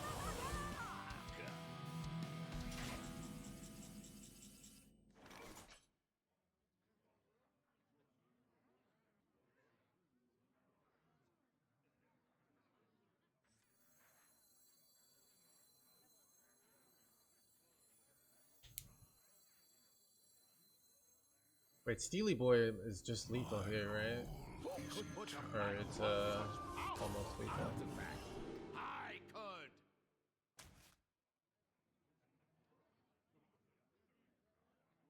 Like infinite damage though. Still think I take it. I could hit it lethal with why not Primus? That is a good question, bro.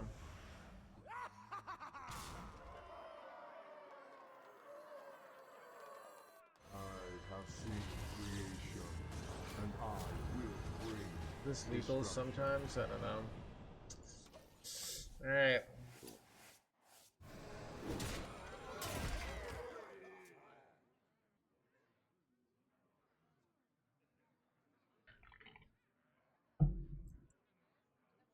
If I had bricked, I was just gonna Reska steal this, but Primus is the defensive play. This is like the kill them play.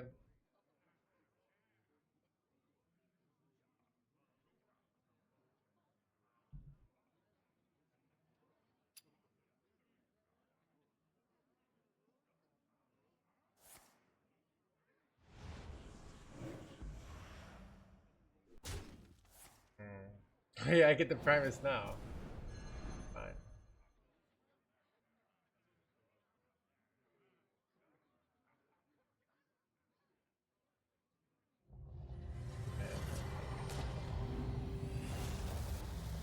Time is short.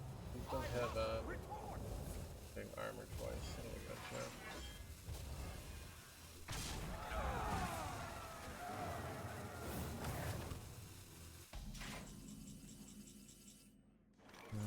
Okay.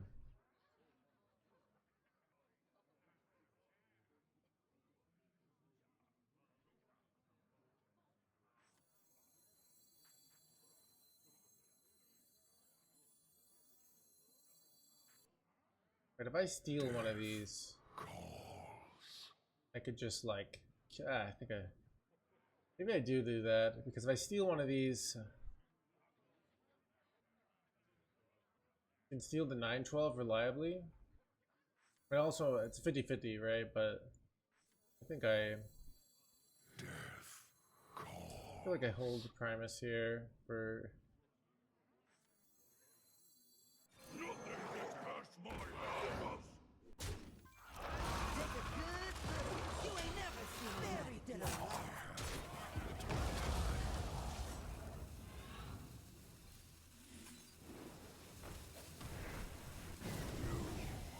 It's a little play, right?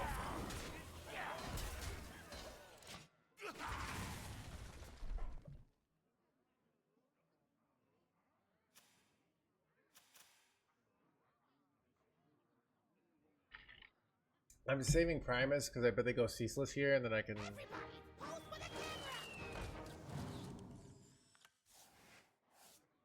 have seen creation, and I will bring destruction.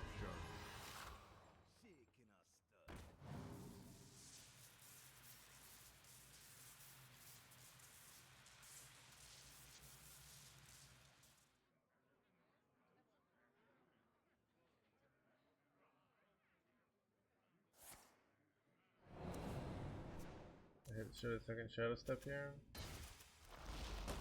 That feels good. Ooh, they can't play 0-mana shadow step here. That's kind of good, right?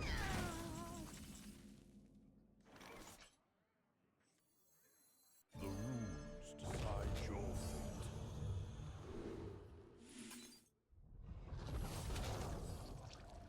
fate. Remnants of life.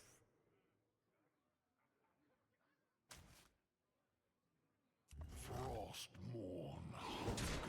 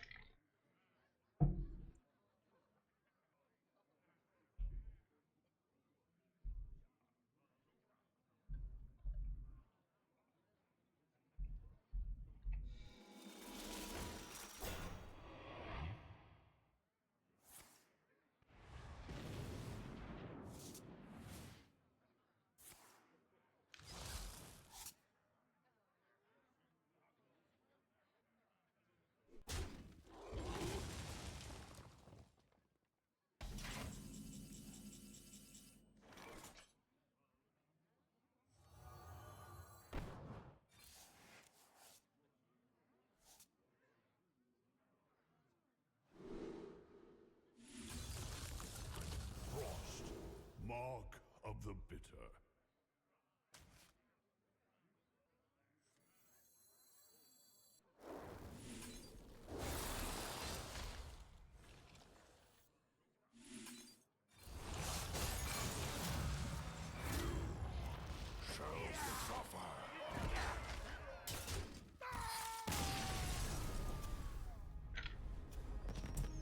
Got him.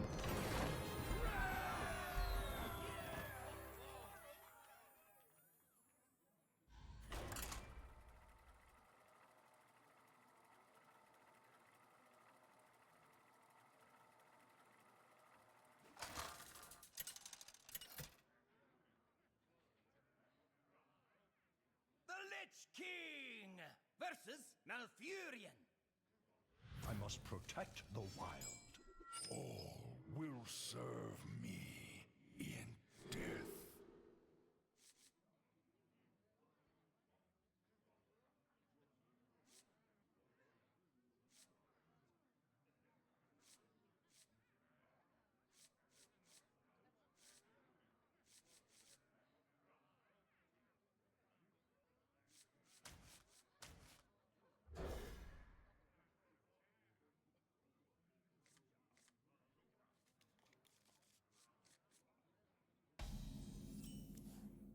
Thank you, Ninja.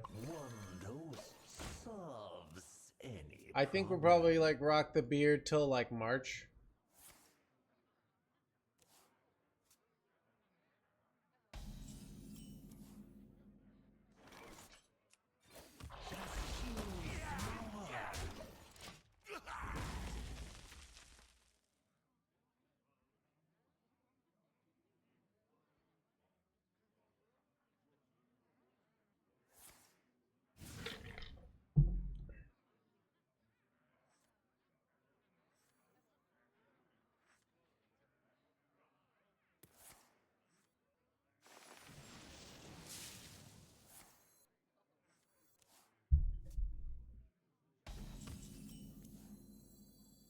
The citadel stands strong.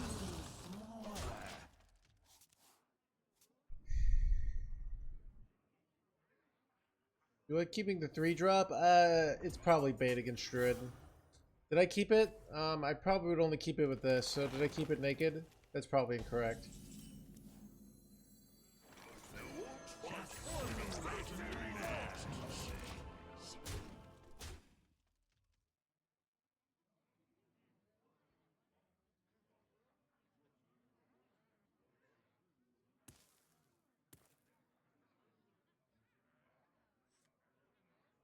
Wait, did my game die? Uh-oh. This still says 3 random 1 cost minions. I'm restarting chat.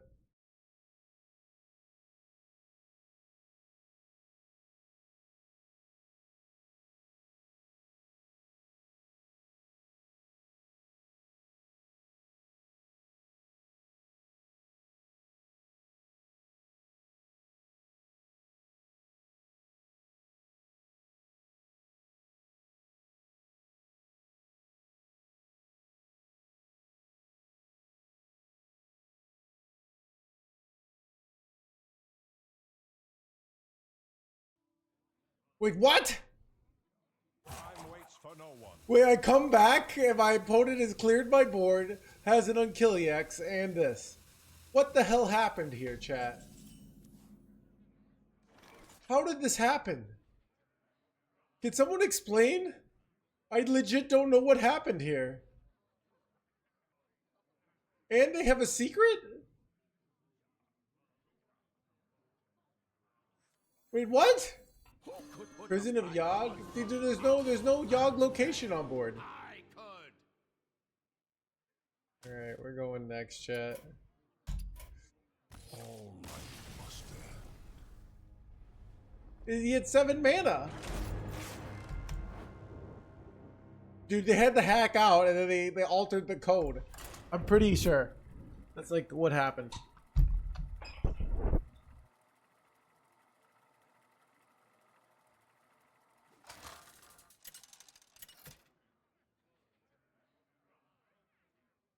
The Lich King versus Morgul.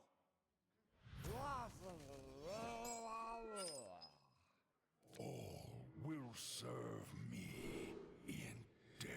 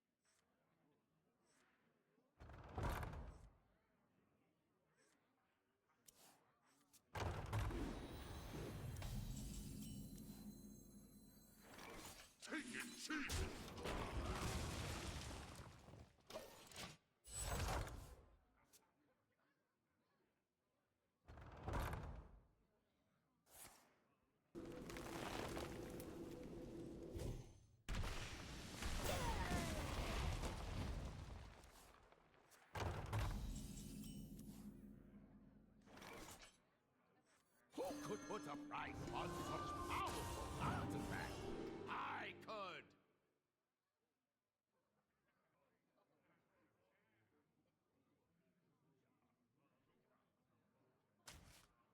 Might be done. To battle!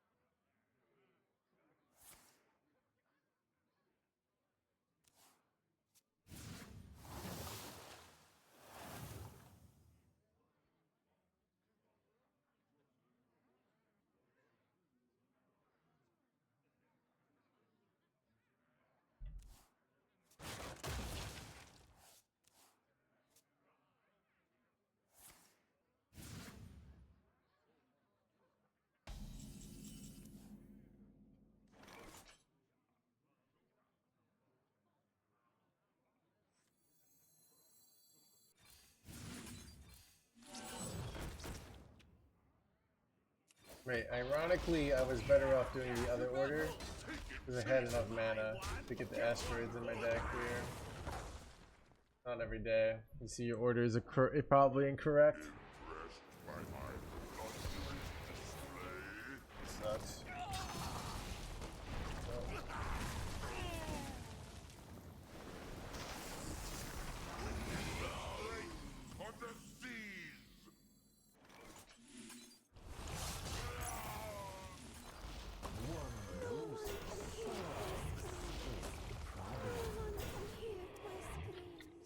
Well, the correct order normally is you discount your hand and then play the discounted cards. There might be some situations where I have a card that, like, I don't know, like, can't think of any, but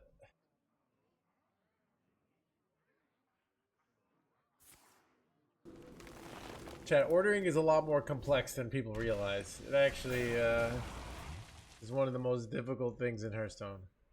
Trust me. Nice to meet you.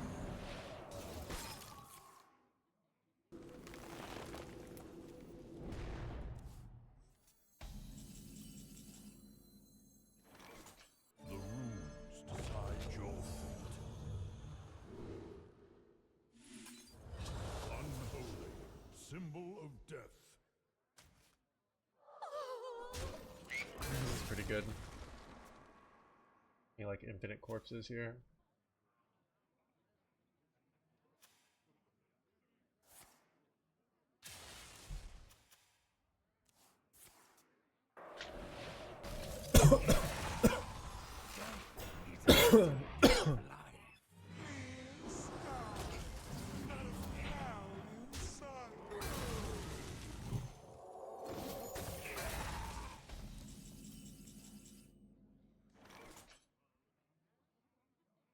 My opponent even playing here, dude? I don't even know. Wait, chat, I effed up hard here. This. It's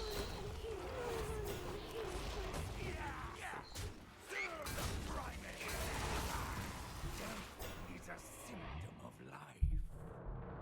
Wait, can they one-shot me here, bro? No way, dude. I have 40. Wait, they can Alexstrasza me, can't they? Oh god, chat. I thought I was safe. I thought I was a safety boy, but I'm a dead or die.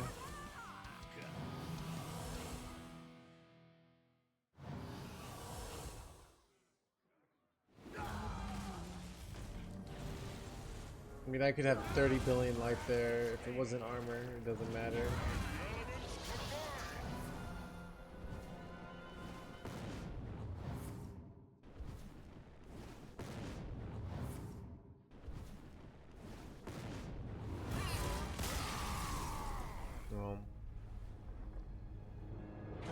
Yeah.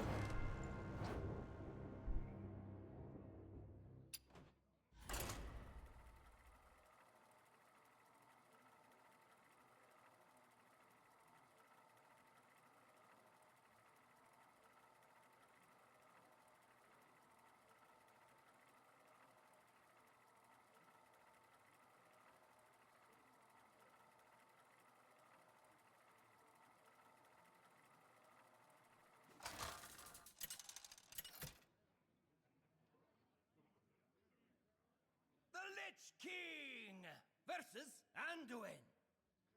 The light shall bring victory. All will serve me in death.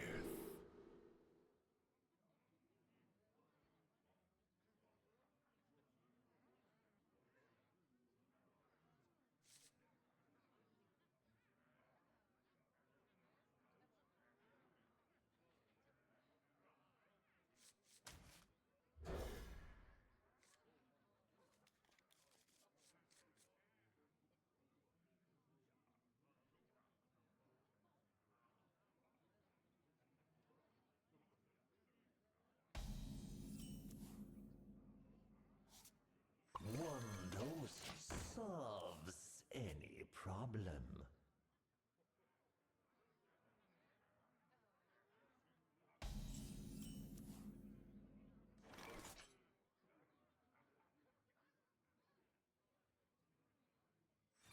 Just use more.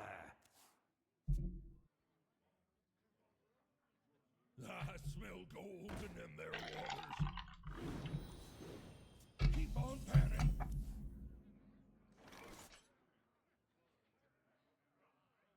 Just use more. To battle!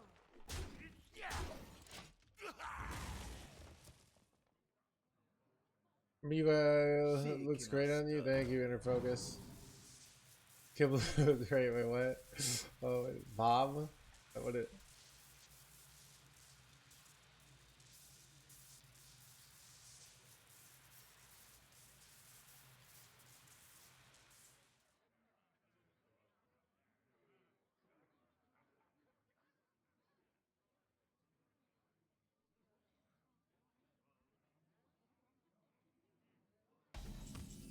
Great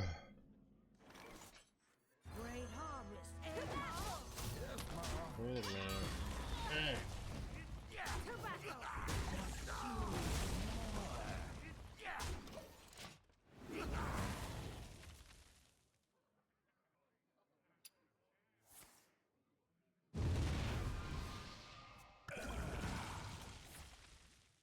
Bro.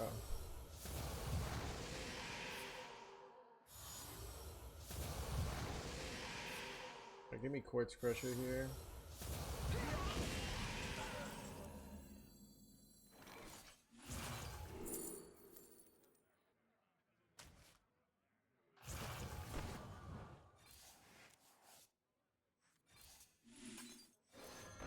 Frostmourne hungers.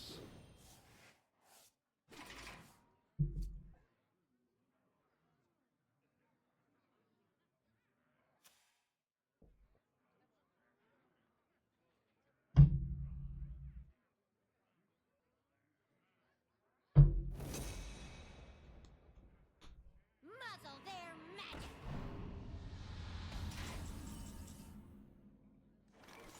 You have earned an eternity of torment.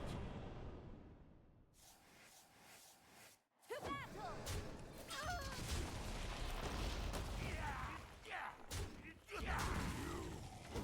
Shall suffer.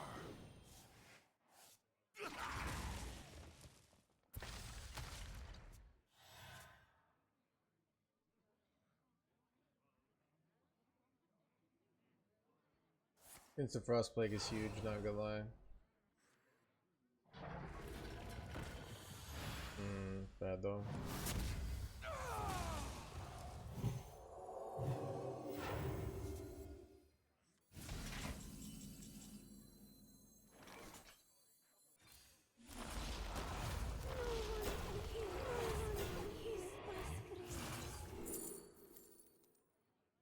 feel like it's might here. With Sports Crusher. Your soul is mine.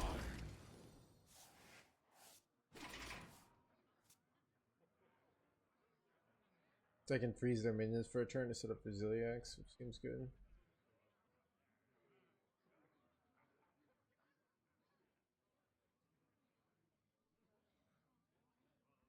Double 3 mana, double Exodar. Well, chat, what would they're all hero cards though, right? Like, Digit Jimmy.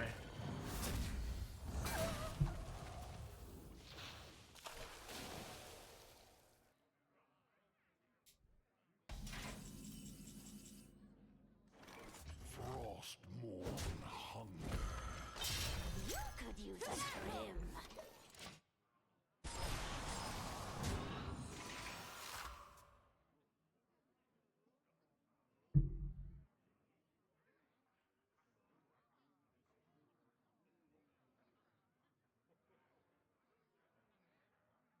Witness true arcane magic.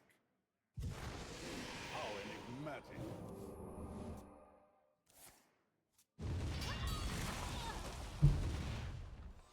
Use a trim.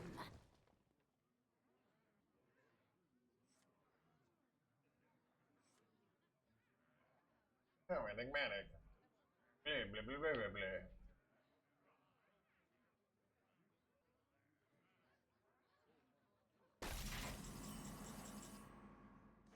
Frostmourne hunger. Perfection. Insignificant.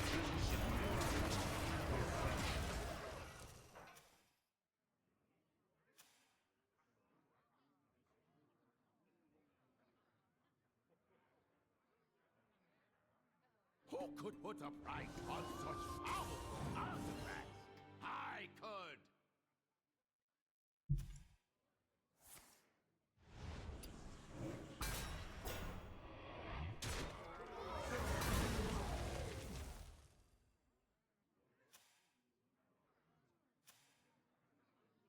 I smell golden in their waters. Muzzle their magic. Keep on panning.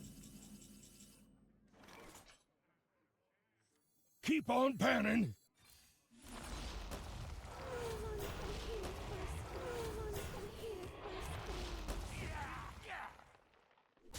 Frostmourne hungers.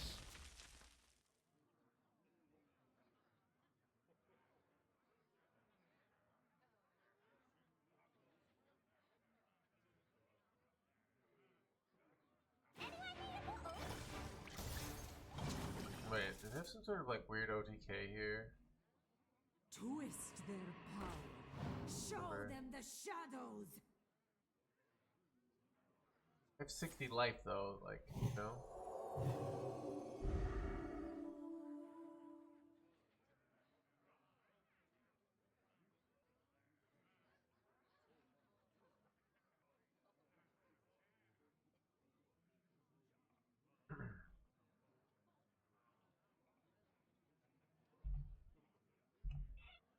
Oh, enigmatic.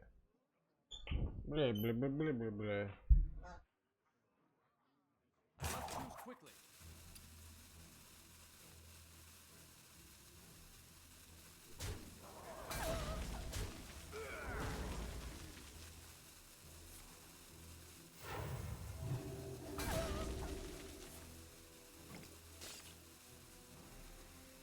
One dose solves any problem. Keep on panning.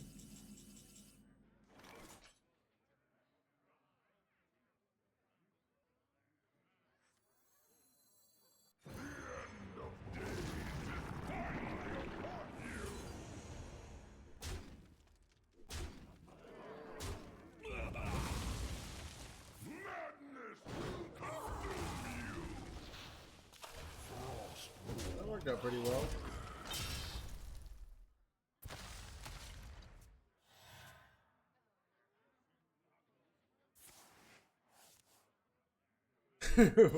That's such a high. have been.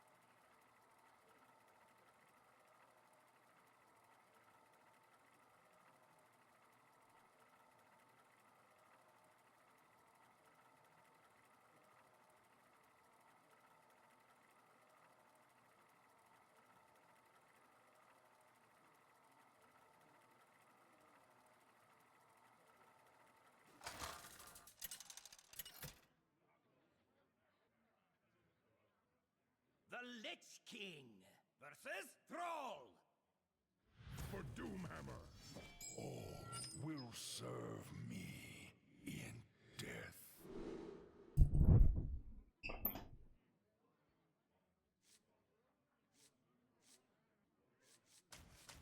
Like a case for me keeping both of these.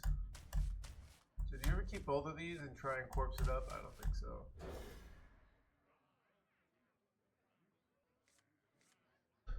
Were there homeless jokes? Chad, everyone is saying like you look like you have a home, and that you have heat and electricity, and that you are adequately fed, but not so fed, just like an appropriate amount of food. The people were just saying that over and over again. I'm like, basically, I got sick of it. Like, they're like, you're so perfectly amount of trimness, you know? And I'm like, come on, dude. All right, I get it. All right.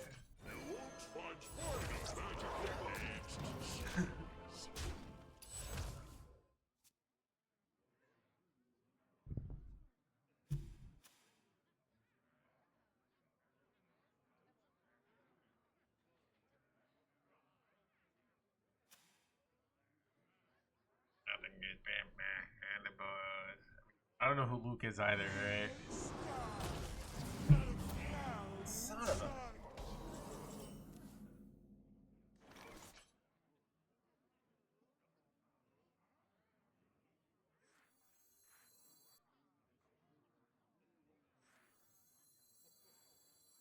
You could use a trim. Clear cut. You could use a trim.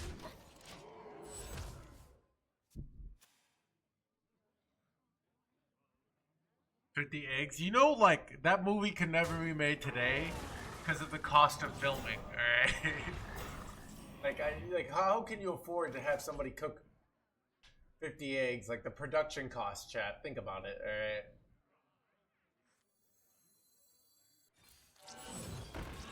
I got 2 Rushy boys here.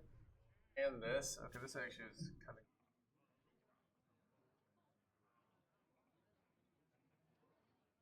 I don't know. I don't know if I liked Cool Hand Luke. I'm just like, I think I didn't get it. Maybe because I'm a rule follower deep down. I pretend to be a rebel, but I'm very much like follow the rules kind of person. He's just like, you know, he's just breaking rules and ruining his life, right? I don't get it, to be honest. Like, I get it. Oh, he can't be controlled. I think, I don't know. I didn't get it. I don't know.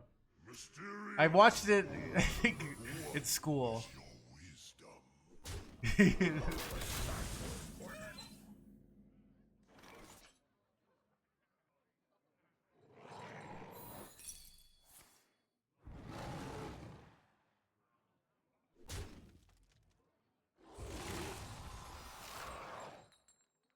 Just use more.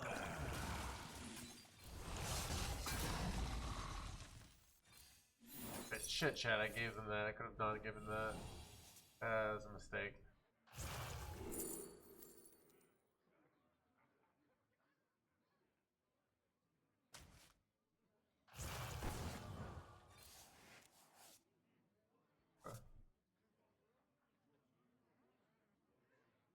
Probably need to kill this.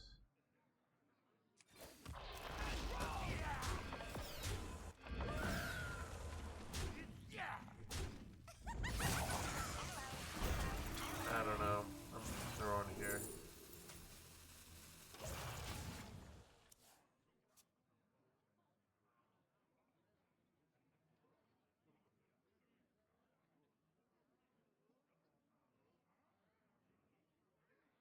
Part of the room one day I was sick and I didn't get it. I said one day I watched the whole thing and it's brilliant. Okay. Maybe I should rewatch it as an adult.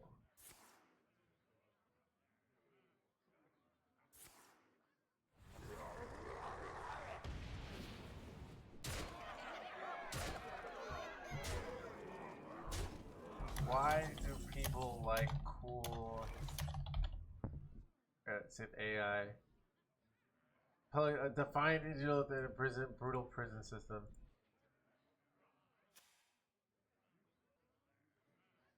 Yeah, dude, I do like Shawshank Redemption though. Big fan. Death calls.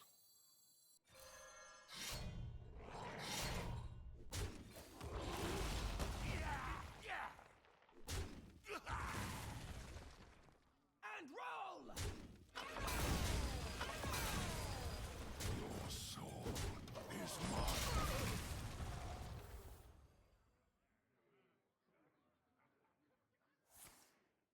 Wait, I forgot about this. I'm guaranteed dead here. Yeah.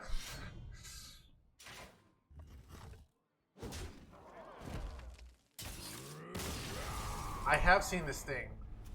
To be honest, I didn't get that one either.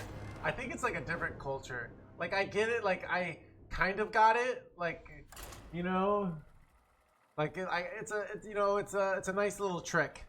I think it just like, you know, I'm too young, right, to get these movies. But I did see this thing. Yeah, it's like this thing I get. Like he plays poker, and then he like tricks him, and he keeps tricking him, and he keeps. It's really like the art of the scam, right? You know, so.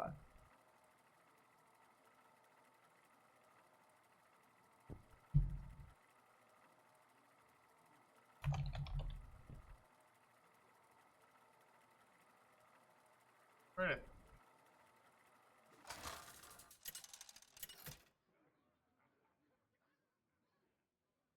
The Lich King versus Valera. Watch your back.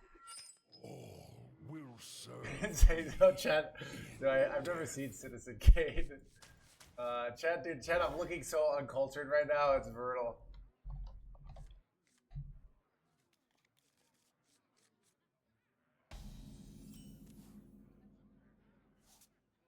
Job's done. How are you tonight? I'm alright. I've been a little like chronic fatigue of the winter. I'm on keto. I did like both Pokemon and Powerpuff Girls.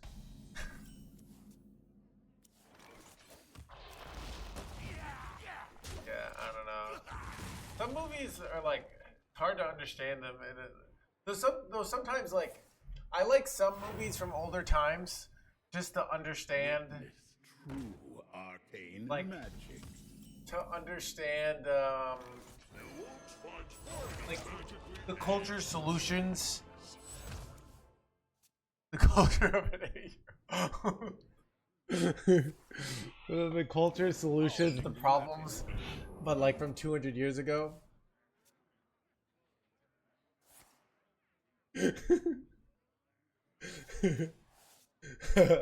I did like Captain Planet. To be honest, I didn't get Captain Planet either. Like he's around, but he doesn't get powerful till they put all the rings together. Like, what is that? I don't get it, chat. You have earned an eternity of torment. Incredible.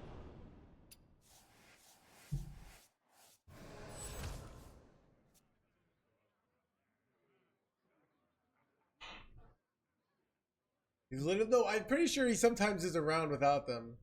I don't know. All right, I can't remember all the Captain Planet lore.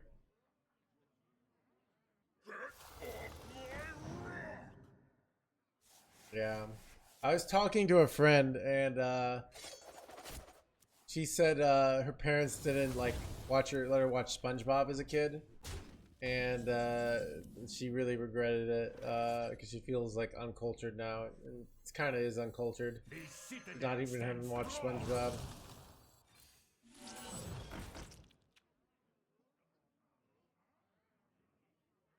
No reprieve. Did you watch Reading Rainbow? No. Dude, chat's just making me look hella uncultured. SpongeBob holds up too. You can watch SpongeBob as an adult and it's still good.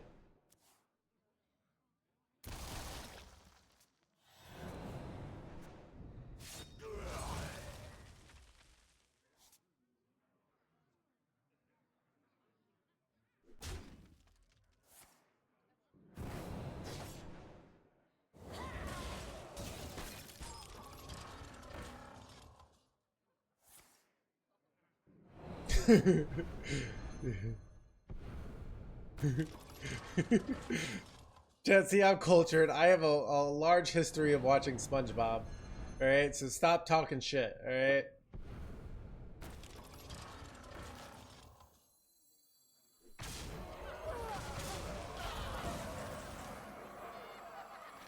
Engaging TC-130. Mental dislocate. Any problem?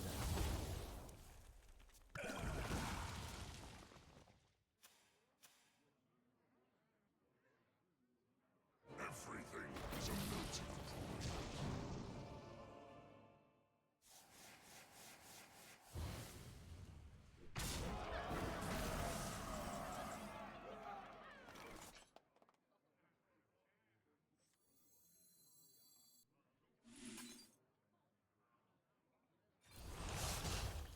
You defiled the Plays insane here.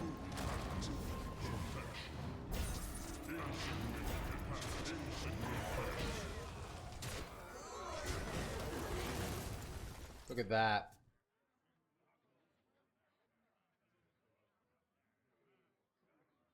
Witness true arcane magic.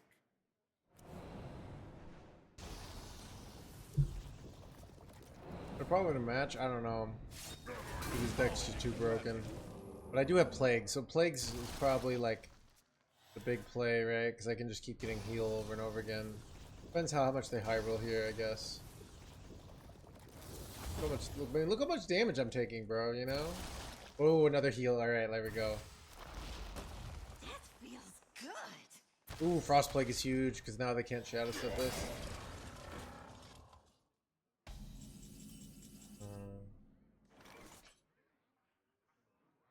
Run for help.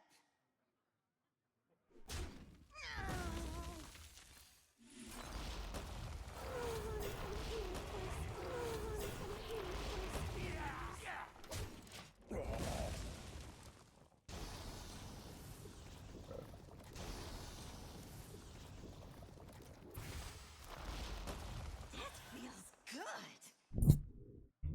Alright, so they have all their Incendious stuff has been drawn.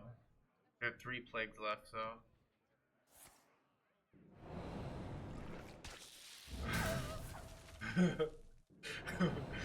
Dude. And yeah.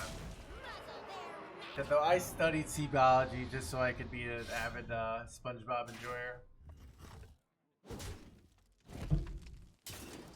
Ooh. That feels good. Ice Michi.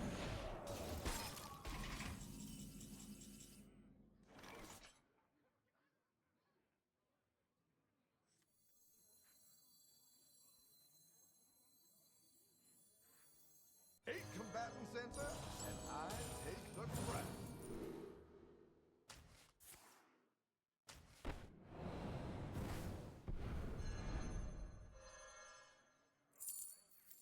Run for help! Use a shrimp. Clear.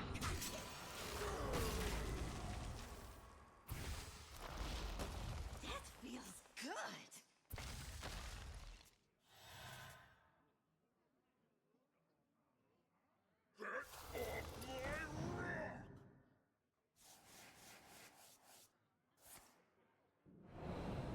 Yeah.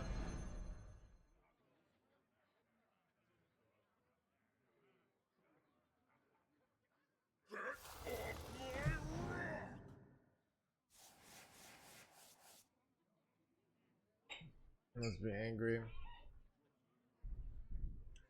I mean, think though, like we've had to have every answer for us to win here. You know, that's how like broken that deck is, I have seen, and we still are not out of the woods.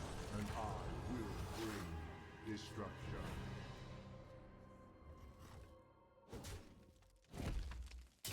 Plague, draw plague. He could just be dead here, right? But I could just be dead. Oh crap. Okay, plague. Blood plague. Take the damage. He had 6 plagues there, right? One more plague and I win. Well, it's close, chat. Yes! Got him.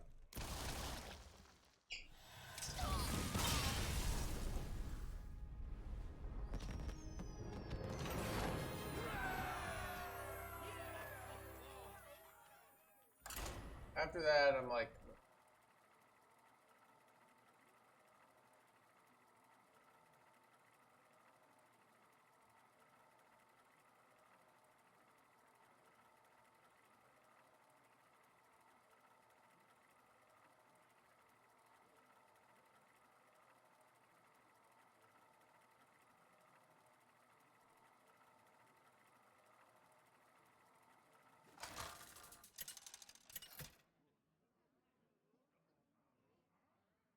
The Lich King versus Thrall.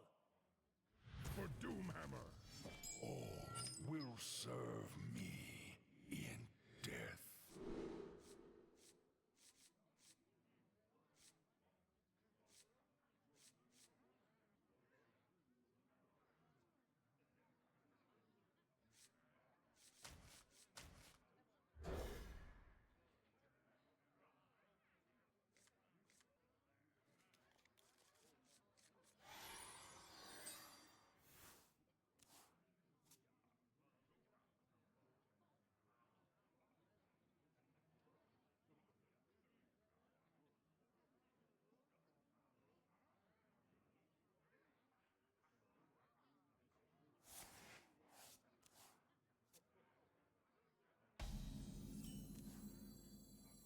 One dose solves any problem.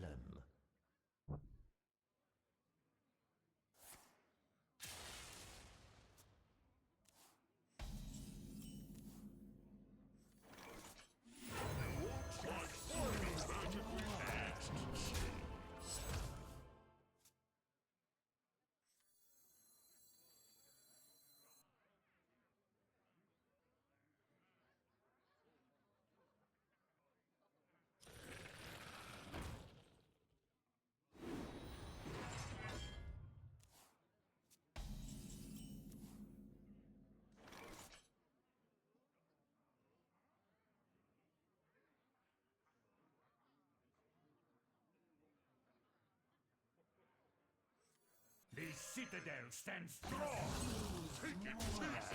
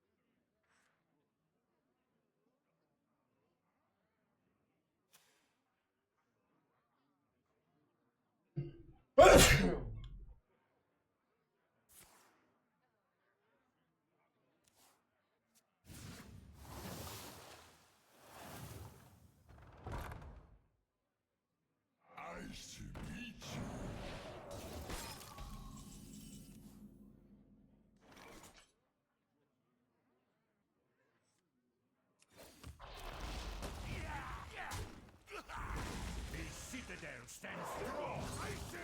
Just you. To battle. To battle.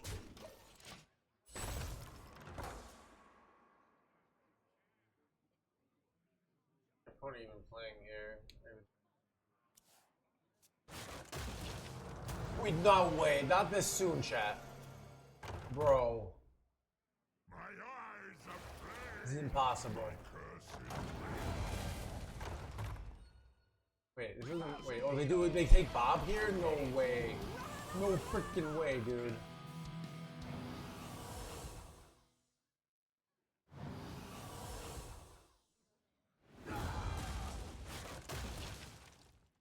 Combatants enter, and I take the crown.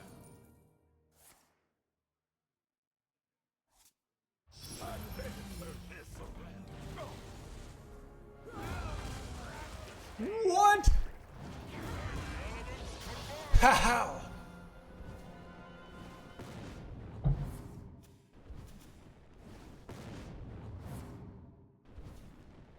Okay, maybe we should play that deck tomorrow. Can we play that deck tomorrow? I think we should.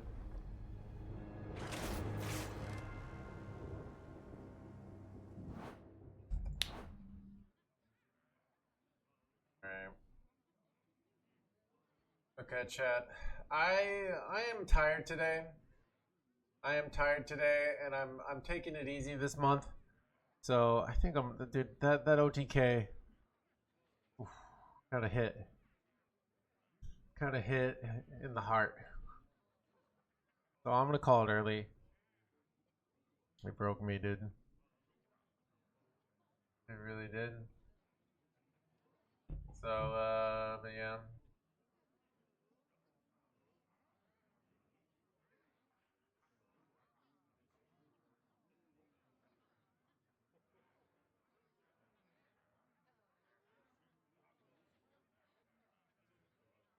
But yeah, I don't know. I'm calling it early a little bit, a few times this week, because there's major so confident but so bad. Did I raid him earlier this week? I can't remember. Or have I not rated this person?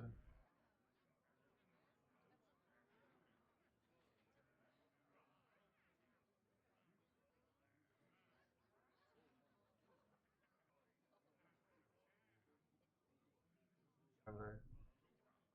I could raid them. Alright. He's new? Okay. Major. We'll raid him, alright. So, all the usual suspects anyway, so. Somebody new. Help somebody new out, alright? Later, Gators.